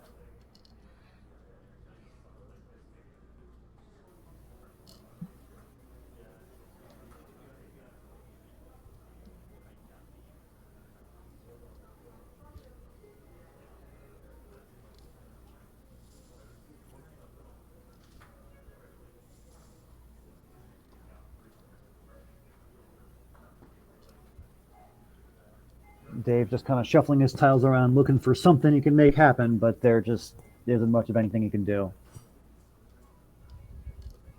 Will does a nice job of controlling the board here in the endgame and preventing Dave from bingoing out.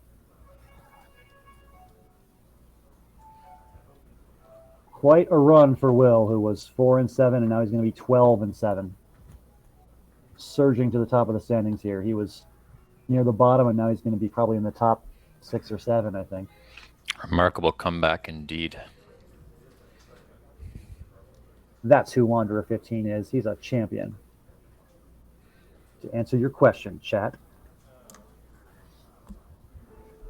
What is Will's best play if Herbed is blocked? Let's see. That's a good question. Not even sure how he's going to block unless like he plays something like Rend maybe. Oh yeah, Quackle suggests just playing Send, just S-E-N into the D. Okay.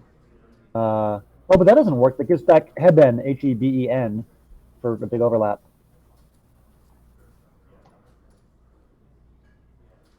If you play Sned, S-N-E-D, then you block all the things.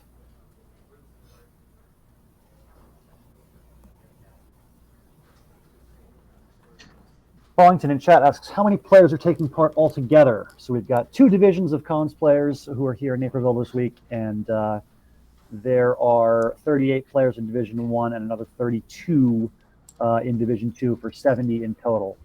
And then there's also a TWL division across the hallway, and I don't actually know how many people are in that, but I'm sure we can get the bot to hook you up with some standings on that, and you can check it out.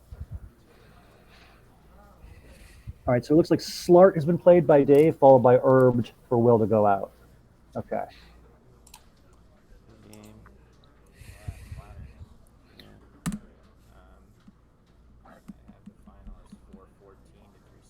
So the final score is going to be Will Anderson 414, Dave Wiegand 369. Wander 15 wanders into a victory here. Not many players have taken down the Great Bing this weekend, but Will is going to notch a big win for himself.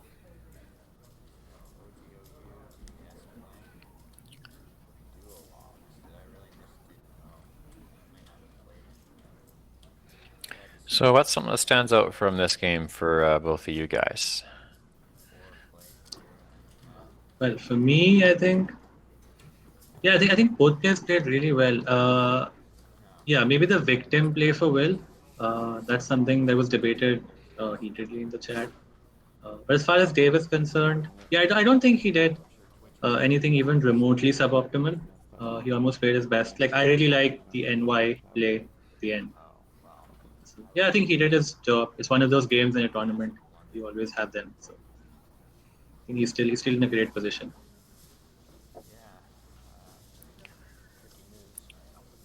Looks like in the chat as well, just Wayful at the beginning versus Awful. Some discussion about those two. Yeah, can see if I can ask about that when I see Dave next. Dave happens to be my roommate for this event, or I guess more specifically, I am his roommate. Just 'cause I'm here a little bit more last minute, and it's technically his room. All right, so I think I might have missed it earlier when I was getting the pianist outside to temporarily halt. Do we have our next matchup for board one? I am pretty sure we're going to have Evan Borowski and Peter Armstrong, but let me just get that 100% confirmed, and we'll get back to you. But I think it's going to be Evan and Pete. We'll let you know. Sounds good. So we do have a tentative matchup announced.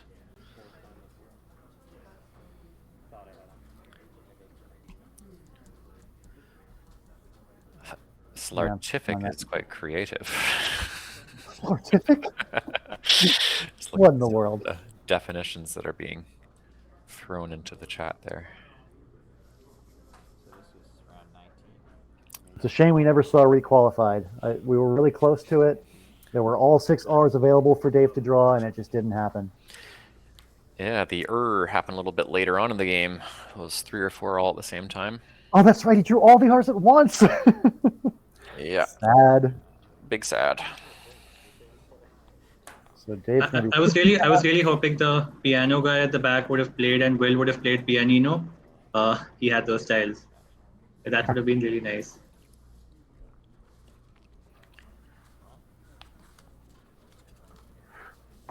Kyson mentions, do Scrabble tournaments use the Swiss system for pairing? Excellent question. It actually depends. There are different formats that are announced for different tournaments. I think the easiest way to explain the way we do pairings is it's a modified Swiss format. A strict Swiss format would mean that there's no repeats at all, but that's not necessarily the case for the way that we do things. So, yeah, this tournament is using something called Swiss min repeats, which is, yeah, like Jesse said, a variant of Swiss that tends to minimize the number of players getting repeat matchups. The math is really complicated, and I don't even understand it myself, really. We have smart coding people to create that stuff for us. But basically, we try to give people variety so they can play different opponents. But at the same time, you've got generally top people playing top people and bottom people playing bottom people. It's play somebody near you in the standings, more or less. We're going to cut away from the board here briefly while the two players discuss a little bit more about their end game there. Just to expand a bit on the question regarding the Swiss system. Yeah, Evans has touched on it a little bit. The trick really, and often this will happen when players speak to the organizers, is there's kind of this, when do we start repeats exactly? And then how many should we have? Should we have a three-peat, as we call it, when someone's played another player for a third time, etc.? There's kind of this really nuanced trickiness to figuring out when is the optimal time to allow for repeats to happen again, because we do like on one hand to have not a pure King of the Hill format in many tournaments so that there is variety, but eventually you do want to have people who are doing the same relative degree of wellness or perhaps not so wellness playing each other at different points in the tournament. So there's not really a set time you start doing repeats again, but it is usually relative to the progression in the tournament that you allow for a repeats and then a second set of repeats and so on. So modified Swiss is kind of the best term for that. There's a few different monikers that have been assigned to this pairing system, but modified Swiss is probably the best way to describe it. Yep. It definitely depends on the number of players in the field, the number of rounds in the tournament, and so on and so forth. We actually had a couple of late night sessions earlier this week coding the pairings and getting the level of repeats right, and I think we're happy with the results.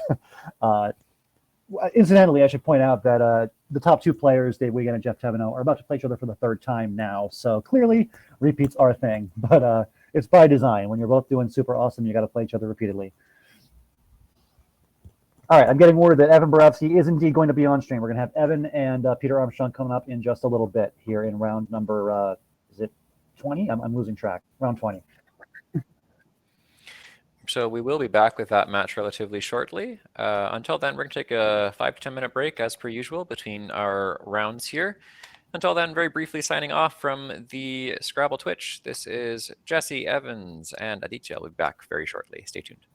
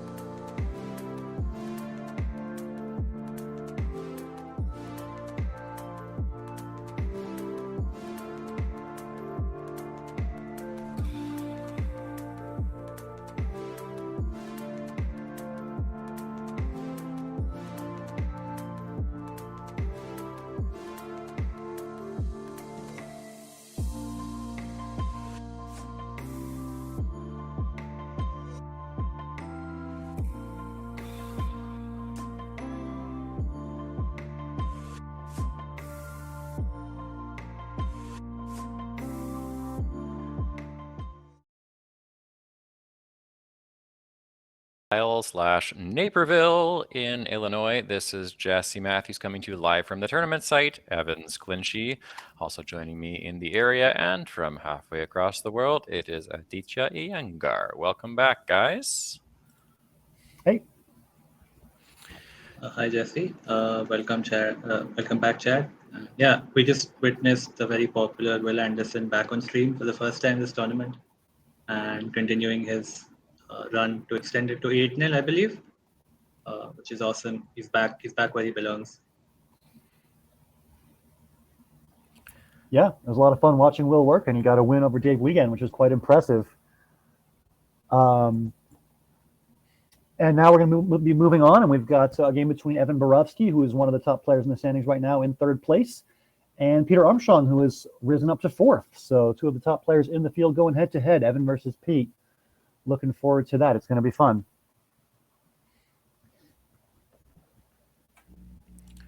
I think we're just waiting for them to get ready and take their final spots here.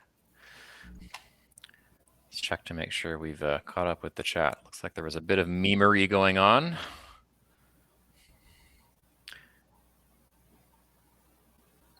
Yeah, that would, scrolling through, that would take a lot to explain all of that. So we're not going to do that today. So between the two players that we have coming up on board one, any thoughts, guys, from the games that you've seen them both play? Well, this is Pete's first time on table one the whole tournament, so we haven't really seen very much of him up close. But obviously he's a great player, and I'm looking forward to watching him work. As for Evan, I think we've seen him a couple of times now, and he's played very well, so it'll be a pleasure to have him back.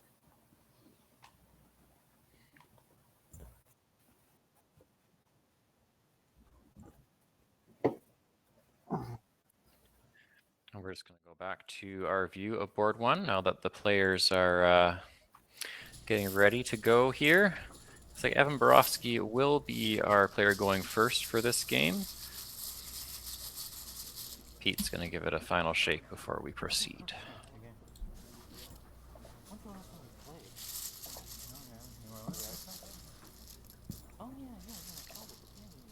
And with all pleasantries aside, proceeding with the first draw.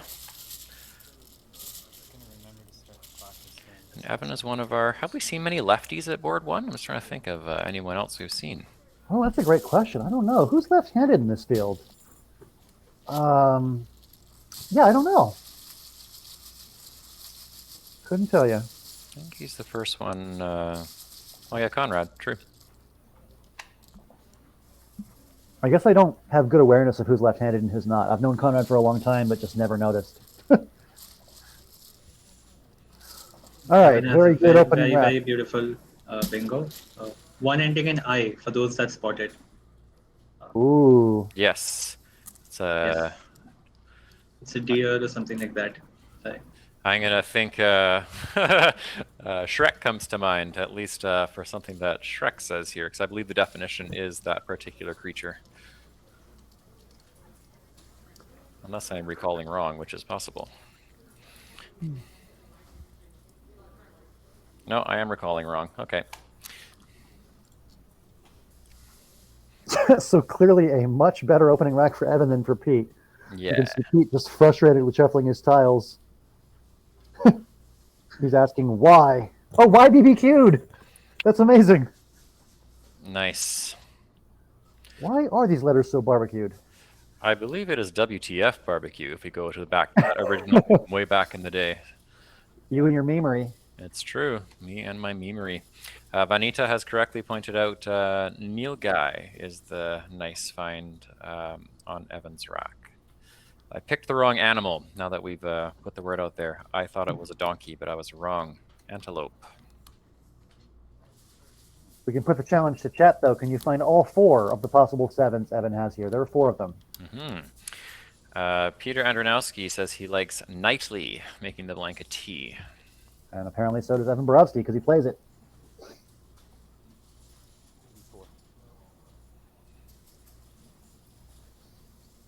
He's moving it over. There we go.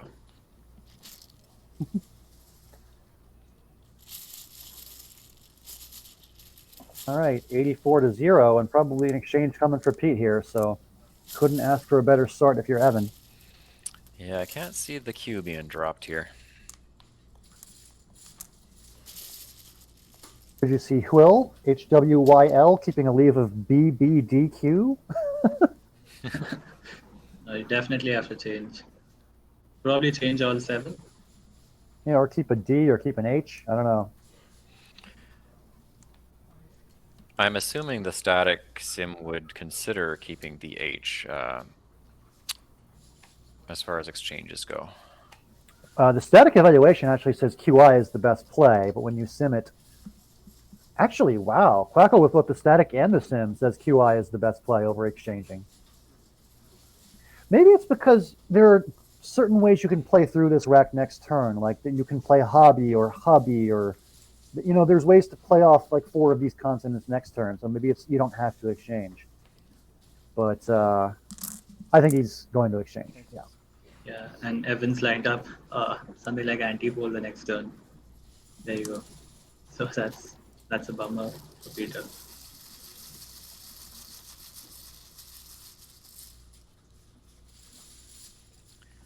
So it looks like Joel Sherman is saying to keep 1B as far as an exchange goes. A B, really? Would not have thought of that.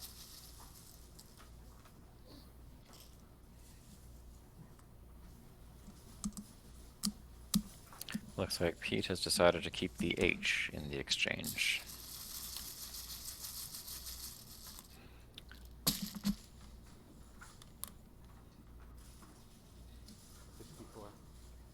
Yeah, so one of the 2 bingos available was anti-pole. The other one was pilotage. Anti-pole being 2 points more, so it's slightly better. And Evan leads 148-0.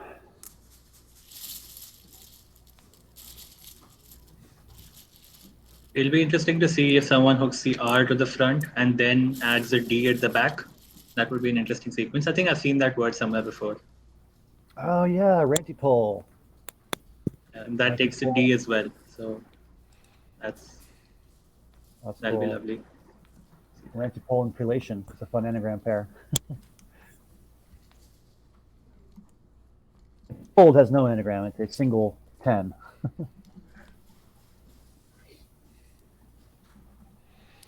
And Peter Armstrong's going for the Benji configuration of his rack. You never go full Benji. Ballington asks an excellent question. I know there are Braille Scrabble sets. Do you see many visually impaired players at tournaments? Actually, I have. There have been several North American championships in the past where there has been a special setup for players with varying levels of impairment. Essentially, that player is assigned to a specific table, and anyone who is paired up with that opponent will end up being at that table. My understanding from the ones I've seen is there's no special Scrabble set that's used necessarily as far as Braille tiles aren't used, but there is a setup that allows people who are not entirely blind but have trouble seeing. There's ways of accommodating them so that they can still participate. Yeah, clearly Braille tiles would be a problem because of cheating. You could feel what the tiles are as you're drawing them, and that would be problematic. But they do large print tiles, things like that. There are ways to make it a little easier.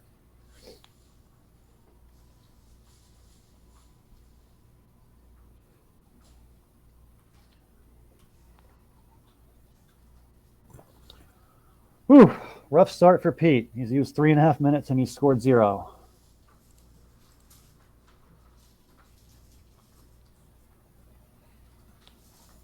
And he's probably going to make a play this turn that keeps like 3 or 4 consonants.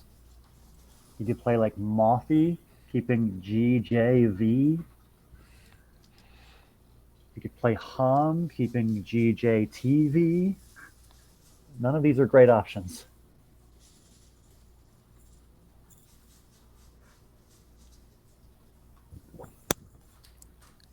Lewis points out in the chat, Akwe might appear. We a nice little overlap on top of Knightley on the next turn if that were to be left available. Seeing in chat, his score is doubling every second. It's going from 0 to 0 to 0. Can't argue with that.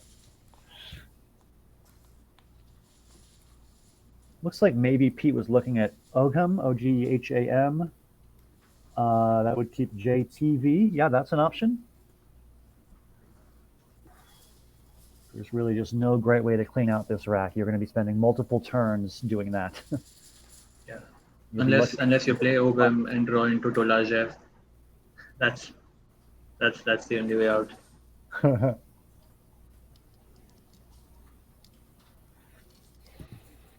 One wonderful fish says, Pete once tried Frog Woman on me out of desperation. He knows a ton of words and is very creative. Yeah, I'd agree. Pete That's does, amazing. he does have a very high level of creativity, but he also knows a lot of words. Jekezinho points out that Pete is an insane anagrams player, and I would agree with that. He is excellent at the anagrams table. Very formidable. And to be fair to Pete, it is total sexism that frog man is a word and frog woman isn't. Like, he should be right. Frog woman should be a word. Like, but it's the dictionary's fault.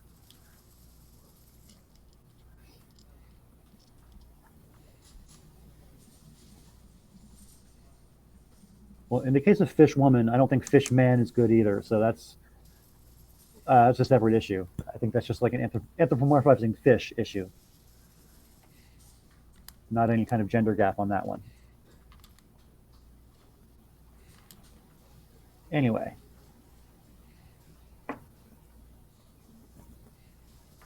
Very nice play here by Evan. Finding a way to score very well with his cue. Although, oh no, I guess he's missing the better play of Aqua or Aqua. Yeah, like Aqua over Knightley would have been 56. Because both of them do give a J bomb away, so there's nothing separating them. Yeah, Aqua seems better in the situation. Yeah.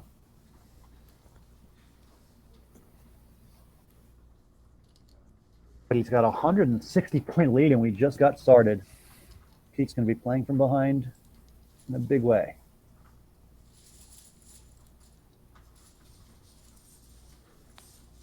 And it looks like Evan is drawing pretty well this turn as well. He's picked up Cabined. Very nice. And it plays. We saw Cabined yesterday. I think Sammy Okasaga played it. So 2 Cabined plays this tournament, assuming he gets it down next turn.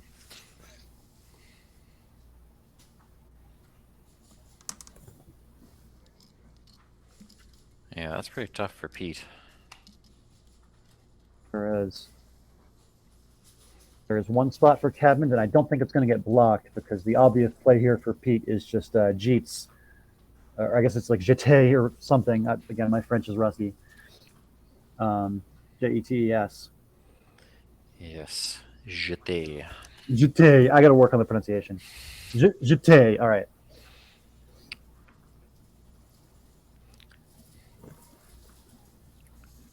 Don't want to show my age too much, but high school French was a long time ago. Looks like one wonderful fish is pulling up this one. I'm not sure how to pronounce it in Norwegian. I would assume Gjetost, but maybe someone who's more of an expert can correct me on that. But yes, cheese. I have actually had this cheese before, and it is quite delicious. Way back before the actually it was before Prague for that tournament. I visited a friend in Oslo, and she had some of this for me to try. It was super, super good. All right, this next turn is pretty straightforward. Evan has 1 bingo, and it's just got to be Cabined on the left there, making DA.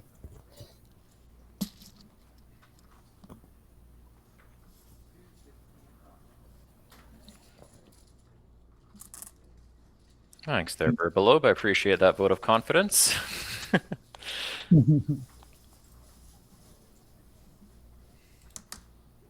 If anybody in chat wants to find the only 8 with Cabined plus a blank, you can go ahead and solve that puzzle.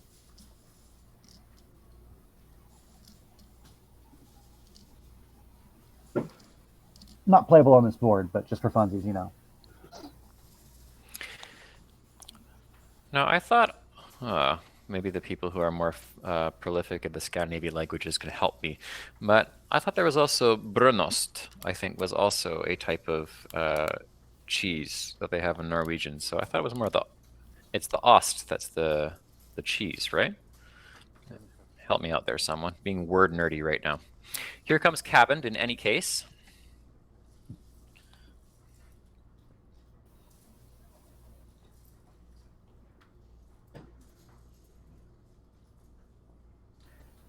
So Evan leads by almost 200 points now. Getting out of hand. Almost dove coat, yeah, as Jeremy points out.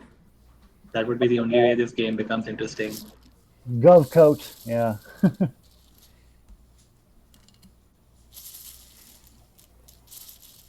Looks like maybe there was a hold there as Evan paused before drawing tiles, but now he is going to draw. Or it could be a courtesy draw. You still could challenge, I suppose. I've played Pete a lot of times. I know sometimes he'll just hold a word for like 5 minutes and then just like let it go eventually.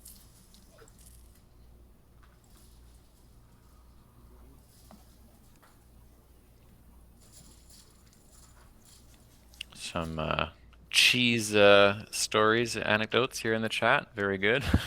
I am a lover of cheese, unlike Puneet Sharma, so I love seeing this, although this would be Puneet's worst nightmare. All this discussion about cheese. Oh, Evan had Unpacker. That's something I just see. Nice. Yeah, that. Of course, he probably has something playing somewhere else. But...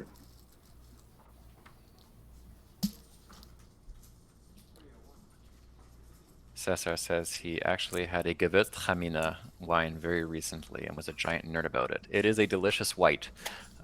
Definitely highly recommended if you are a white wine drinker looking for something a little bit more in the medium end as far as whites go. It's not completely oaky or dry like, say, a Chardonnay, and it's not super sweet like a Riesling. Very nice in the middle.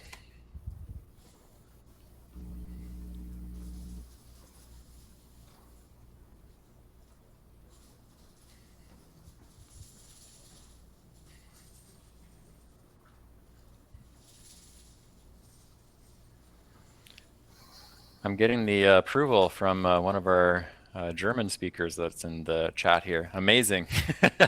I'll take that and run with it.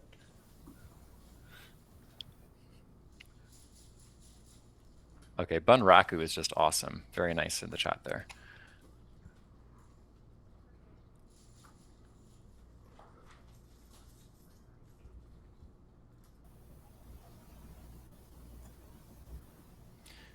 Vanita says Peter needs to open another 9-timer line. Yeah, I feel like that's the realistic way to get back in this game is to have multiple options for very high scoring, but certainly looking bleak on Peter's end otherwise.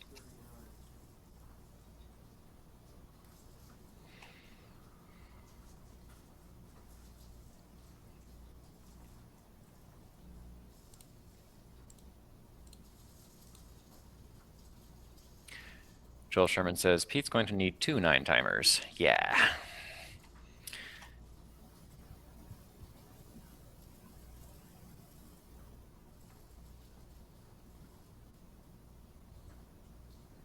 Let's see if I've caught up with the chat here. Fair bit of activity from everybody. We like to see it. We love to see it even. Taking Evans's lines from him. I'm just the work. How dare you? How dare you? Rude. I turn away for 10 seconds and you steal my line. So I was just turning away to do pairings for the next round, and fair enough. We're going to have a repeat next round. We're going to have Pete again. Okay. Get it? Get it? Repeat. Very nice. Yeah, it's going to be Pete against Dave Weekend on table 1 next. So nice. That'll be a great matchup. Little Portland rivalry grudge match. Yeah, 2 of Portland's finest. Yeah, Dave and Pete live right down the street from each other, so they play each other all the time. And funnily enough, Conrad Bassett-Bouchard also lives fairly close to both of them. They are. I think Conrad's like right at the midpoint of Dave and Pete. I think he bought that house for that reason, so he could be right in between his 2 buddies, you know. As far as Scrabble prowess and just people to be around in general, absolutely fantastic.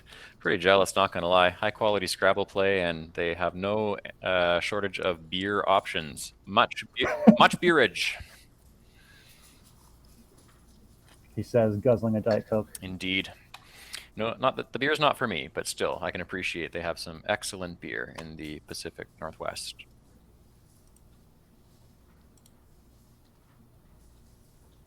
Just a little sip for me from all of y'all's beer. That's the extent of my exploration. Can definitely appreciate it, but not to the same level that y'all do. So what is chat like for Evan as a bingo here? Bunch of options, right? Unbreaks, unbarked, you carry on.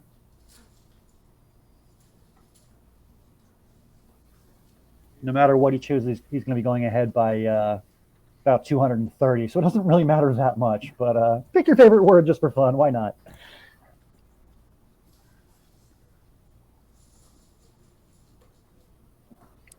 Out of curiosity, I don't have the standings open, but how are we looking at spread for these two gentlemen right now? It's a great question. Let's see. So Evan doesn't care about spread as much because he's got that tie in his record. But he's at 12.5 wins and plus 678. And Pete has the best spread in the whole tournament. Pete is 12-7 plus 1,362. So he's got a fantastic spread. Well above other players in that mix like Jeff and Will and Whitley. This might be a tournament where spread matters less than usual in general because the one person everybody's trying to catch in Dave Wiegand has a tie in his record.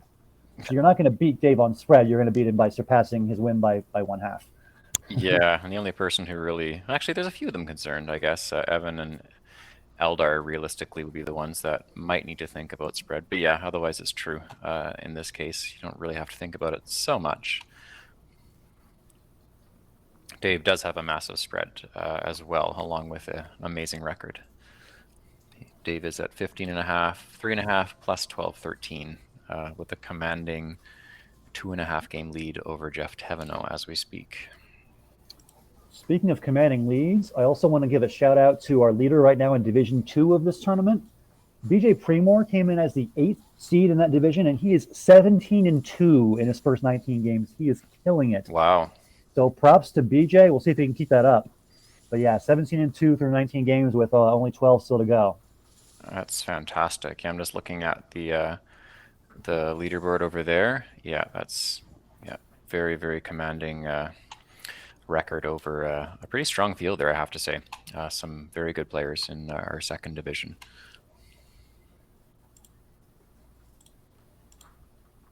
Yeah, Division 2 right now is BJ at 17-2, and then Noel Livermore at 13 wins, Yukiko Loritz at 12.5, and a bunch of 12s. So, commanding spot for BJ to be in right now.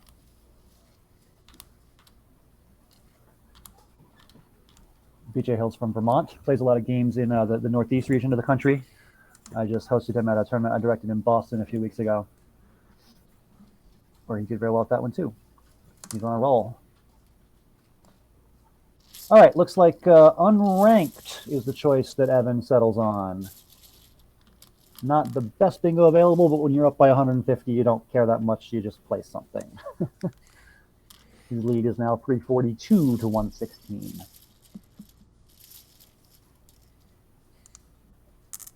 Pete's lined up. Go. I would have liked to see something like Goonie here, maybe, just to open up the triple lane, because that's the only realistic way.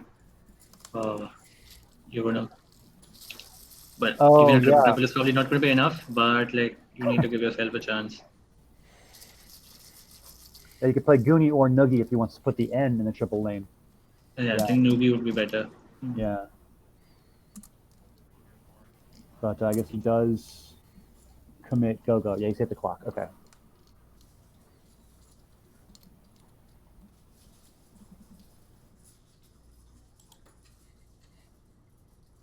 So Evan is going to draw the Z here and just keep piling on the points. He can play Zing for 42, obviously, into the G that Pete just gave him.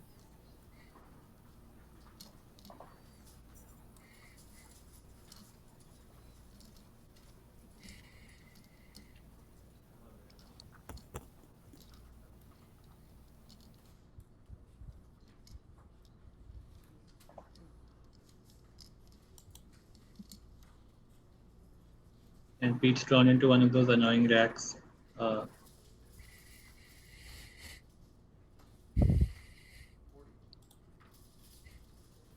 Yeah, that's rough. One of those racks full of low point tiles that just doesn't quite bingo. Just almost, but not quite. Yeah, there's a player in Calgary who I played quite often when I was just starting out. his name's Shannon Burns. He used to call these mocking racks. These are the ones where they combine with one other letter to make all sorts of 8s, but as 7, nothing going on there. This is a perfect example on Pete's rack of Wait a second. mocking racks. Wait a second. Pete does have a bingo. It is not easy to spot, but Pete does have a bingo. Let's put the challenge to chat so you can find it. Okay, I see it right away. That's nice. Yeah, once you know there's something Yeah. to look for, you look and you find it. But Yeah. it's- Yes. Yeah. yeah, There you Joel's go. monitored from the MO. All right, Evan does hit his clock after playing Zing. And we'll see if Pete can find his bingo of monitored. Be pretty sick. I've seen Pete bust out crazy 9s many, many times over the years, so it wouldn't shock me one bit if he finds this one.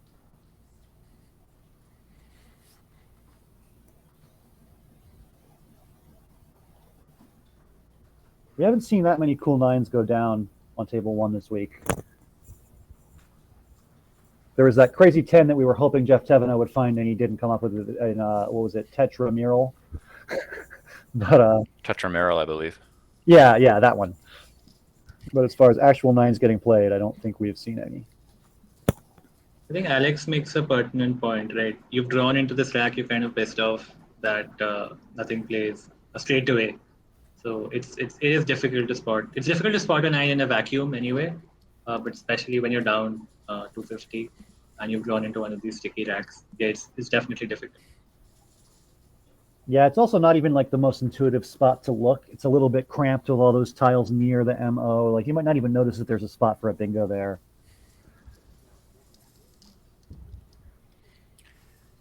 Francis 1408 Okay. asks, is resigning allowed? What's the final spread of the game if someone resigns? In this particular tournament, no, resigning is not allowed. There are only a handful of tournaments that we have where someone is allowed to resign, to answer your question. But in that case, And it depends.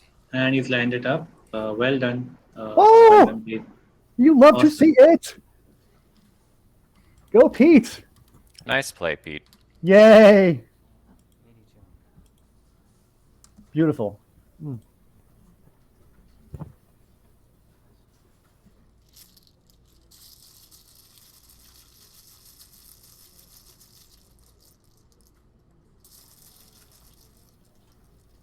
We got a nod of respect and a nice one, I'm pretty sure, from Evan there. Great play. All right, looks like he's going to make a hook on Antipole. Yeah, Vasel and Antipoles. 47. Test.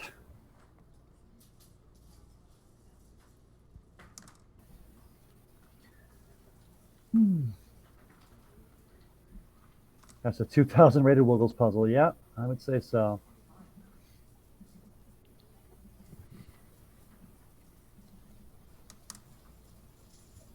So a nice job by Pete, though it looks like it's going to be a losing effort for him, unfortunately. He'll get a chance to redeem himself coming up next as he takes on the good doctor in the next round. It'll be Dr. Bing against Pete in round 21. Don't go anywhere. That's going to be a fun one. Ugh, more miserable draws for Pete. It looks like he's holding Vasel because Evan has not drawn his tiles yet.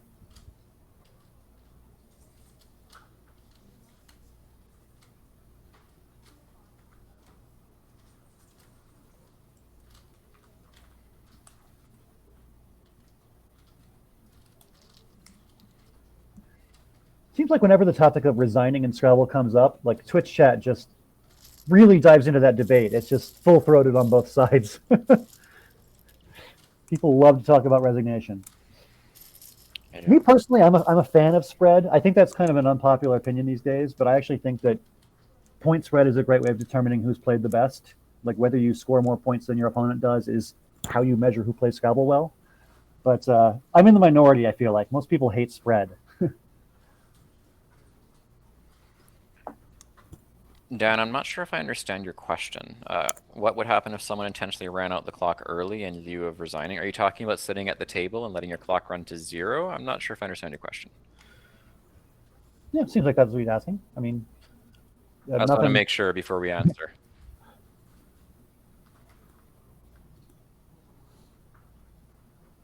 Yeah, I agree with Rusumov's opinion of no. Oh, unless he's saying no to spread. Oh man, he's saying no to spread. No, we tell you, Rusumov.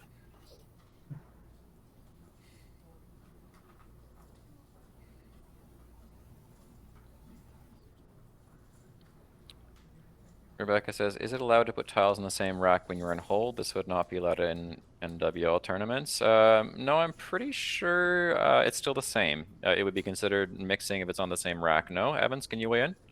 Yeah, as long as they're not mixed. You keep your 2 and your 5 separate so it's clear which tiles are which. There's no problem with that. Even on the same rack? Yeah. Oh. But you see that he's got them separate, so like there's no confusion about which ones he drew. Okay. That's not a TWL thing. I mean, it's not a dictionary divide on that. It's just, yeah. Okay. I guess, to be fair, from what I remember, it doesn't explicitly say in the rules it has to be in a separate rack. Just they're separated. So that's fair. Well, I guess Pete accepted the play because Evan has now mixed his tiles. I think at this point, Evan is wishing it had been challenged off because the 5 he drew are terrible. Report from Ben Schoenbrunn in a private message. He has just, indicated that he is 12-8 plus 1.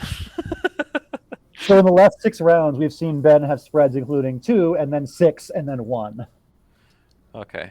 Rebecca's providing some further feedback that in one organization's rules that they can't be in the same rack. Okay, fair enough. Then that would be different.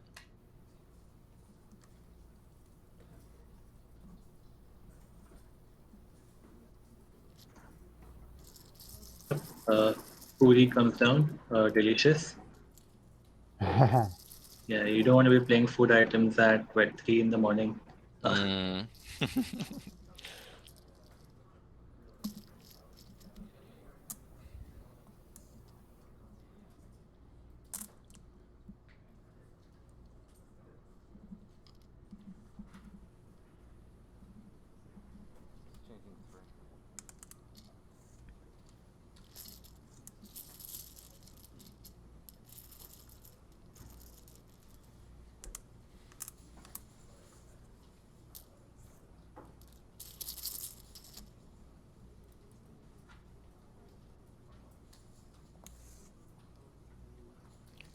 Peter Andronowski asks, why not Rotel as far as options?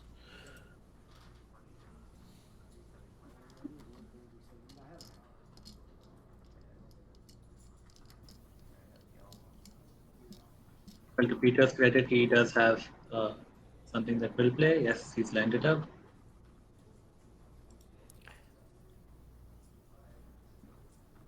Oh, sorry, I missed it. Did Evan exchange there? Yes, he exchanged LRT. Seems fine. So he kept RSST? Yep. Oh, interesting.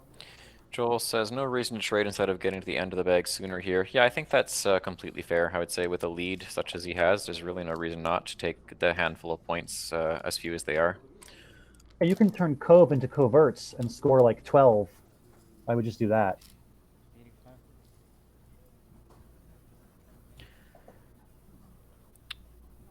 Mr. Frostadude says, is this board remarkably open or is it just me? No, it's not just you. It is definitely quite open. You got 2 players who love to play bingos, so. Yeah, exactly. Not shocking on that basis. I mean, not that anybody doesn't love to play bingos, don't get me wrong. It's generally enjoyable. Yeah, but their playing style, I mean, like, it lends itself to having wide open boards.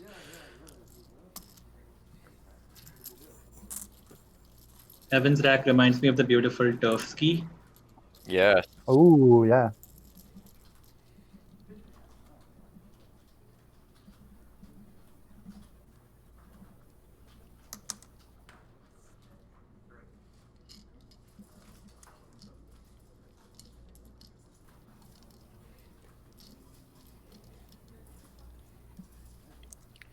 Jecazinho says it's open yet exhausted. Yeah, for the most part, we're getting to that point where there's not so many spots left to play more bingos.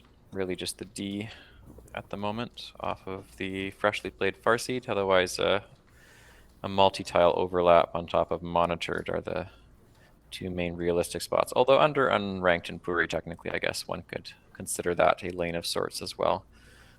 And maybe through the Zed and Zing for a lesser scoring bingo. Fuzz and Puris is pointed out. Yeah, I think that seems fairly good at this stage. I can't see anything that does better.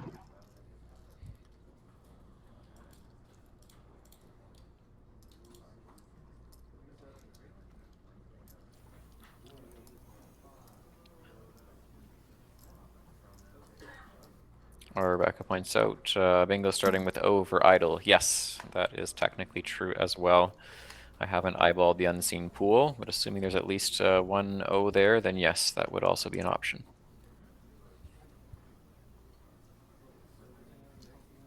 Oh, fun you should ask. There's actually no O's. All 8 of them are gone already. There you go. Sad.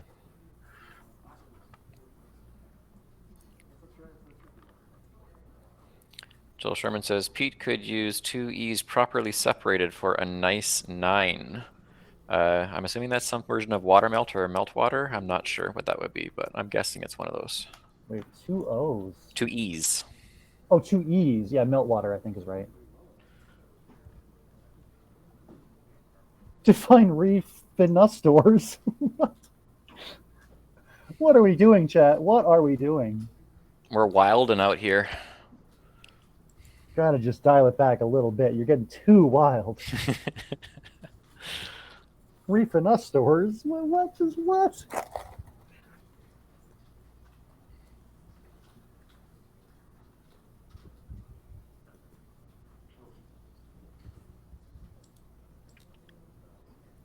Jeremy Hildebrand, cheekily says water melt on. Yeah, not quite. But I like your thinking.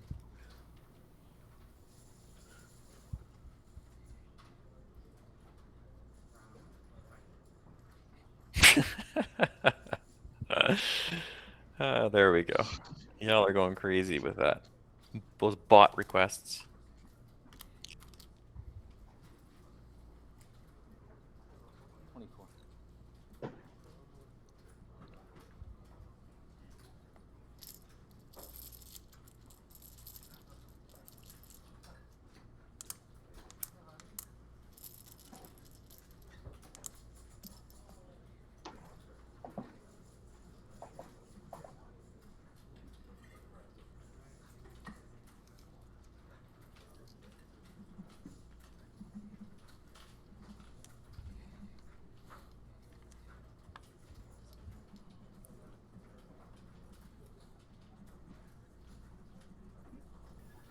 So Pete really taking his time here.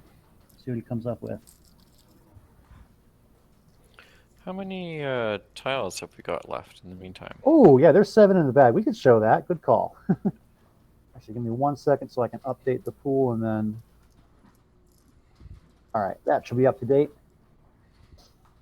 There's some fun stuff. There's an X and a Y and some rather bingoable tiles other than that.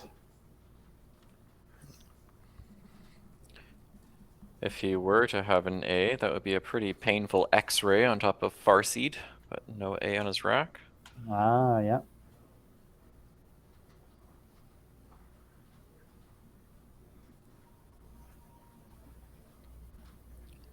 Jecazinho mentioning potential possible plays and phonies.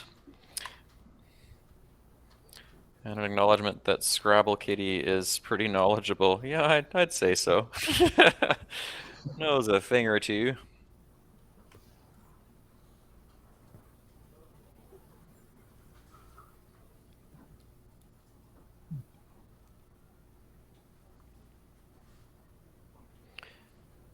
Seth Lipkin has provided some feedback regarding Unseen Pool. If we can get our back-end team to quickly update that.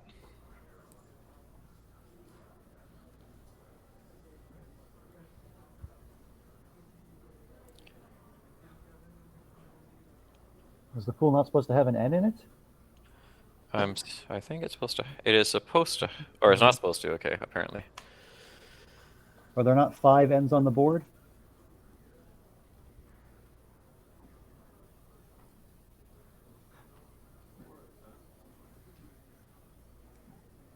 I'm confused.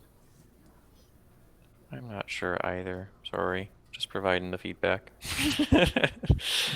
I don't have the quackle. You do. I do, and it looks like there's supposed to be an N. I don't know. Okay. Anyway, Rebecca says she sees 5 N's on the board, so. a lot of best plays here use the top right corner of the board. Like Twal, Twal for 35 looks pretty strong. Pete's just taking his time, though, looking at all of his options.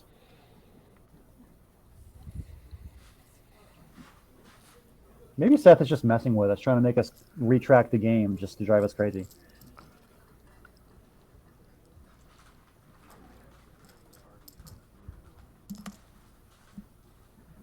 I see Pete counting the bag. He'll be dismayed to realize that with 7 in the bag, it's going to be very, very difficult to bingo twice. And impossible to bingo 3 times. Which is probably what he needs to do to win this game.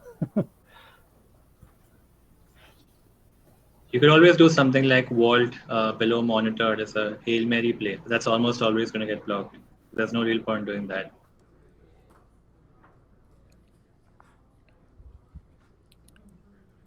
Vanita mentions Evan has Yex for 69 points on the next turn. That goes underneath unranked and Puri. That's a big old score.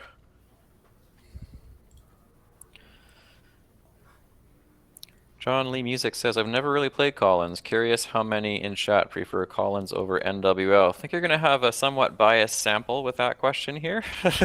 I know we have a mix of people watching, but yeah. Let's see what else here. So Pete's now under 5 minutes to go. Wonder what he's looking at. Maybe he's trying to find, like you were saying, Aditya, some kind of like wild Hail Mary attempt to open a triple-triple. To which I say, Pete, good luck to you, sir. You're going to need it.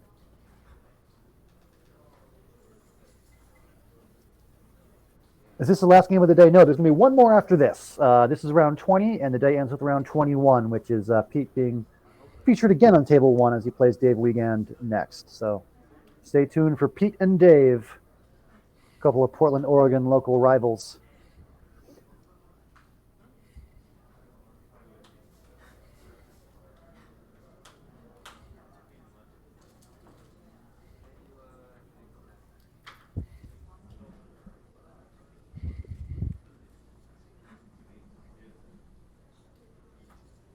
Wow, Pete is really taking his time here.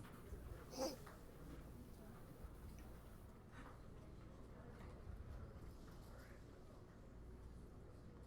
was just checking the results as they come trickling in from the other games.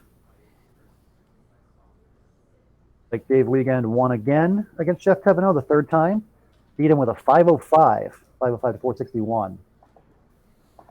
So Dave will improve to 16 and a half wins, and Jeff is still at 13. So it is just a pretty commanding position in this tournament right now for Dave Wiegand. He is 3.5 games up. It's insane. Well, I guess only 3 games up on Evan, assuming Evan wins this one, because he'll be at 13 and a half. So yeah, looking like Evan is going to be back in 2nd place.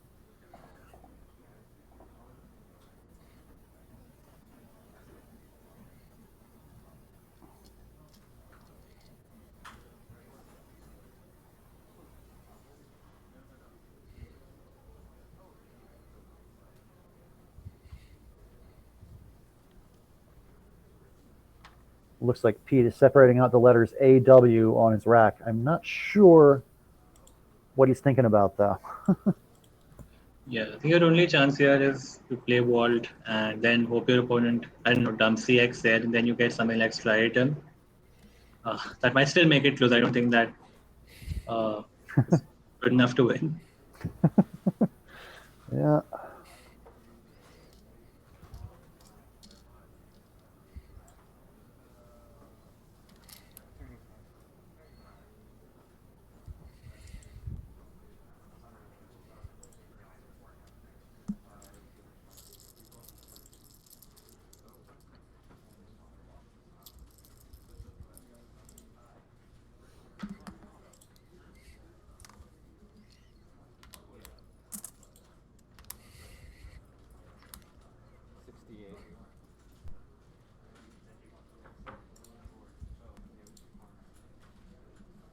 All right, looks like we're finally going to see a play here. Here comes Yex from Evan in a very fast response. Yep, nice play.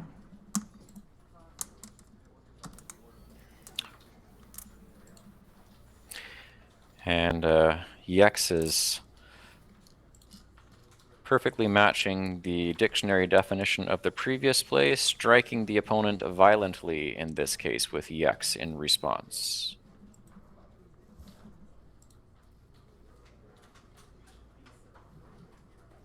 All right, and the bag is empty, and both players have 7 tiles on their racks.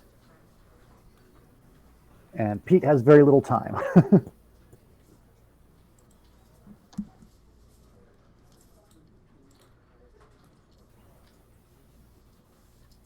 One option he has is a wild man through the D and monitored. That's a fun word.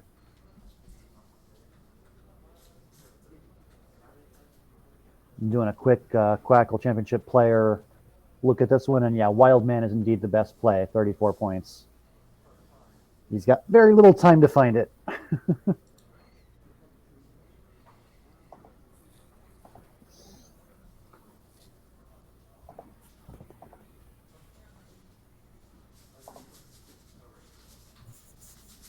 Very nice game for Evan, though. He's going to score over 500. He's at 523 already. Hello, NetDonna. Welcome back. I recall roughly around this time of day yesterday afternoon, you came in with another group raiding the chat. Welcome back once again. You're just catching the end of this game. We have one more coming up in roughly 10 to 15 minutes, and then that will be the end of our day 3 coverage here in Chicagoland.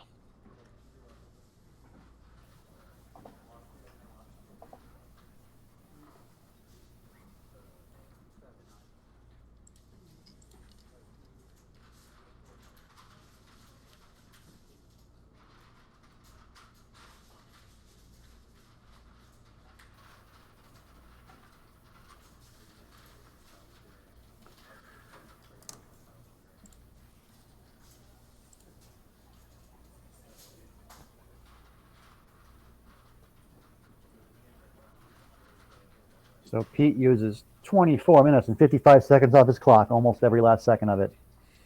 And he's got MALR lined up on his rack, ready to go. So there's a spot for him to play Marls. Marl, I should say.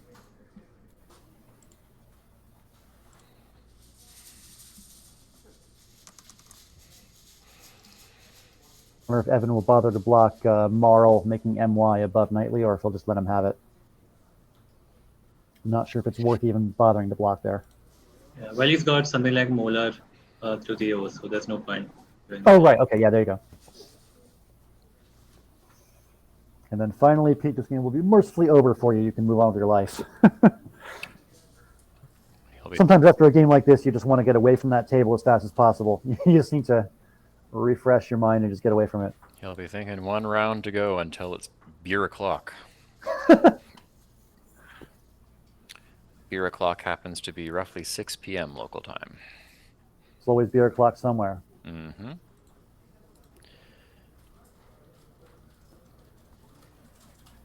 I have played Beerus several times, seeing that word come up in the chat there. Several times? I have. And that's again because of the really weird distribution of letters that would come up on Yahoo Literati. That old variation of Scrabble, you would see racks like that come up often enough. You could actually see this word. Probably more often than you would on a standard Scrabble board. It's a fun one. 26. Oh yeah, there's 13. Sorry, 22. So, don't worry, we won't count it. Don't worry. I tried. It is, it looks like coffee o'clock for NetDonna. I am assuming California. Coffee o'clock? It's only 2:50 p.m. Is that the afternoon coffee because you're feeling sleepy? Is that what's going on? 'Cause I get that. I definitely like my afternoon nap when I can. All right, final score from table 1 is Evan Borowski 549 and Peter Armstrong 412. Pretty commanding performance throughout from Evan. He just started off with 2 bingos and never let go. Yeah, and then Jeremy Hildebrand asked, did Pete overtime? According to the clock display, he did by 1 second. Oh, So, Evans, we might have to adjust the score, assuming that you didn't factor in those minus 10 points. my bad. I can change that. I'll just do it manually in the display. There we go. 402. Thank you for that. Perfect. So 549,402 for a final score, just with that overtime there. I monitored a nice play from Pete, but the comeback unfortunately not meant to be, given how much of a hole he was already in. So with that, are we having? Oh, I think I see him in the background. I was going to say, final remote commentator joining us. I believe that question has been answered here.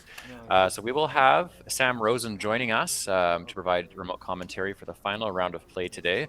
I would like to thank Aditya Yangar once again for joining us, provide his wonderful expertise from India. I know it is late there, so unless you're staying up to watch the last round, hopefully you get to have a nice sleep there, and we thank you for joining us as always.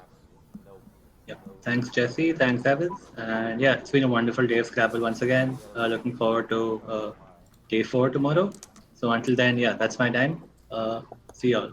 Perfect. You Bye-bye. take care, Aditya, and we'll be right back in just about 5 to 10 minutes here with our final round of coverage on day 3. Till then, this is Jesse and the entire commentating team signing off temporarily. We'll see you in a few minutes.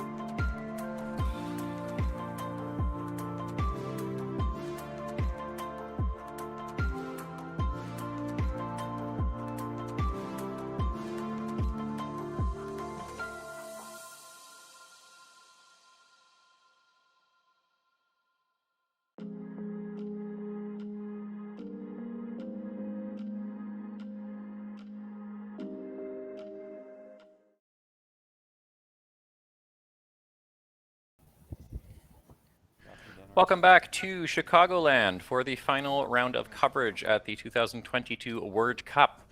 Jesse Matthews here, coming to you from on site just a few rooms over. Evan Splinty's across the street, and rather than across the world, it's just across the continent. We have Sam Rosen joining us for the final round of live coverage. Welcome, Sam. Thanks. Glad to be back this afternoon from New Jersey. Amazing. And your connection is more stable than any of my previous attempts at relationships today, so that is great. What an improvement. Well, I'm hopeful for our sake and for the chat's sake that my audio will stay strong for this 50-minute game. And also maybe your adoring fan will be back in the chat. That's possible. Although apparently me being a carnivore was a deal breaker based on what I saw in the chat, because I believe they were a vegetarian. Well, that was the only thing that he said it was that just stopped marriage at first commentary. So yeah, no one's perfect. Sorry, I like meat. So we have Peter Armstrong and Dave Wiegand head to head on table 1. Amazing matchup here. Pete will be going first. Truthfully, I am more used to seeing these two playing at a table in a pub than I am at board 1 in a major tournament room, but they're both clearly very capable, and we see that because they're here midway through the tournament. I feel like we've had that comment about like 5 different matchups today. Like, oh yeah, these people play at pubs in Portland and drink beer. It's just like a constant theme between Pete, Dave, Conrad, et cetera, et cetera. Well, with Dave, I was wondering before this round if he might lay claim to the strongest player who hasn't won a world championship. There's probably others, maybe Ganesh, maybe others I'm not thinking about. But when I think of Dave Wiegand, I think of maybe the strongest. That's something that comes to mind for me. Yeah, I buy it. I mean, I think a lot of people, when they talk about the best players in the world, they name Nigel, Adam Logan, David Eldar, and then Wiegand is right there. And out of all those names, he's the one that hasn't won it. You're right. He's due. Next one's his. We can add a World Cup championship to his illustrious Scrabble career this weekend if he stays on track. And so far, we've seen some extremely strong play from him at board 1. Well, Pete makes a horrendous mistake on the opening move. He plays vertically. Depending on who you ask, that's either the best thing ever or the worst thing ever. Way.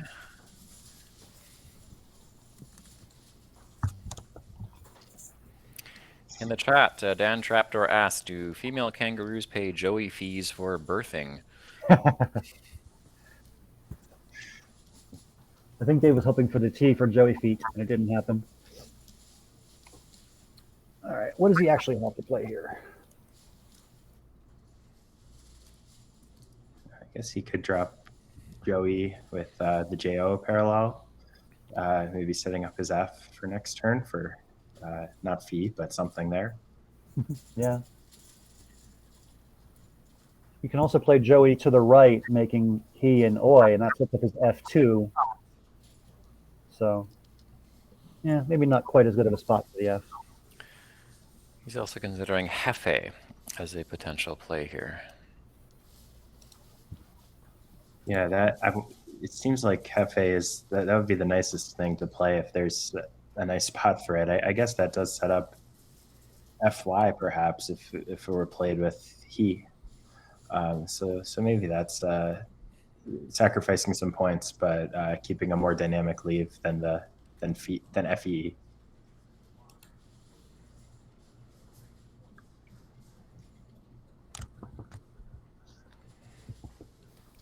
Meanwhile, over on Peter Armstrong's side of the board, nice synergy going on there. Yeah, probably going to see a Bing soon for Bing's opponents. Mm-hmm.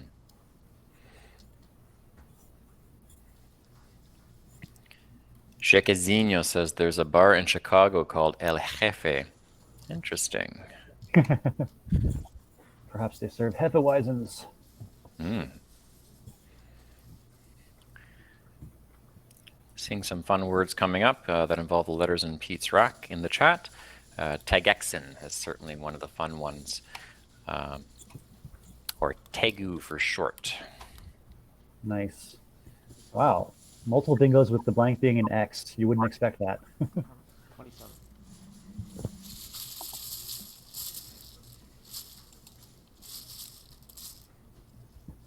Question now is if there's any with the obvious question, I guess, is to score any with the Y, spanning the 2 double word scores. I don't see one, and he might just have to settle for something a bit lower scoring.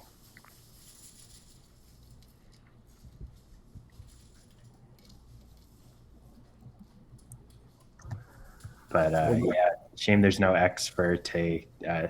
I'm not going to say it correctly. Tequexin or a spot for Exigent. Yeah, I was looking at that spot through the Y as well. I'm going to steal a joke from Adam Logan, who said this during the Kenya broadcast. He said, I don't see a bingo, and Zizva doesn't see a bingo, so I think there's probably not a bingo. Great Adam quote. I will say, from someone who has had Adam in the room at Canadian Nationals finals before, when it's more of there's a presentation system that's used, where there's usually 2 people in the room that provide discussion and commentary of sorts and to engage the people sitting in front of them. And Adam is scary good at how fast the words come up as soon as he sees the letters on the rack and discusses possible plays. It's quite frightening, actually. Just how good he is. Yeah, he's faster than me, and I'm using Quackle. Aaron Bader asked, did Adam have to withdraw from the tournament? Unfortunately, yes, and Adam did share publicly that he tested positive for COVID, so he is isolating in his room. And we've got Allison Anderson, our co-director, bringing him tests and delivering them right outside his hotel room door. So he's testing and hoping that he'll test negative so he can re-enter the world.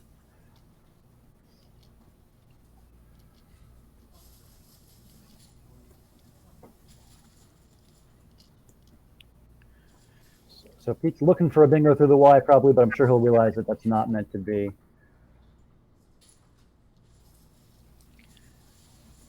He's got some sevens. Or sorry, go ahead. Just if he might, the best thing I'm spotting is something like integer and JOR with the R blank. Is he going to have to settle for a 70-something scoring play like that rather than it doesn't look like anything with Joey's or the Y?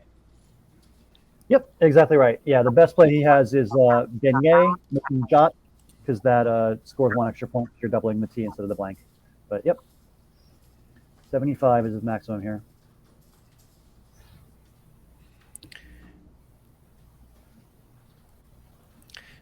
Big Dig Blue asks, is Nigel Richards playing? No, Nigel was meant to come to the event, but he expressed some hesitance, I think, because of some of the worst case scenarios that could have played out if he were to test positive while abroad. I think that's based on Malaysia's rules for re-entry into the country. So on the side of caution, I believe he chose not to come.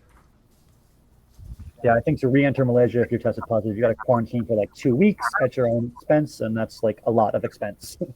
So understandable decision there. Net Donna asks, ever hear Norm's Scrabble story? I'm not sure what you mean by that. Maybe you can elaborate in the chat there, Net Donna, what you mean by that. Oh, I've heard this. That's very funny. Norm Macdonald, the comedian, has a story of, I think he was staying at a B&B, like an old school B&B, and I don't remember exactly the story, but it was very humorous, and I think he struggled through his Scrabble game, but I had a great story to tell afterwards. So Netdonna probably have better better recollections than I do about his exact experiences at that. I think it was maybe a Canadian Airbnb. Apparently the guy was cheating, says Netdonna. And Dave is happy to see that N indeed, as was mentioned earlier in the chat, for Forlent. Very nice.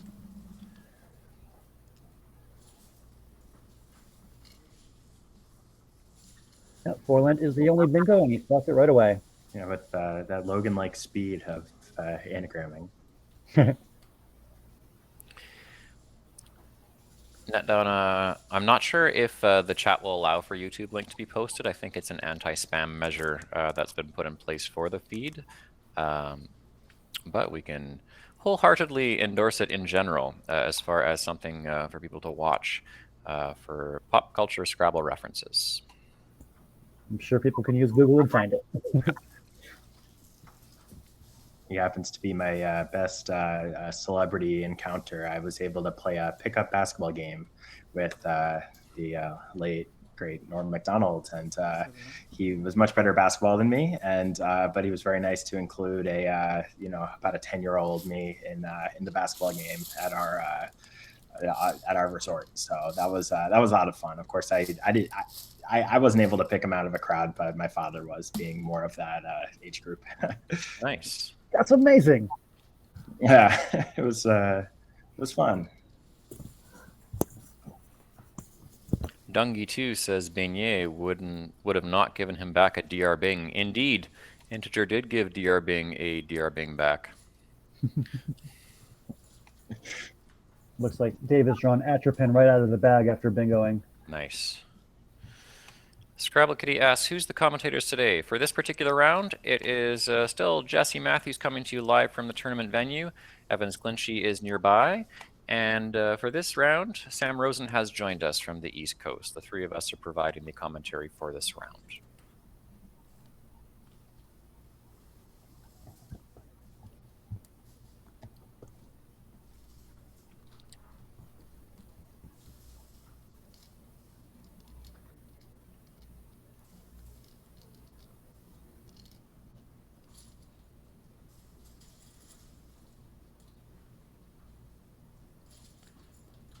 What Eggman? I might just be making that up from the Beatles. I don't know. I know Yegman, but he's got to find a way to clear out some of these consonants. Such a clunky rack. So, it'd be great if he could play both the G's. I don't know if there's anything that accomplishes that. You fooled me. I was like, oh yeah, Eggman, nice find, and then I checked it and it was not good. So I was tricked. Let's see. Actual valid words. You can't really use the G's very easily. You can just play cog for 12 and keep EG, M, and S. That's okay, I guess. Hope for your I for the ing. Yeah, if you have EG, I, M, N, S, that's really good. So you're one I away from a nice rack. I mean, you can play something like Gem, keeping C, G, and S. More points, but a really shaky leave. I don't know. Oh, that seems like it might be worthwhile to keep pace with Dave, who's we know that he's going to bingo, but yeah, I think that he'll bingo in the next few turns. But hi, Scrabble Kitty. This is Sam Rosen from broadcasting from New Jersey, and happy to be with everyone.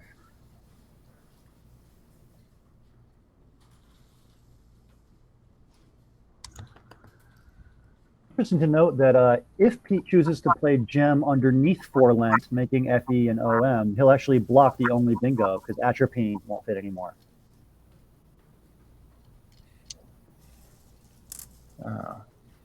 Or Cog would Cog maybe also do that same thing. So maybe they'll be lucky if that happens for him.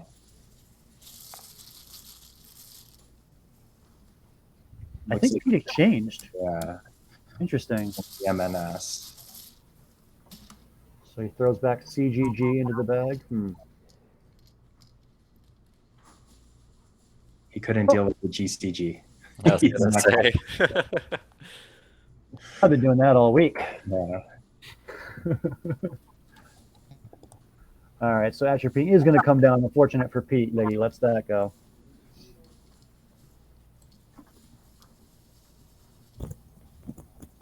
Oh, and his exchange picks up the Q. That's even worse news for Pete. Yeah, especially on this board where doesn't look like he's gonna have anywhere to really play it. Yeah, this looks unpleasant.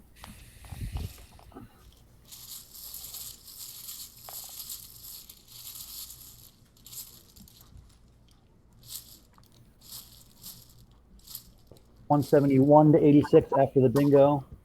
Pete's down 85, and he's just going to struggle with his queue.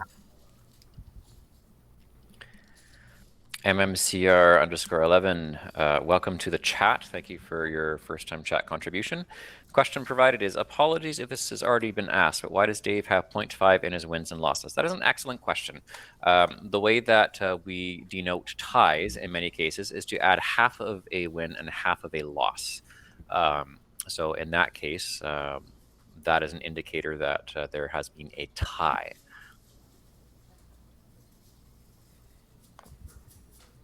Yeah, Dave had a game against Evan Borowski the last round of yesterday, round 14, and he had a 472-472 game with Evan. That was an epic battle there. It's really interesting having two players with a tie against each other at the top of the standings, because it means that spread is overall going to matter less than usual in determining who wins the tournament. Because more than likely, to catch the person in first place, you're going to have to win 0.5 a game more than them.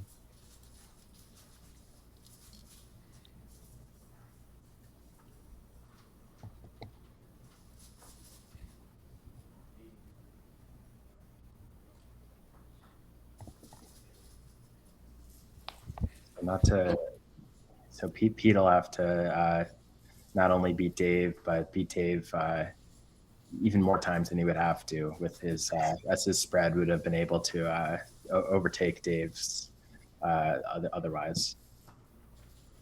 If he's still, I know, even after last round, he must still be in the spread lead or near the spread lead of the tournament. Yeah, these two guys have the two best spreads of the whole field. Dave's at 12.57 and Pete's at 12.25, so almost identical.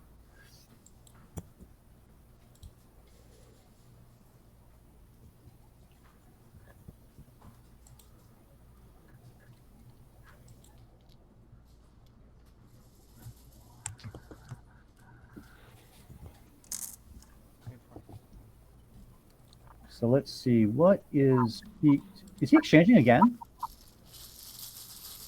Huh, that is interesting. Okay, I guess he really doesn't want to deal with that queue. He had some non-exchange plays available there. I'm a little surprised. And with the S is a nice tile, regardless of the exchange. It's sort of one of the only things that keeps this board open with the JORS hook and the Joey's hook. But yeah, even something as simple as PEN would have scored over 20, or that makes AP. Never mind. But he does. He could have played a penny up top. Yeah.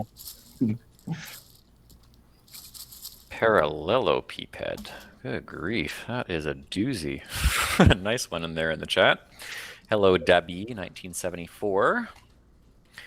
I wanted to thank Donna for the bits donation a little bit earlier. Much appreciated. And also for those who have subscribed to the Scrabble Twitch channel here. We appreciate that. Please tell your friends. We love having you here. Come on in. The more the merrier.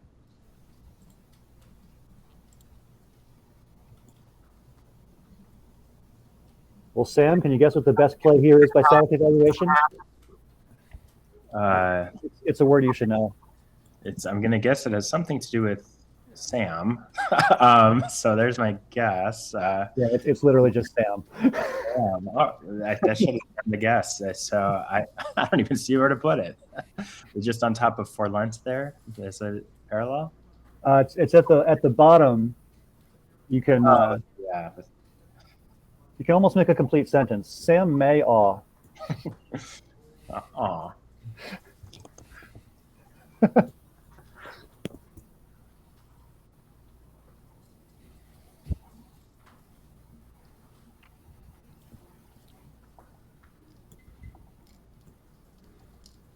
Sam May Uwu as the variation there from Aaron Mayer.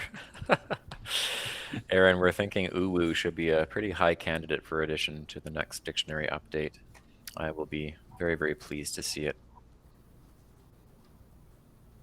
Even more useful than iwi. Uwu would be really excellent. All the worst combination played off at once. The woo. Yeah, that has been how WU has been referred to when drawn together, the dreaded woo. But the uwu would not be quite so dreaded, assuming you can play it. Well, I'm not exactly sure what uwu means, but I am uwuing a bit over the rack that Dave has drawn because it looks like he is going to bingo again with something like aviators, unless Dave gets in the way of, or excuse me, unless Peter blocks that. I don't know if there's another spot for his bingo. I, of course, would love an aviation word, as biased as I am. Yes, of course. Well, we had the jet assisted takeoff last round, right? So We did. My credibility as an aviation employee would be online if I didn't spot that one or know what that was. Aaron, I believe that was posed a little bit before you arrived as a question. Resignations are not allowed.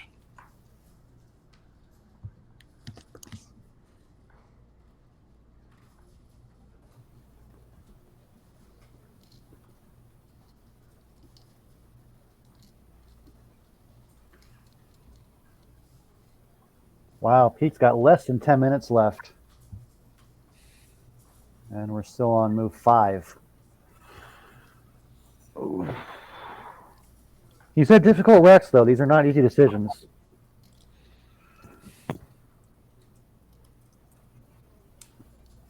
He's probably frustrated that he can't find a bingo. There just is none. It's not his fault. But it certainly looks like he should have one. Being down by one to two bingos, it's going to be 3 bingos after. But being down by that amount, it's worth. That's the time it seems like people want to take their time to try to find something that's going to get them back into striking distance, or may get them into striking distance eventually. Yeah. Well, at least he scores 32 there. That'll get him, within 100, temporarily anyway. Foundry, I'm loving these definitions. Is this coming from Urban Dictionary by any chance? I'm just guessing based on the latter half of both of those definitions so far. I think jorts is a well-known term at this point. That's been a thing for like a decade plus. Scrabble Kitty says, I like this foundering bot. Cool, you're hired. Urban Dictionary bot I could see going very, very poorly depending on some of the word definitions that are searched for. But I do like this this semi-robotic definitions that Foundering is bringing to us.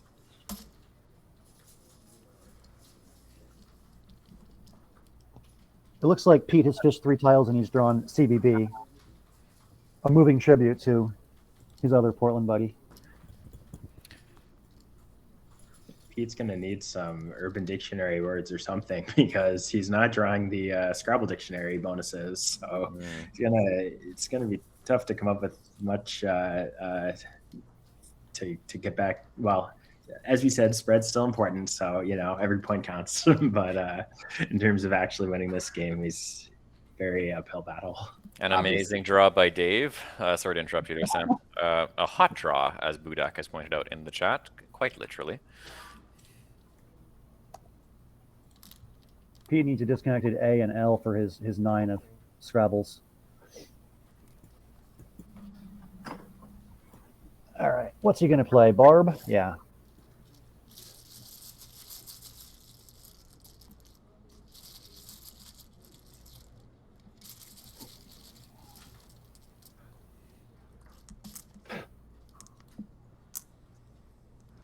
No thought for caffeine, but there is one bingo playable. Who can find it?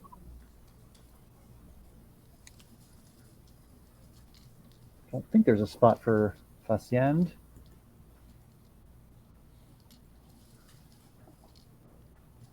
So I'm looking through the L and through wall, or maybe through the I and integer. but I'm striking out on finding this bingo, I think. Guess I'll keep looking until someone in chat finds it. There's 149 of you. I'm sure one of you can find this bingo. I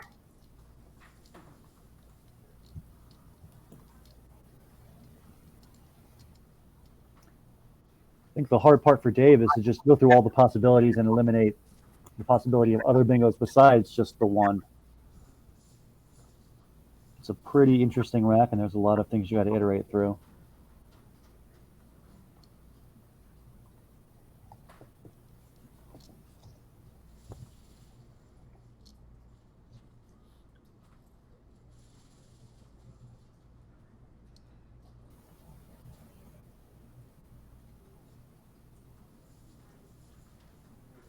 We've seen Dave bust out a lot of really fast bingos this tournament, but he's taking his time with this rack.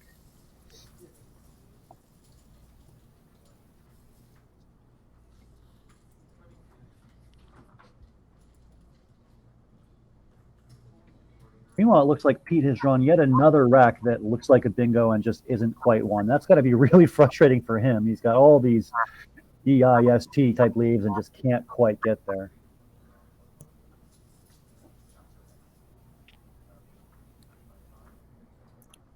Donna asks, would Babe down have yielded more points? Are you looking at Babe in the same spot, Donna, as in horizontally, or are you looking downward, starting with BA? Because I don't think Pete actually had an A on his rack that would have allowed for a parallel play of Babe. Because if he did, then yeah, that would have definitely scored more points. But in this case, I don't think he had an A at the time. Yeah, he had Barb plus a leave of CESS, so you had to play through those consonants. All right, there is the bingo I was talking about. It's Fascine, or however you pronounce that, Fascine. That is the only one, and Dave does find it. Nice play.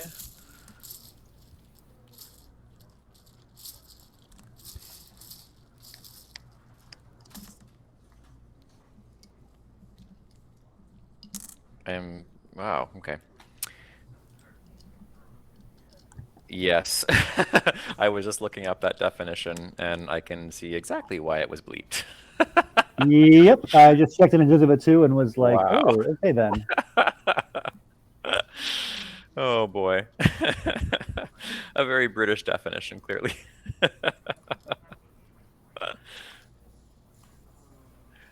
Engineering purposes, that's fascinating. The computer engineering that censored it probably did more did more harm than good in this one instance of that definition. I mean, really, it's the dictionary's fault. Like, come on, define that differently.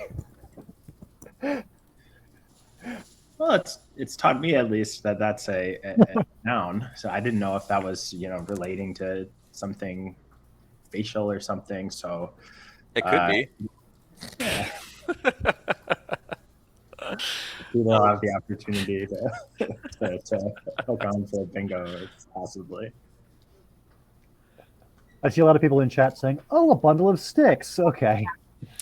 Yeah, Rebecca, the shorter version of the word in question would be that definition, from my understanding, whereas the longer is related more to the bundle of sticks.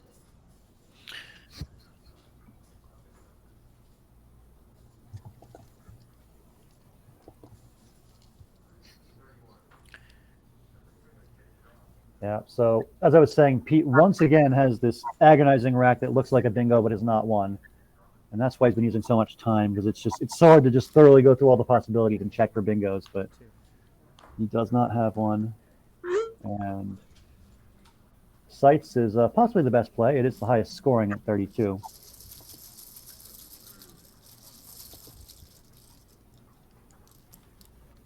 Dave has drawn all of QXZ at the same time. That's fun. Strong draw.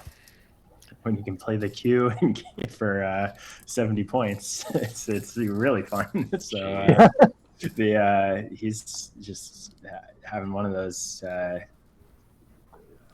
games where everything's going right for even better than Evan's game last round. The scary part is that the two players on this table have by far the biggest spreads in the tournament, and it's just scary that Dave is doing this to Peter. It's basically Yeah. the same spread. Yeah. It's gonna so with there'll be 10 rounds to go after this, so anything can happen in a Scrabble tournament, as Dave would as Dave would tell anyone as well. But will only bolster his chances, obviously. So we are off camera, of course, focusing on our two players on board one, but I have a surprise guest to introduce that even my fellow commentators off-site don't know is here. What? Yes, I have someone to introduce to you, a legend within our community. And if you can hear that and know that voice, you cannot mistake who this person is. I am joined on my left in studio for the rest of this game by the one and only Jeremy Conman. Why, hello there, Jesse. It's a pleasure to see you, and quite a surprise to be here. Oh my God, we're on camera. Well, we are, but we're technically off camera. So this is the feed in the background. I'm just explaining this live as we're on the Twitch stream. We are broadcasting to Twitch. I see we have two heavyweights on the board here.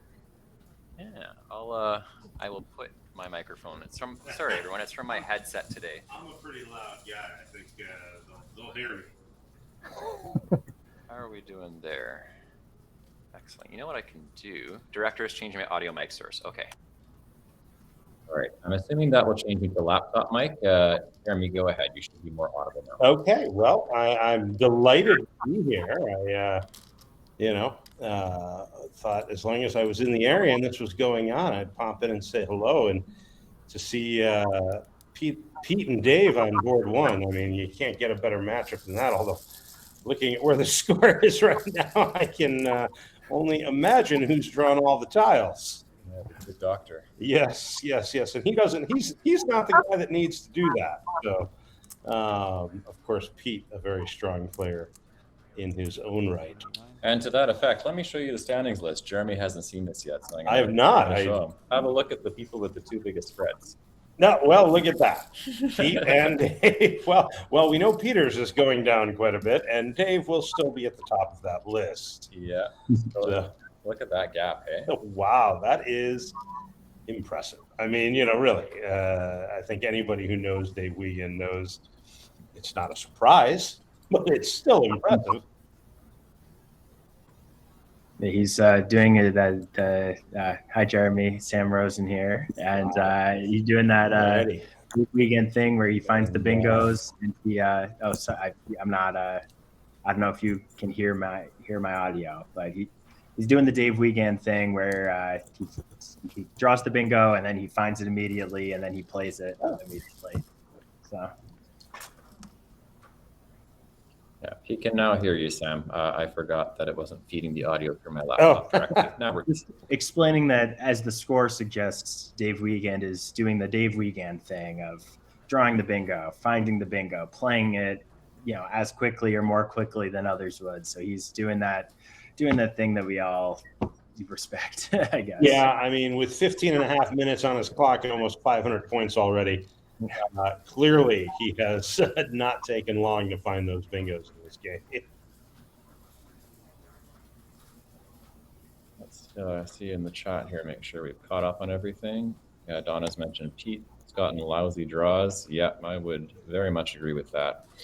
Yeah, Rebecca's mentioning that we could barely hear you before, but now we're good there. Let's see what else. Okay, play-based discussion. Lurex has been suggested by Jequezinho. Definitely would score a fair bit down there.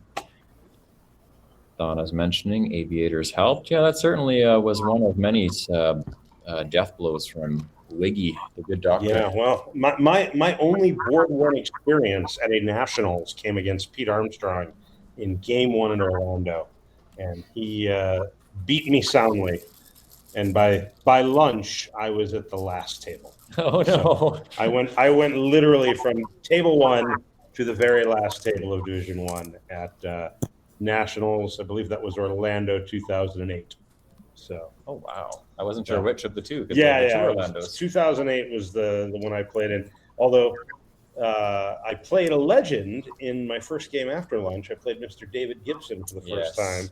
I was going to say that was the Nationals when Gibson started like 1-6, right? Well, he's and I was the inspiration, I like to think, to him, going on to do so well. In fact, he started out, he had lost all 3 of his games in the morning, as had I, and we were paired together after lunch.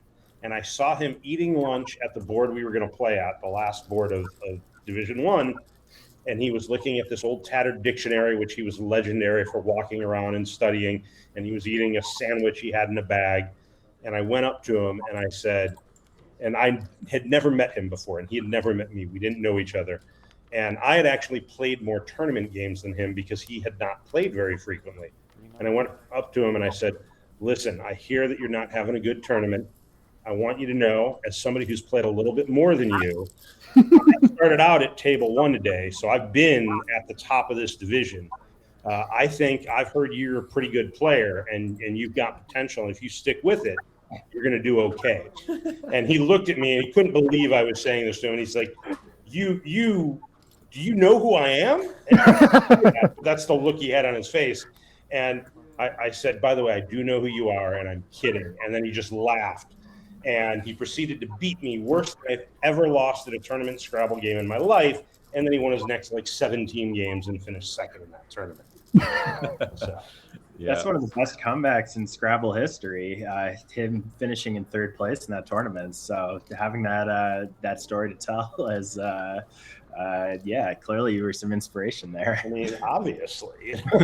No, he was such a wonderful guy, though. He actually invited me up to his home after that, and I took him up on it. I went up to South Carolina, spent a night there. We played a series of games. We went out to dinner.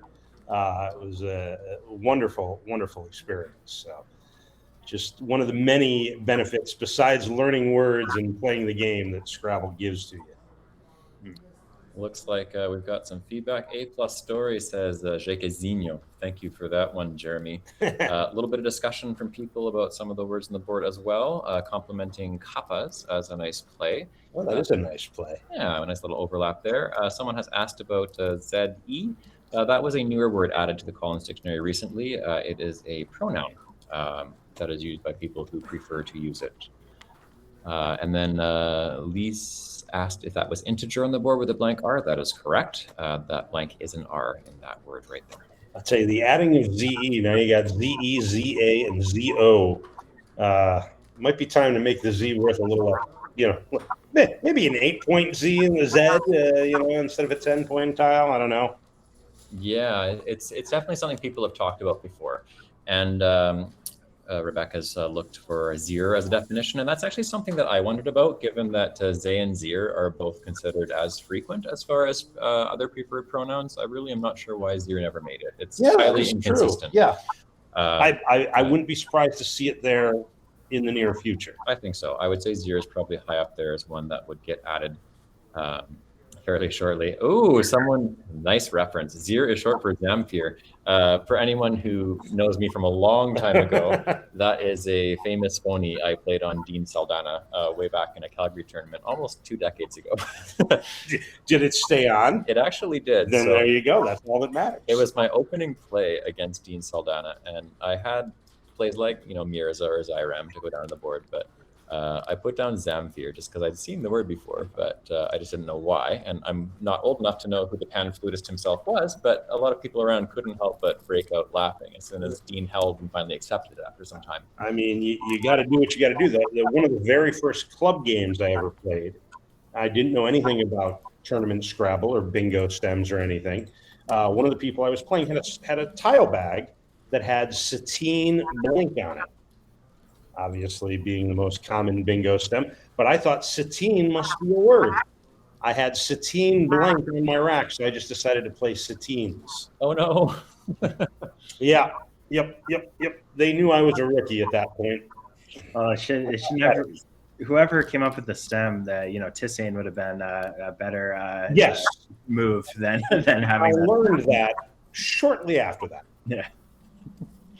Net Donna comments, Peter's going to need a beer after this. Yeah, it's definitely getting to beer o'clock quite rapidly. Absolutely.